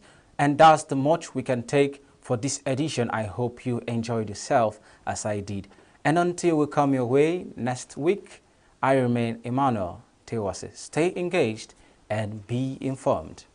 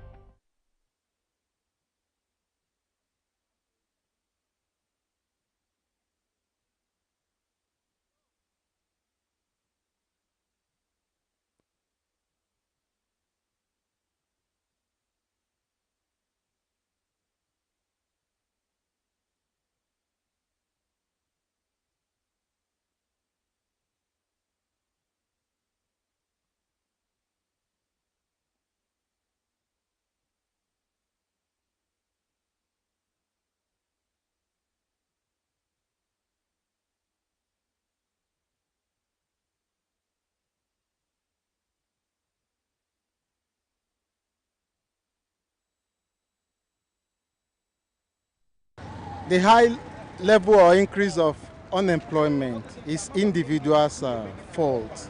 Majority of the people blames it on the government, because I look at it that majority of us went to school to study how to be employed and not to become employers. You understand what I'm saying now? So a situation whereby you are being programmed or being worked on in such a way that you believe that once you finish your education, there is a government job such as white collar not job awaiting you, then we are deceiving ourselves. But I am trying to tell us that if you went to the school to acquire knowledge and put the knowledge into work, it will benefit both you, the society where you are, and the entire nation. The high level of unemployment in Nigeria is alarming, like it's mind-blowing.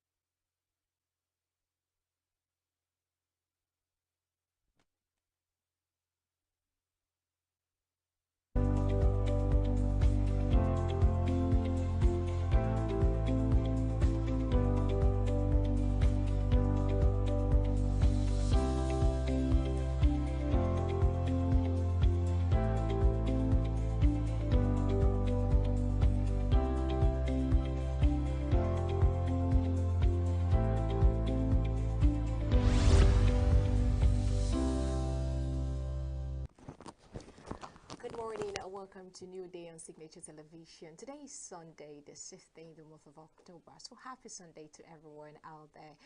Oh, you know how we do it this morning. We're bringing you the newspaper headlines, the newspaper review, and every other thing you need to know about what's happening around you. Of course, interviews will be also on your way. My name is Belinda Ngobodo. Of course, we won't be doing this alone today. My name is Joshua Orito, and it's amazing to have you guys with us today. Do not forget to go to all of our social media platforms. Go like, share, subscribe. We need your comments as well and conversations we're going to be having as the time goes on. Well, we'll go on a very short break. When we come back, we'll be moving straight to the newspaper headlines. See you after this.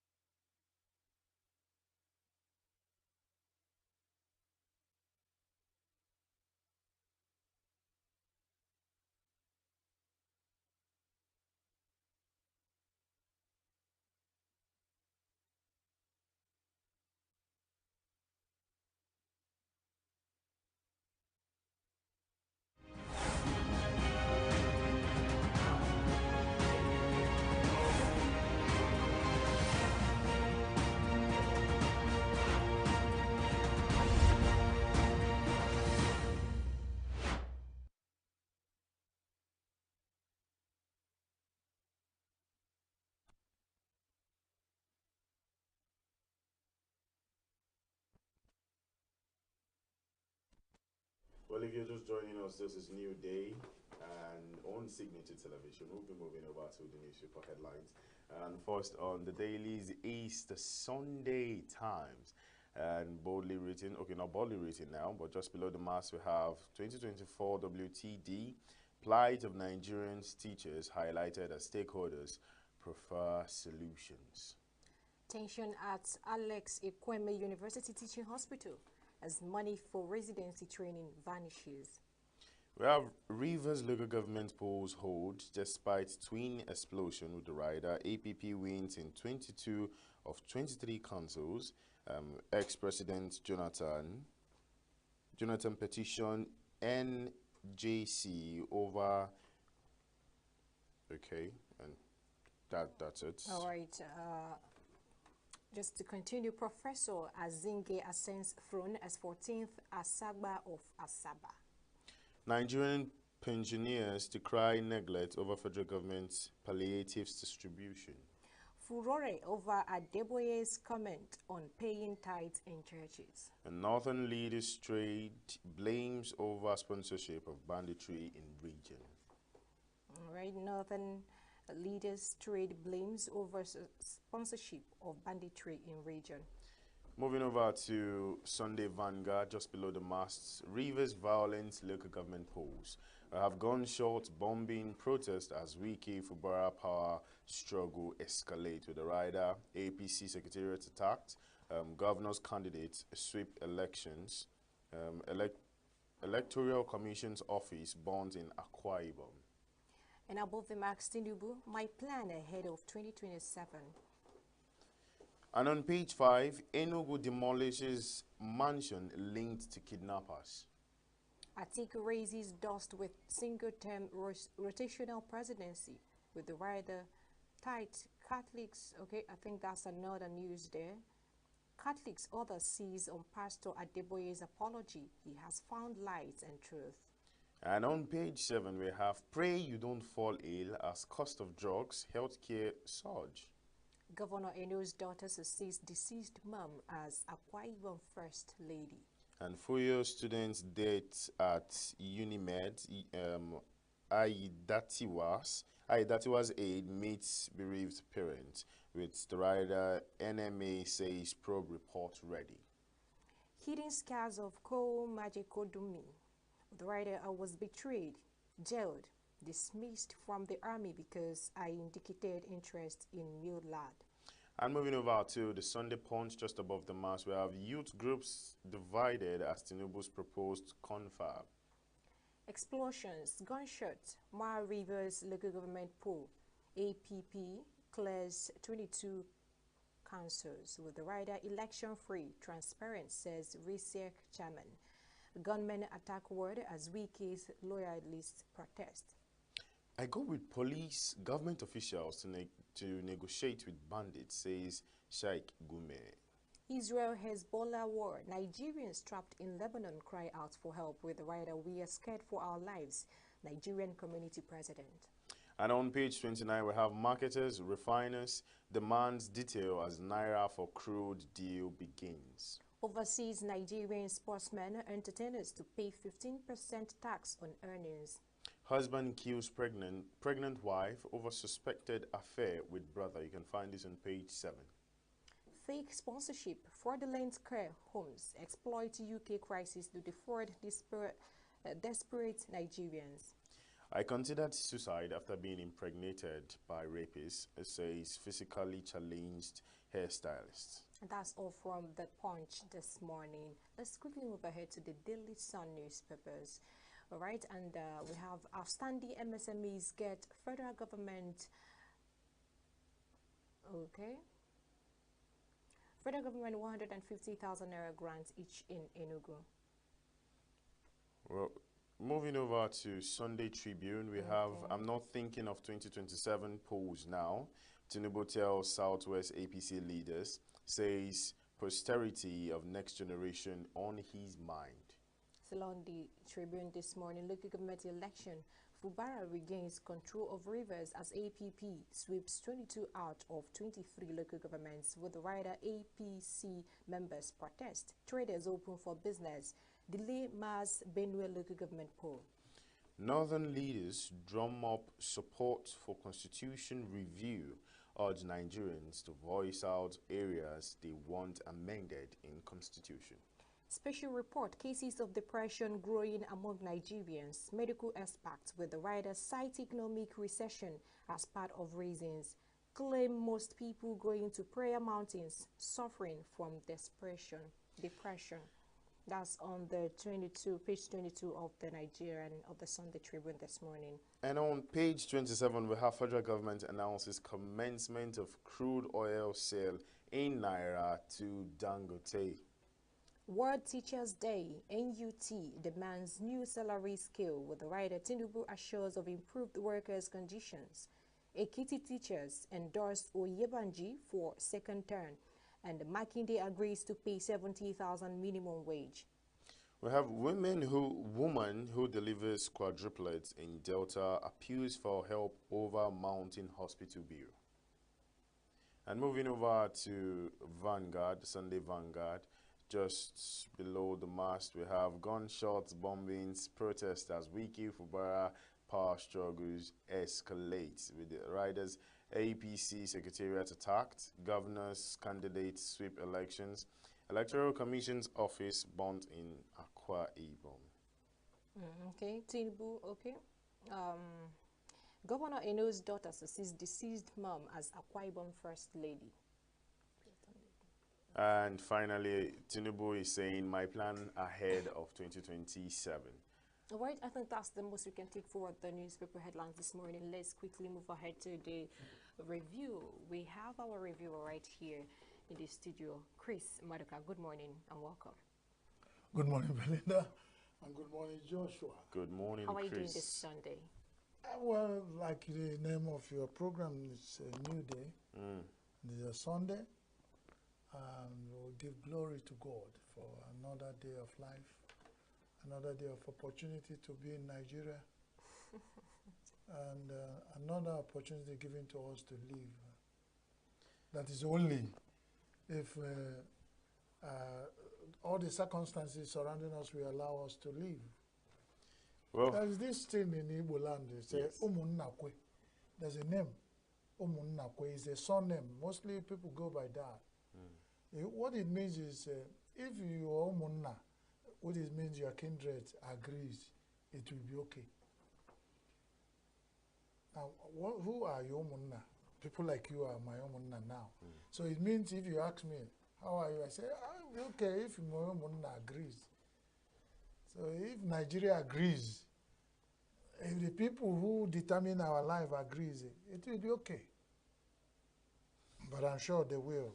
Okay. And So God will prevail on them to agree, because things are getting worse and worse every day. all right, Mr. Chris, quickly let's get to know the ones that interest you the most from the headlines we have this morning. Yesterday he was dead. Yeah, he was going played clips of his speech on air here, and he said, over my dead body, that the elections in local government elections in River State will take place. As enough is enough. He made so many statements, and he said he has come out, he mobilized a lot of people of goodwill who support his moves. And they were marching the street with him, and he dared the IG of police to order the police to shoot. And he said the elections will take place. And in first place, he justified the High Court judgment in Abuja, which said that the police will not provide security, and but that the High Court did not say that the election will not take place. And he said, in the first place, they do not need police security. Yeah. So whatever happens, that we start seeing police trying to take over RISIEC office and all. Isn't they didn't smack well of police? We now bring a complicity, you know, you start saying like, what interests do police, the Commissioner of Police or IGP have in the River State election? Who are they actually protecting? You come to my house, I'm the chief security officer. It's like I'm saying, I want to organize the election. And we're saying, can you take our advice? We want to provide you security. And from our indication, he said, do not worry. I'll provide my security, and it will go well. And you still insist that you know. So a proverb in Africa says, you don't cry more than the bereaved. Because once you do that, they will start suspecting you that you have a hand in the death of the disease. Whatever happened, the result is saying that the structure, the new structure that Fubara set up, by directly or indirectly, because he's still a PDP governor, sitting in River State, that the new structure is set up in APP. They cleared 22 local governments out of 23 in River State. And then now, like every Nigerian election, is now left for whoever is aggrieved and feel that you cannot stand to go to court. You know, the idea of going to court, and we say the culture of court determining elections in Nigeria. It happened at the national election during the presidential election, and people look boldly in the eyes of Nigeria and say, go to court. They went to court. Some of them are still in the court. The court has not finished determining. In some cases, they have finished determining, and we came back. When it comes to governorship election in some places, people cried, things are not in place, things are not well. They said, do not worry, go to polls and then go to court later. It went that way. It went to the polls and went to court later. Whether the court has finished determining those things or not, we're still here. And you know, when certain things happen over time, whether they are good or bad, they become a culture. So the culture of court determining the election results in Nigeria, or who becomes the elected person in any Nigerian elected position, has become a culture. And like when the big goat is eating the fodder and the small ones are watching the mouth, it has happened in River State. I don't know what to say. Because what the governor of River State has done is what he learned from either the biggest of the godfathers, of the secondary or middle godfathers, or whatever godfathers that he has had. He has learned well. And then you cannot stop him from displaying what he has learned. And I think he has learned well over a short time. So good luck to Fubara, and good luck to all his godfathers. And good luck to all the actors. But the Rivers State people still know what they want. That's about that. So you now know what is uppermost in my mind and today's review. Of course. So let's go to the next one. So okay, let's move. Let's come a little bit to the house. ENUGU demolishes mansion linked to kidnappers. Now, somebody might beg to say, why not keep those buildings? You know, do something with it. Why demolish them? Is it because of it's spiritual, whatever? Well, what could be the reason?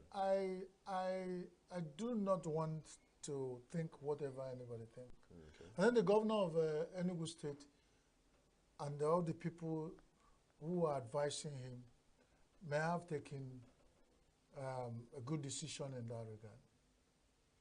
Now, there is a proverb in my place that said that now, if you go, if the native doctors normally go to visit and do medicine for any of their clients, and when they finish, part of what they give them is to give them chicken. Immediately they return from the medicine, the juju trip, they will kill the chicken, offer the blood to the juju, and then eat the flesh and all that kind of thing. So he now said the chicken that came from the juju trip has gone with the juju itself. So for whatever is the case, in the spirit of all things pure and holy, let anybody pay for his own, whatever he has committed. For what every man sow, let him reap. The only thing we are worried about is let every investigation be done. Let there not be political undertone in any of those decisions. Once it is cleared that those people involved have their hand linked directly or indirectly, then this dastardly act of these issues of kidnapping and killing people. The Bible says, and today is Sunday, and God is my witness, whatever a man sow, he shall reap. I'm not trying to deliver a sermon, but I know that even in the Bible it said, for they do not show, those who do not show mercy, let them receive no mercy. This is getting out of hand. This is getting out of hand. And Peter Obi, during his time as governor of Anambra State, tried it. And he went a long way. It went a long way to curb this. It went a long way to curb this dastard and wicked act.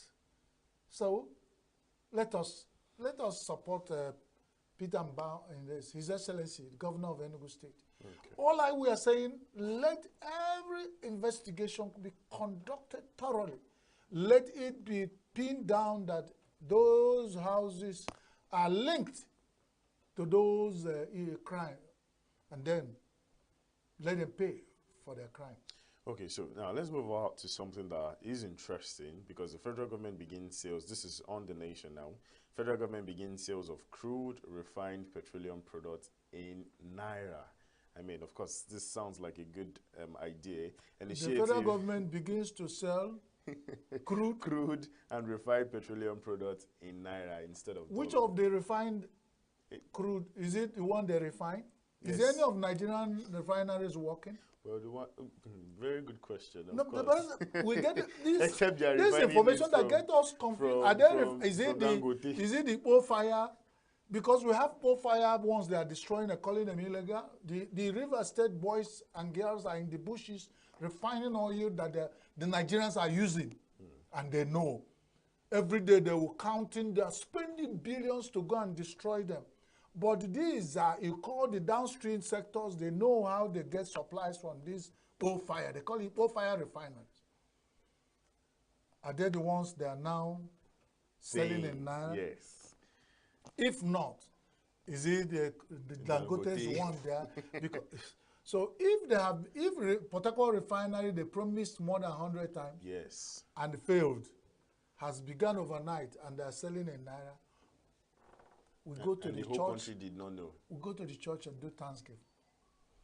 Because I'm confused. Whatever is the case, if they sell refined and crude in naira to Nigerian refineries, then we are getting somewhere. Then there's hope. After all the horse trade, after all the rigmarole, after all these issues, it shows that at the end of it all, there's still going to be some element of relief, whatever, no matter how small. No matter how small.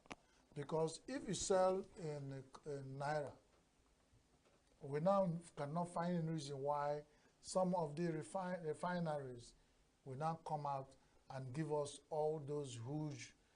There's no how, at the end of it all, refined PMS will still sell at 1,400 in certain locations in Nigeria. When they officially put it at 900 and whatever. Even at now, we are not sure at the official price. Yes. I'm not even sure anybody selling at the official price. No, which official? People sleep and wake up at NNPC. And NNPC official filling stations, for instance, in ENUGU where I stay, I can only know one. Yes. If you go there, the whole Port Harcourt Express, about Junction, all is at the very and big. Don't forget that it's a very small. Blocked, blocked, and people sleep there for days.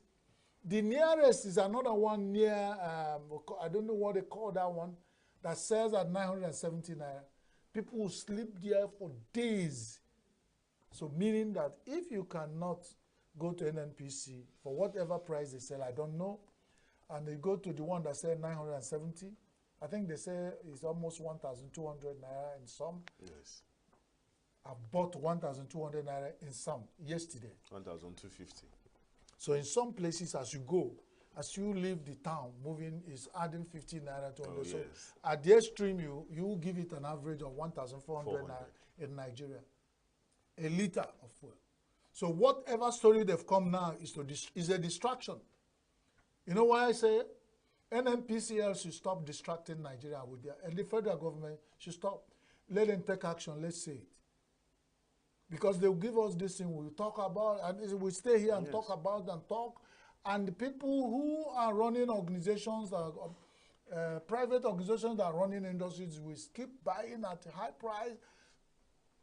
And they say if you don't pay 70,000, you go to jail. I still laugh. Some people actually you say that this leg, now I go take reach. Oh my. I just imagine a small scale industry. The vice president visited ENUGU and gave 150,000 naira incentives to small scale industries. Some of them have a pass my neighbor generators to run their fashion industries.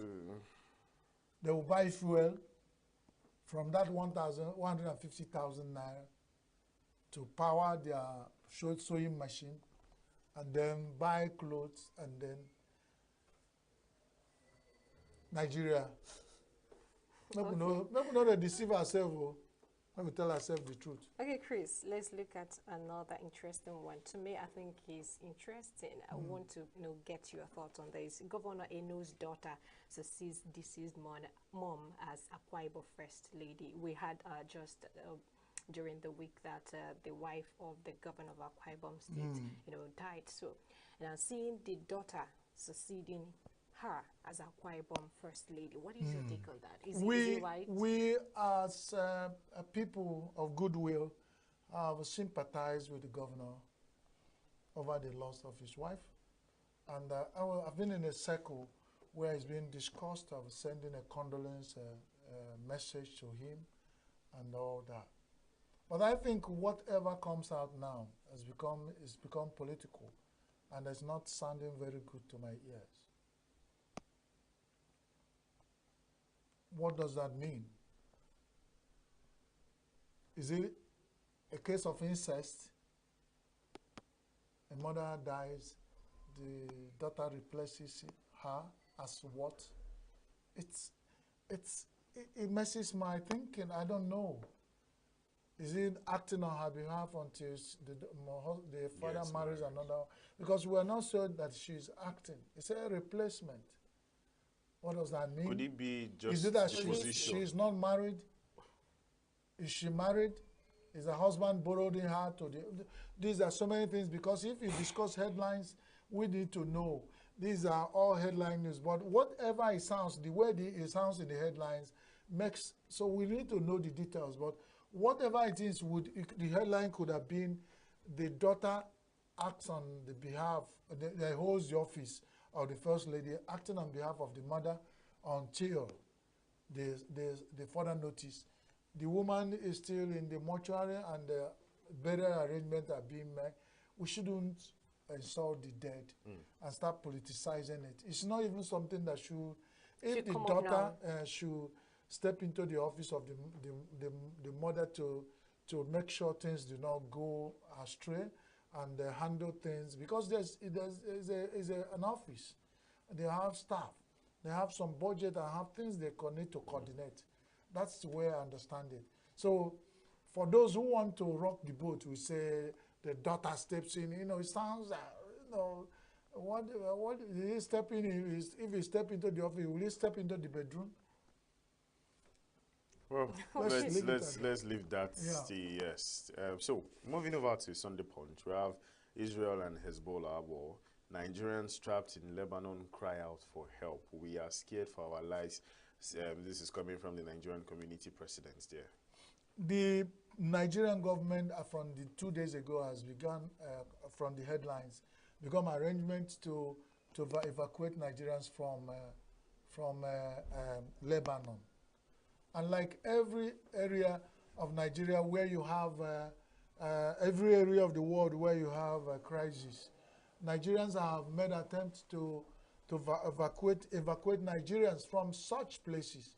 And Lebanon is not an exception.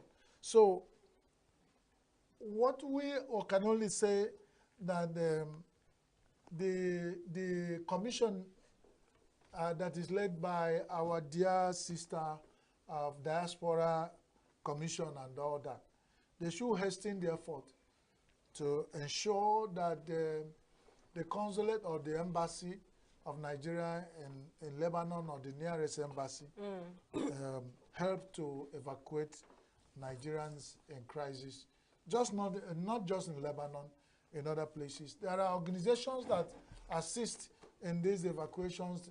IOM, United Nations, International Organization for Migration, also assist in such things. And I think it should be, this is something that should be handled as a rapid issue. It must not be followed and all this as a government wheel that crawls slowly. It should be handled quickly because nobody knows the mind of Israel. Because Iran touched the tail of a tiger. I like the way you said it. Nobody knows the mind of Israel. No, nobody, because they said, and every analysis showed they are preparing for an attack. And only God knows when and how, the nature it will take. But Israel, we know, will not go to bed and sleep until they show Iran the stuff they are made. I think, what was his name? Benjamin came out to say that we will not forget and we will not forgive. But there's also an analysis that have changed. For Iran to go to the extent of doing this, something has given them impetus. So that's why Israel is also trying to sit back to think about it. Over time, Iran wouldn't have done this to Israel. Now that they've done this, and some of the ballistic missiles were deflated, some hit target. Meaning, there are some things that are beginning to happen. That is not always all the time now that you hit Israel and they will not get target. Now, if some has gotten to target, it means there is beginning to some things has begun to lose. I mean, but sending 200 plus, one should hit targets. So I mean, few hit target, and those few that hit target are something they are studying why they hit target and all. So Israel is studying the situation. Those supporting Iran studying the situation. Those supporting even U.S. power of the U.S. to support Israel is also a suspect now, because over time, with Israel backed up by U.S., you dare not do such things. But with things happening now, everybody has to really, really watch it, because the days of Buba Agunechag, when you say the glory of a tiger, when you see the tiger, the glory of a tiger, protect the tiger, is also must like be fading off. Certain powers have begun to rise in collision. It's China. Russia. All those Asian tigers. So there are certain secrets that are being mopped up in secret to make sure the Israel and U.S. are disgraced. And that's one thing that U.S. and Israel are studying, because for them to summon this confidence to attack them, it's not a method. And what they have done to move that kind of number of missiles means that they're telling you that we didn't plan it overnight. The proverb said, any thought, any man has, after thinking that and went to commit suicide, he didn't think of it one day.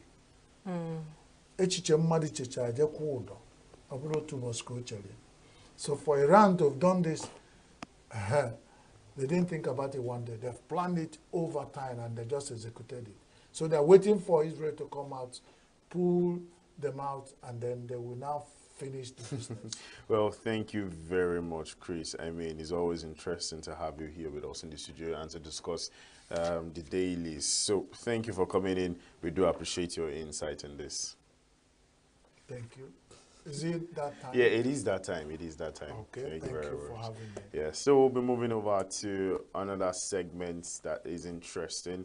It is an interview, so we want to discuss what had happened in Port Harcourt, Rivers State yesterday. We will see you after this.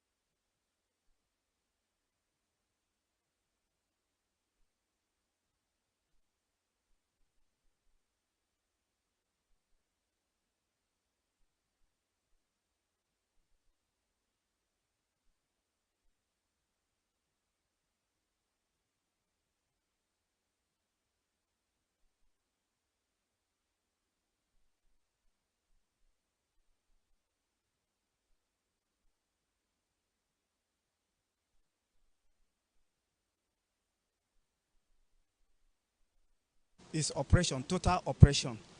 Be you Muslim or a Christian, there is no any religion that practice oppression. Israel has just been trying to oppress Palestinians by taking over their land by force. And then I discovered that the World Court of Law have judged that they should leave the Palestinian land if I'm communicating. And yet they insisted. And Americans who believe to be a police of the world are not helping the matter by taking side. And that is injustice. So we pray that God, with his infinite mercy, should put an end to it so that at least they should quit the land for the Palestinians. If you have been pushing anybody to the wall, it will get to a point you will react. Most of their leaders have been eliminating one after the other. So if at yesterday Iran decided to retaliate, there's no cause for alarm. I can actually predict that Third World War is on the way coming. With Russia taking sides and United States of America taking another side, World War would inevitably happen soon. But we pray this doesn't happen. So I think that is it. We hope that both countries were able to resolve their issues amicably in order to prevent the World War III that I'm forecasting. Nigeria should stand by the truth, and the truth is glaring. Everybody knows that this particular land which they are fighting over belongs to Palestine. Everybody knows. So people should just stand by the truth. For peace and harmony to be promoted, like they should foster a means to promote peace and harmony, because at the end of the day, that is the best option, especially as a Nigerian and as an African, because Nigeria, we are allies with the United States, so to go into the war is going to be a bad idea. So normalcy and peace is my advice to. It's not really fair to the whole world as it is now, because there's no way. It is, for me, it is humanity thing, and injury to one is injury to all. I just say Nigeria should just sit on the fence. Sitting on the fence, and we should just be neutral. We should not be against or be on support any other one another, because it's not something that anyone would like to see coming, or that we want to support a war. If it ever eventually happens around there, we have borders that might be there as well. We're Africans, and you never can tell where it will end. You can only see the start of war, you can't see the end. From my own opinion, I think everything about the war is political. Do you understand? And that might possibly lead to another Third World War. From my own opinion, that's what I think. So I think everything about the war is just political. Aside the fact that we need to stand for humanity, because the killing there, it's much. But Africa still have their own problem. I wouldn't lie. Africa still have their own problem. We have Congo, we have some other countries having issues. So Africa should solve their own problem first before we talk about Israel and the rest. I don't believe that Nigeria should be partisan or Africa should be partisan in that crisis. Fine, some African country might belong to either the Eastern Bloc or Western Bloc, but as a Nigerian, based on what I know about Nigerian foreign policy, we either belong to the Eastern Bloc or Western Bloc. Understand? So based on that, our foreign policy is supposed to be the yardstick of who are we supporting. Are we being neutral in that crisis? Are we trying to, or as a country, are we trying to make sure that we stand in the middle of the both Eastern Bloc and Western Bloc to pursue what they call peace in that region? Because what they need in that region now is peace.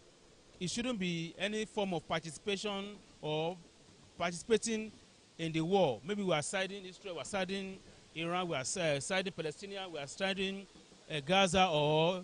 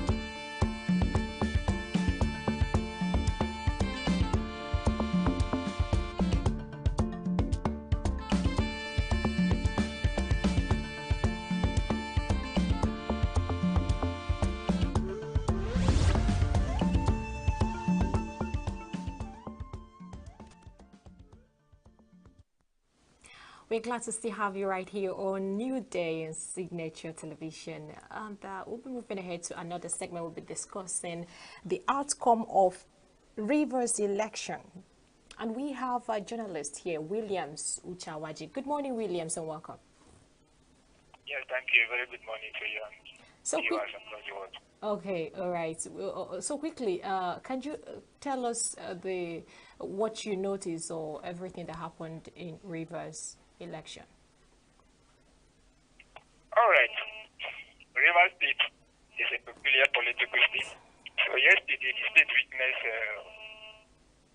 local government elections across the 23 wards, across the 23 LGA, and 219 wards. The election was peaceful to a good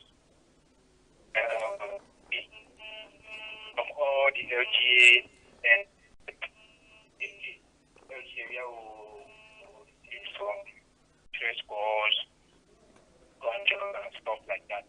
Otherwise, every other LGA was peaceful. So people came out, that as usual, because of the police withdrawal from the elections. So they came out, they cast their vote. So later in the day, that's yesterday. Okay, meanwhile, before, later in the day, as in the announcement of the result proper, there was explosion at the APC Liberty chapter, the one led by Tony Okosha, and the security post, not really the main building, and the security post, but it was quickly contained, and it was okay. There was no effect much on the election process. Everything was equally going on smoothly. And later witnessed PDP with a faction stage a protest walk from Port Harcourt Polo Club down to this where they seek that the election is for the election proper when various was LGA that I visit, I supervise, I monitor was further like Port Harcourt local government and Obiako. So the unit and the world we are actually very, very different. Okay, so we saw that up to 22, chairmanships being swept up by the APP, and just one. So how are people reacting? The residents of Rivers, how are they reacting to this development? Okay, by now I think we should have been used to or competent with the electionary practice in the state, in the country, not just Rivers when it comes to local government elections. Yeah, the recent shaman retired that unfortunately announced the result later in the evening yesterday. 22 out of 23 LG was actually won by APP, but the remaining HK now, maybe because of the little violence and stuff, the coalition is still ongoing. Then the councillors, they are still yet to announce the coalition is still ongoing. So that is what we witnessed. The reaction was there before the election proper, as we all know or can recall that APC being supposedly the major opposition party boycotted the elections. Even the PDP itself, which happened to be the party of the incumbent governor, did not as well participate. So, what do you mean by not participate? 22 out of 23 so far declared. Williams? Yes. What do you mean by not participate? You said the incumbent party did not participate. Does that mean that they didn't come out, to vie for these positions, or they didn't really participate in the election? Can you clarify us, please? Yes. if you listen to the governor's speech before the eve of the election, he said that he was one of the greatest losers because he's not participating, but he's respecting and obeying the Supreme Court judgment or ruling that says election has to, like all the LGA, need to elect the local government officials. So now him now is bent on obeying the Supreme Court judgment on the issue of local government election. PDP Rivers did not participate. He clearly said it. He did not participate. It's because of the rancor ongoing between the governor, Tim Siminalayi Fubara, and the immediate past governor, now the FCT minister. The scoreroom has been there before the election. So the party PDP did not actively or did not participate. If we can go by the decision of the governor, APC was few participated.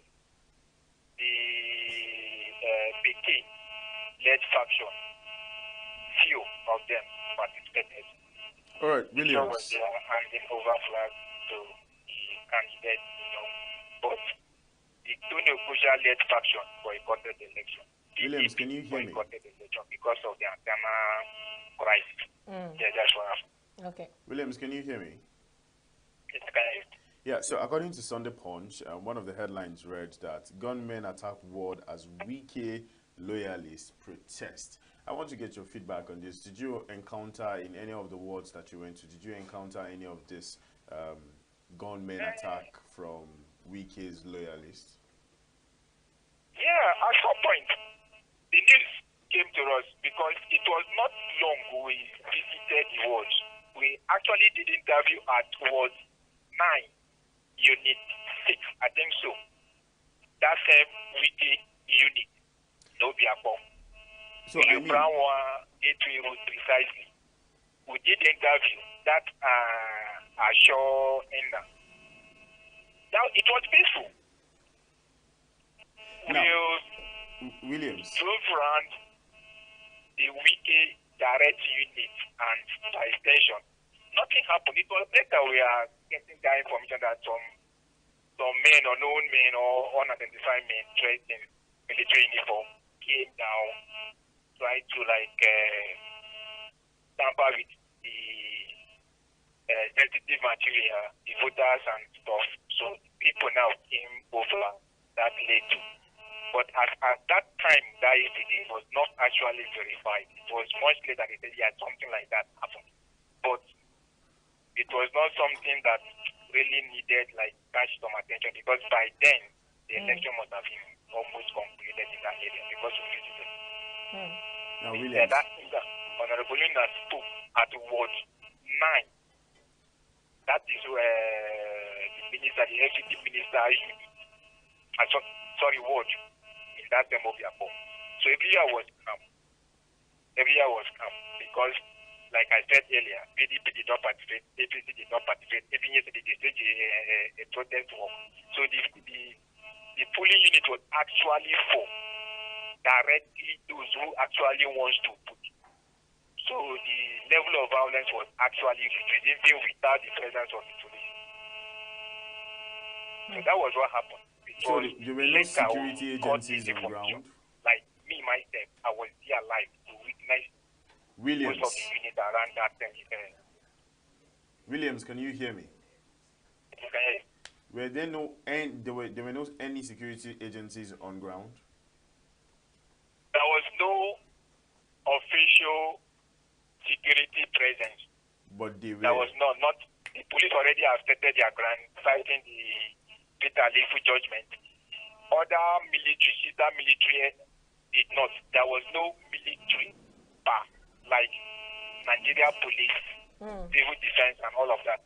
So, like the governor said, that we have two forms of military, the formal and the informal. So the few people we interviewed actually said that they provide security within themselves. Okay. But it was not these people around. It was only one of the units we saw some people that looked like, if not just two or three. Otherwise, there was no military presence whatsoever in all the wards we visited.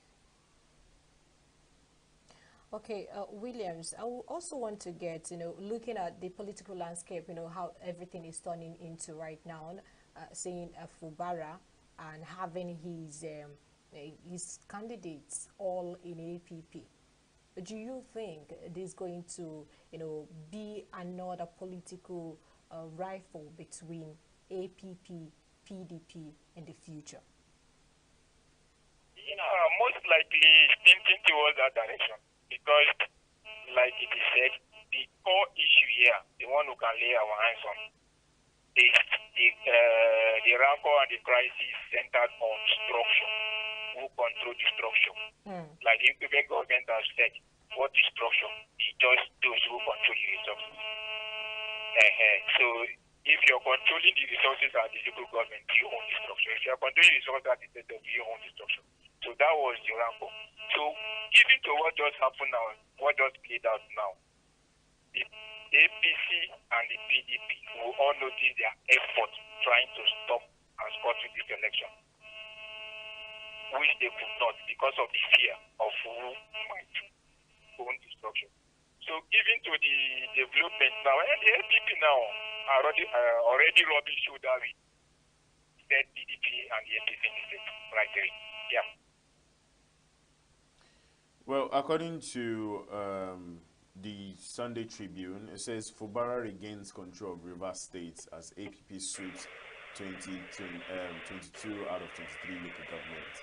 Now, I mean, it apparently shows that Fubara is still the chairman or whatever it is now of APP. But do you beg to differ to this assertion?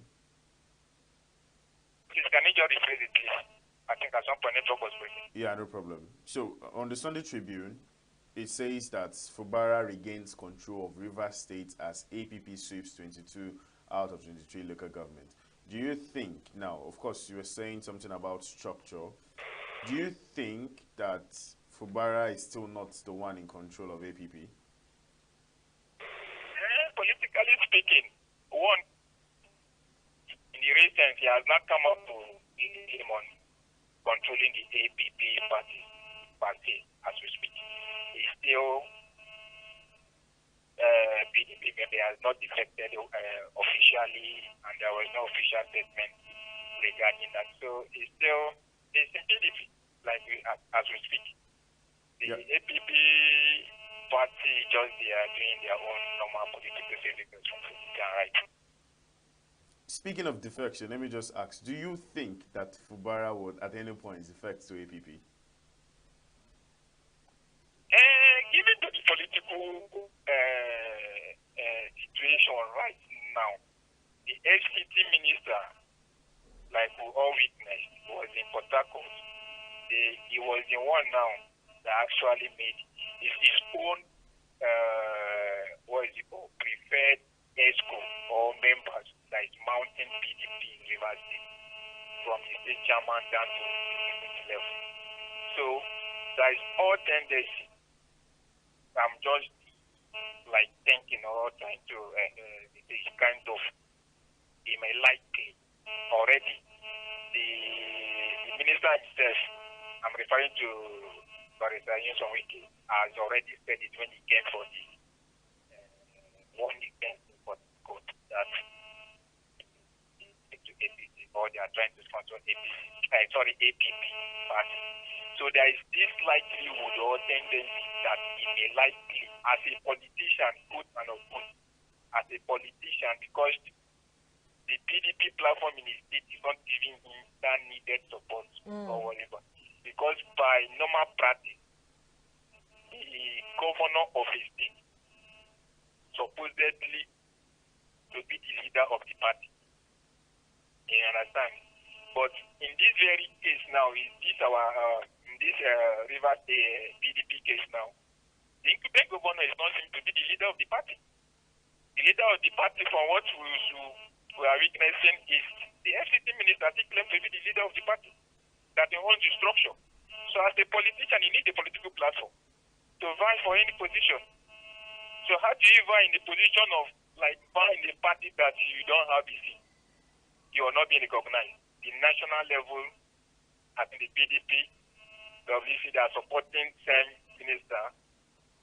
You know, the governor forum, you know, they are just coming up this way, acting drama. We don't even know where the position of the incumbent governor is when we talk about PDP. So as a political party who wants to progress, but politically may likely look for a platform where his decision might be respected. Yeah. So that is most likely that they may likely do based on this. Okay, thank you very much, Williams Uchawaji. Thank you. I don't know if there's another thing you would want us to know about what happened or what is happening currently in Rivers before we move ahead. All right, the state is now peaceful after the launch, the conduct of the election yesterday. Everywhere is peaceful, everywhere is calm. There's no distress for everybody. We are going with the normal business. Reactions are there actually. So everywhere is calm. So pray for peace. And okay. Yeah, it's fine. So thank you. The election was fine. Okay. We are waiting for the councillors and the sheep. When they finish with their election, then the election will be finally concluded. Okay. Thank you very much for your input, Williams Chawaji. All right, thank you for having me.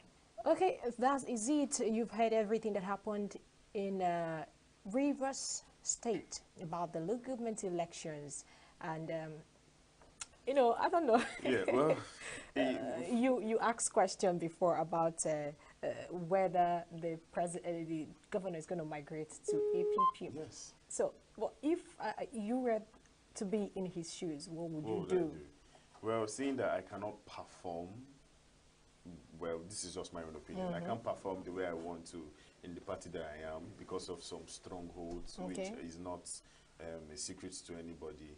And he has built the structure now that the whole local government, I mean, just leaving one was just something of politics. Yeah, it's just, let's leave that one. He has won 22 out of 23. I mean, so it means that his tenure for the second term has been secured. There's nothing wants to tell me. He has gotten everything. He's the APP structure.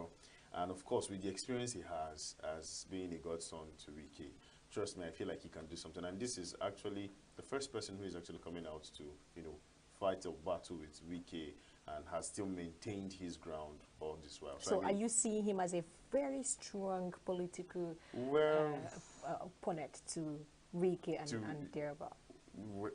Again, is Wike is a powerful man, of course. He's a powerful man, but then he has been the godson of Wike. So if there is anybody who can actually try, I think it will be him.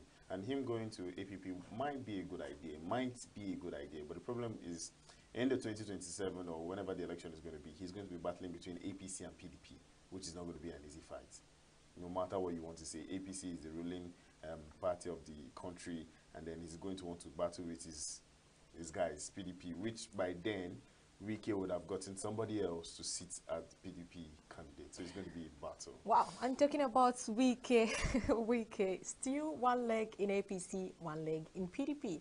Okay, let's, we'll be looking at how everything is going to turn out, and we'll keep our eyes open, our eyes on it, and then we'll keep on informing you. Don't forget, we are live 24/7 on YouTube at Signature TV and all the social media platforms at Signature TV officials.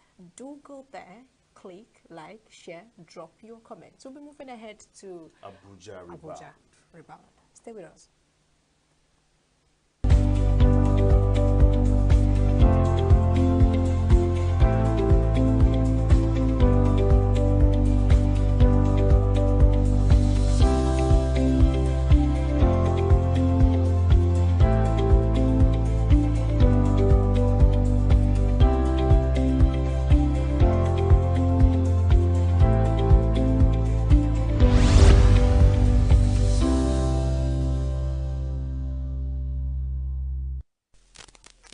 Hello and welcome to the Rebound for the week. I am Godwin Sunday. It is a week of independence and Nigerians were thrilled with different independence celebration across the country. But we began on Monday with Nigerians reacting to the Middle East crisis. Take a view. It's oppression, total oppression. Be you Muslim or a Christian, there is no any religion that practices oppression.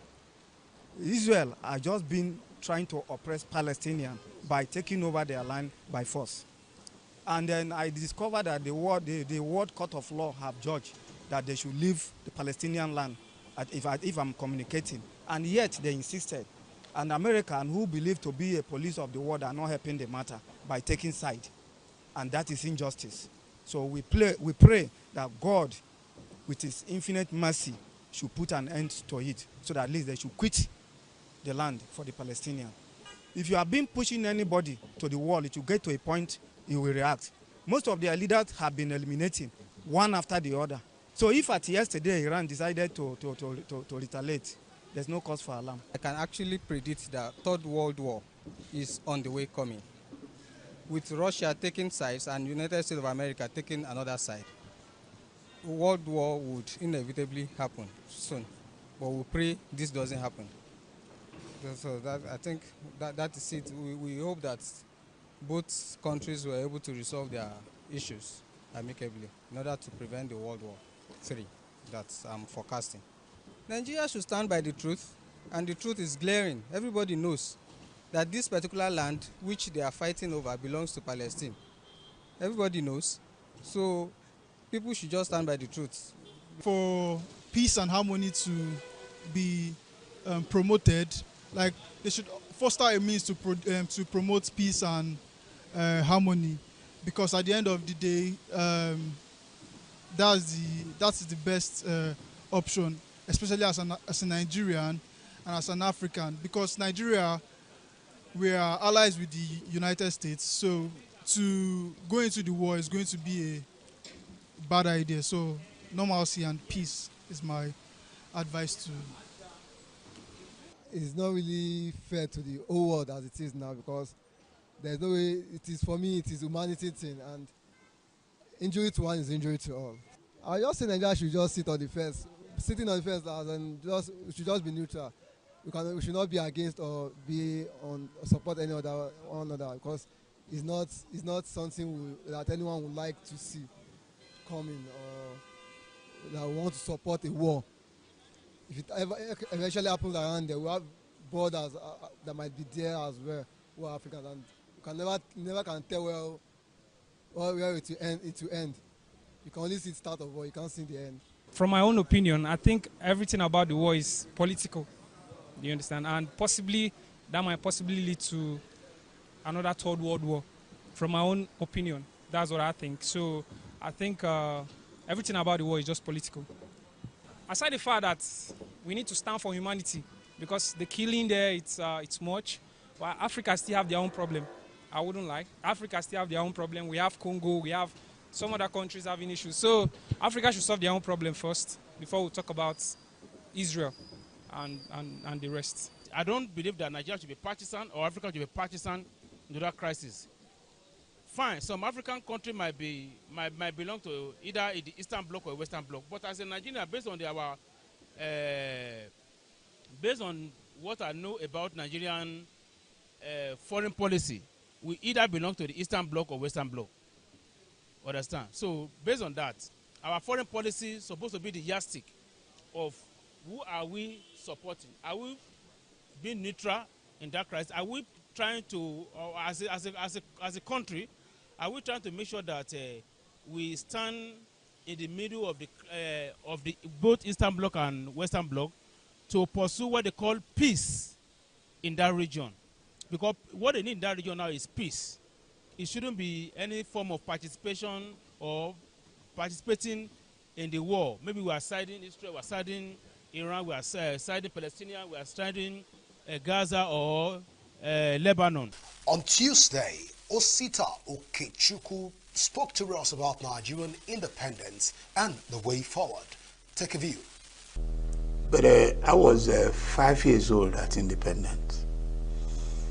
And during that independence, if I do an introspection, where Nigeria were and where we are today, I would say, if I go by my favorite hymn in the Christian hymn book, I would say we should count our blessings and name them one by one, and thank Almighty God that in spite of this deprivation, in spite of the hunger in the land, in spite of the crippling poverty, that we should thank Almighty God. One, we remain a united country. Secondly, we had progressed demographically, that we are among the 10 most populous countries of the world.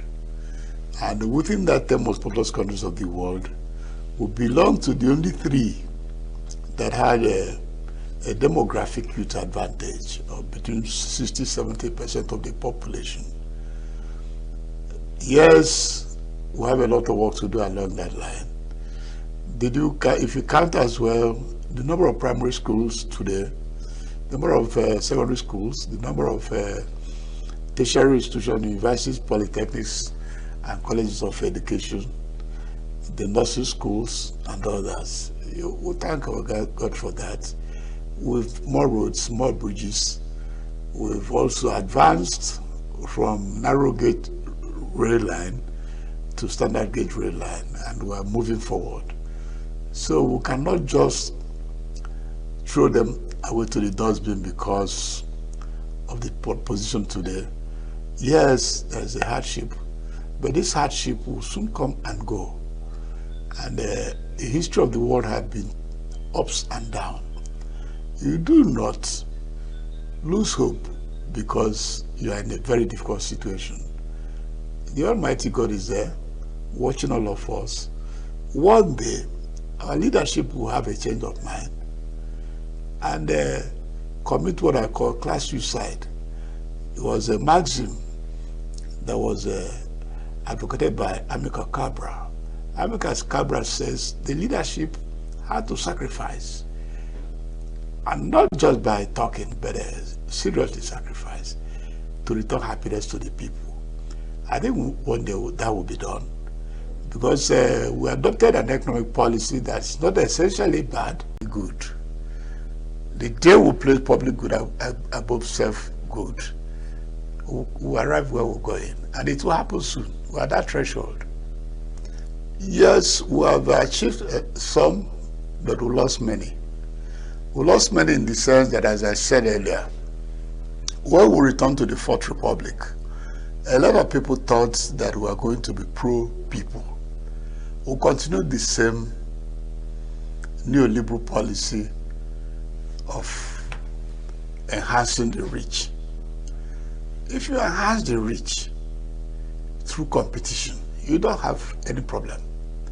But we're enhancing the rich through a system that is not very transparent.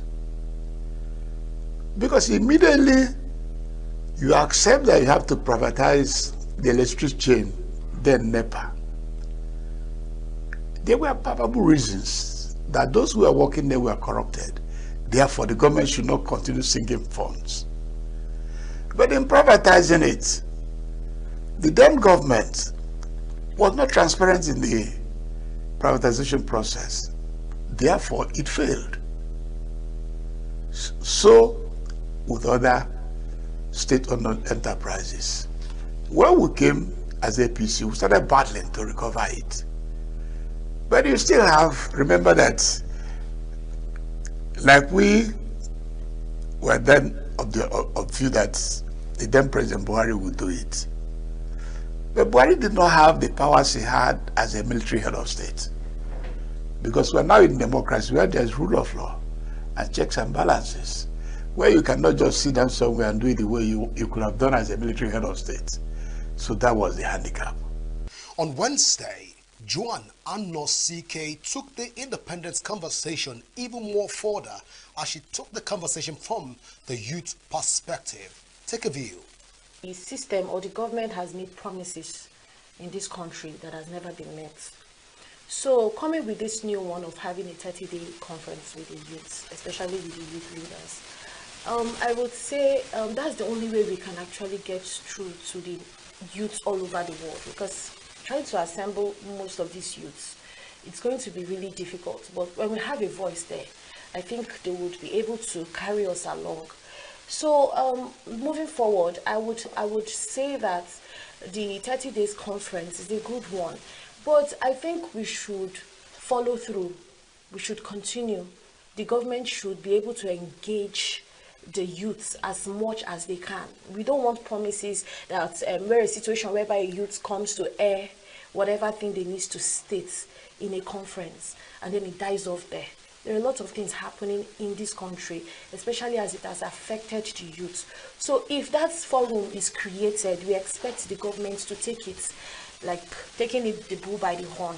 Taking the bull by the horn. We shouldn't expect a situation whereby at the end of the day, it will all be that we are coming to state the facts happening to these persons, and then the government are just relaxing, and whatever that happens, we keep going in cycles. So I would encourage that. Actually, as a youth, I would encourage that. But as we, the youths, as we have seen how it is for us in this country, it's better for us to air our opinions, state it the way it is, so that we can know where the government can come in at this point. For me, personally, there is nothing like lazy Nigerian youths. There are no youths that are lazy. I'm a youth, I'm working, and if given the opportunity, I will do more. So as same out there. So tagging the youth of this country lazy, it's quite offensive, because we are the persons who have actually gone to school. We've gone to school, we've faced all rigorous process in attaining or getting professional certificates, and then when we come out looking for jobs, there are no jobs, and then you call us Nigerian youths. It's quite very offensive, and it sounds like we actually started off well and we are ending bad. So for me, I would say that the youth only needs opportunity, because I feel it's only opportunity that differentiates us. You know, it's not like just giving anybody any position you feel like that person, because we're in a country where there are a lot of corruptions. We are not giving fair chance. We are not giving fair opportunities. Most of us applying for same positions may not get it, even if we are very qualified. But because of, you know, having to give your brother or your sister, which you know you're already in the system, sometimes does not really make that person so qualified to handle such position. So I would say there's nothing like lazy Nigerian youth. It's for us to have that fair opportunities to showcase whatever skills we've attained or whatever skills we've gotten prior before application. So I would say that the country is seeing the youth in a very bad light, because most of these youths, they are the ones feeding their parents. They are going out there struggling. Some of them are farmers. Some of them are what they call it, some of them have their handworks which they explore, which they do, which earns them money. Some of them even go as far as putting their junior ones in school and training them. So most of these youths, you can actually express the fact that they are not lazy. They are trying, but when given fair chance, they will do more. You know, the most important thing is meeting the right people to work with, so that you can get a positive mindset towards youth, because there are people who are actually not qualified. Some youths who are actually not qualified, but because of the corruption and the system in this country, they tend to youth towards that same direction, leaving others apart, leaving others left behind. So I would also advise that the government should try and create job opportunities, fair job opportunities, because a lot of youths are roaming about. You see some men, some women in their 30s, they don't have equal distribution of the wealth which we possess in this country. There are no opportunities at all. The housing sector is in a total, I can't even express it. To get a home where one can live, it's a different thing entirely. On Thursday, Abba Kaka spoke to us on Nigerian at 64, some of the challenges the Nigerian is going through and how to overcome those challenges. Enjoy the view. Well, you see, the issue is this. Once you have reforms, those kind of reforms are by itself very, very painful. And before the president obviously came on board, you know, actually the country is broke. You know, 8 years of Buhari administration has almost destroyed the economy. And he took those bold and courageous decisions from the beginning, you know, so it's so painful, but it should have been a gradual you know, phase by phase or milestone by milestone. I would have preferred it to be like that, but he has already taken the bold step on day one that subsidy is gone, and after that, the exchange rate, you know, was allowed to float. Let the market forces determine. But the danger with the issues of the IMF itself is that they don't mean well for Nigeria. IMF and World Bank policies are always designed to control you and suck out your resources than to help you. Since the 1986 Babangida Structural Adjustment Program, tell me one policy that has worked, that was subscribed by the World Bank. They keep telling you devalue your currency, they keep telling you this and that, but they don't work. You know, they don't work. Look at China. Look at the Asian tigers. Their success has nothing to do with IMF or World Bank policies at all. You know, but we Africans are always jumping on the ship of the World Bank and the IMF. Those policies are not designed for us to succeed. And it should have been so obvious in the last 20, 30 years. But our policymakers, for whatever reason, you know, they keep on implementing something that doesn't work. Actually, Nigeria is, as I said, at a crossroads now. And the issue of unity is very, very important because people are losing hope in the country. That's why you see this Japa syndrome. That's why you see these protests by, you know, youngsters and others who don't see hope. All they see is our political class, you know, enmeshed in corruption. The kind of corruption that is happening in this country is mind-boggling. And, you know, people are pretending that it should be normal. No, it's not normal, and it's not never going to be normal. You understand? So people out there, especially youngsters, they don't see any future. They don't see any hope. They don't see any light at the end of the tunnel. They all see problems, and they see, you know, that brings disunity. So the president should have, as you know, as you rightly pointed out, should have made more emphasis on uniting the country. But with the kind of economy we have, inflation at 34%, you understand, cost of foreign exchange itself, the dollar is like 1,700 and something right now to the naira, which has never happened before. And the insecurity that we have, and you know, the economic meltdown itself, and the policies of these reforms. Reforms takes time. At the way we are going, thank God the Dangote refinery is on stream now, and maybe you give about 4 or 5 years down the road, you know, the pressure on the FX is going to drop, because about 30 to 40% of our FX actually is used to import petroleum products. So with Dangote's coming on stream, that chunk of money will be released to other things. So, you know, money that we don't have also. Look at, we are always taking loans. Just you know, this week or so, $1.57 billion was approved by the World Bank. Another loan on the portfolios of what we have. And when you check the CBN website, just last week or 2 weeks ago, 5.1 billion interest was paid on the loan. So you are paying 1.5 billion interest to the World Bank and the IMF, and then you are begging them to borrow you 1.2 or 1.5 billion dollars. I'm not an economist, but does it make any sense? On Friday, the Middle East conversation was brought again to bear, and Shawish Abdullah was able to put that conversation in perspective. Take a view.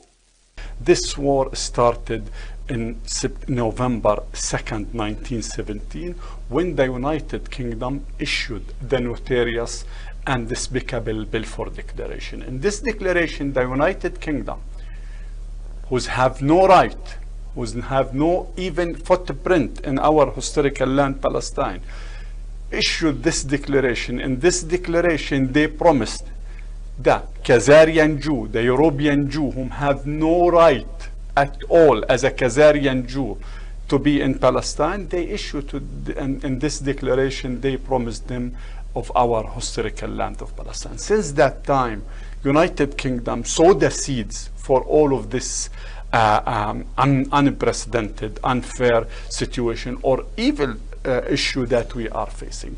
This war was continued till 1948, when the Jewish gangs, after more than 50 massacres that they conducted it against the Palestinian people, succeeded with a lot of support of other Western countries, succeeded to expel and to ethnically cleanse the Palestinian people. One of them is my family, my father, I mean, who was born in our old village, Barga, and he became, he expelled and ethnically cleansed, and he became a refugee in Gaza. This war was continued till we reached 1967, when Israel at that time occupied the remaining part of the historical land of Palestine, and here I mean West Bank, including Jerusalem, East Jerusalem, and Gaza. So that when we talk about October 7th, which you're gonna shed light for sure about it, on it within the next few minutes, we should take it in its historical background. We cannot isolate it October 7th or what happened just 1 year ago out of its historical context. The galaxy itself was not created 1 year ago. The Earth itself was not created or invented only 1 year ago. So that this is very important to start the discussion, just to make sure that to differentiate between the war that is launched against the Palestinian people and the crisis that might happen between two countries or other. But what is happening right now, what is running long time ago, it's a war against the entire Palestinian people. Again, it's not only for the last year. We are suffering of, or Israel is violating all the human rights against the Palestinian people. I mean, long time ago. But it was intensive. It was intensified during the very last year. Just to talk about what is happening during the last year. Approximately, we are talking about 42,000 Palestinians was killed, was completely eliminated, was completely, part of them we cannot find even any single piece of them. For those 42,000, nearly 40, was used or suffer or endure to be moving more than one time, looking for or searching for a safer place, whereas in Gaza, and again, according to the United Nations, there is no safer place in Gaza. This is how many one is maimed, how many child became orphaned, how many one, there is tens of issues that if we want to take a look to it, for example, the water crisis or weaponizing the water, Israel is weaponizing the water.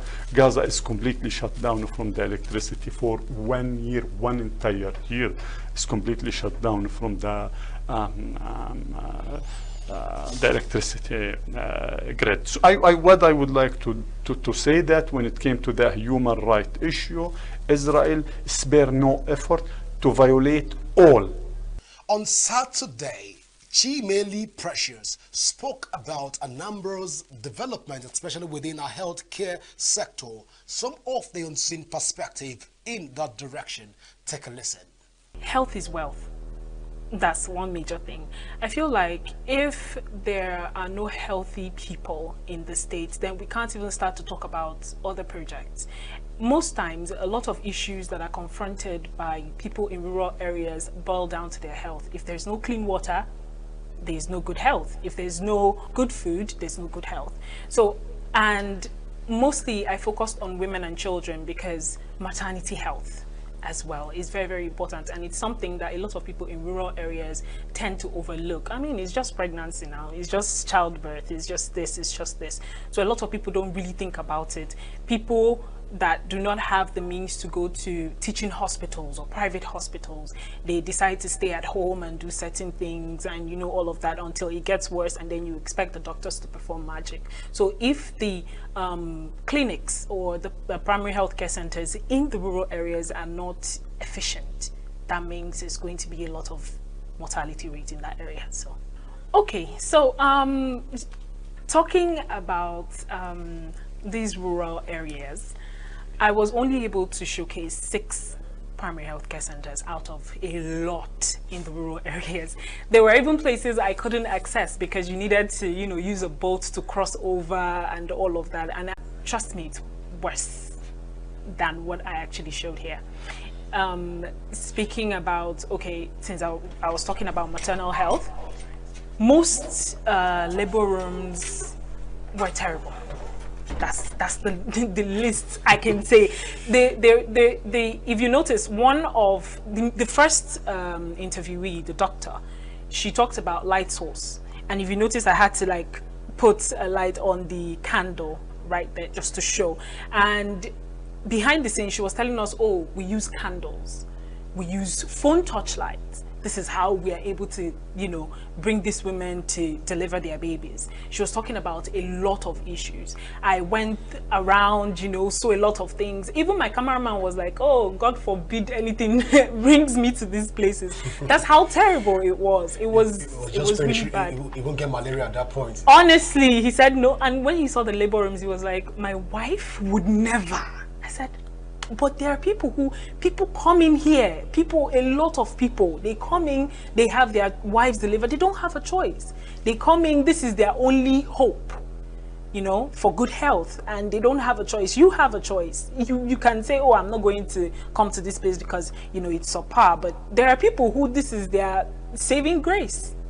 So, and yes, and there were some others who did not actually want to talk. You know, they said, oh, it's okay, because actually, some people have taken huge advantage of these people. They go out, they take pictures, they make videos, they interview them, they disappear. So most of them, the women, they kept complaining. They kept telling me, I know what you're trying to do is, you know, to get footages, and then you go out and then the government is going to give you a lot of money, or some NGO is going to give you a lot of money, and then you take the videos and you disappear. You're just using us to make money. And I said, no, don't worry. I'm promising you that this is not for me to make money. This is for me to tell the government that something like this is happening. And yes, maybe they did not mean to overlook you, because, I mean, the government can be overwhelmed certain times with projects.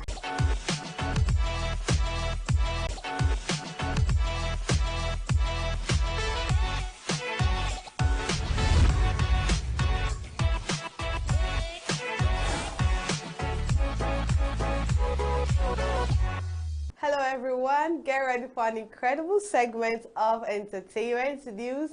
I am Quinsley Rowland, so sit back, relax, and let's have some fun. We have Nollywood star Toyin Abraham responds to allegations made by a fashion designer accusing her, Annie Dibia, and Gabriel Anthony of owing a significant debt. The designer, known as Stitches by Andrea, had taken to her Instagram page to call out the trio, accusing them of failing to settle a debt amounting to millions of naira for 1 year and 2 months. In a post shared on her Instagram stories, Stitches by Andrea expressed frustration over the situation. However, Toyin Abraham swiftly reacted to the accusation on Friday night to deny the claims while giving clarity on the mix-up. In her post, Toyin stated that she has no outstanding debts with the designer. Rather, Gabriel introduced the fashion designer to her, transferring the clothes to the third party. She expressed disappointment over being dragged into the issue, stating that she has always maintained a clean reputation in her business dealings. And we have Chief Munir Balogun, the father of Afrobeat sensation Wizkid, steps into the spotlight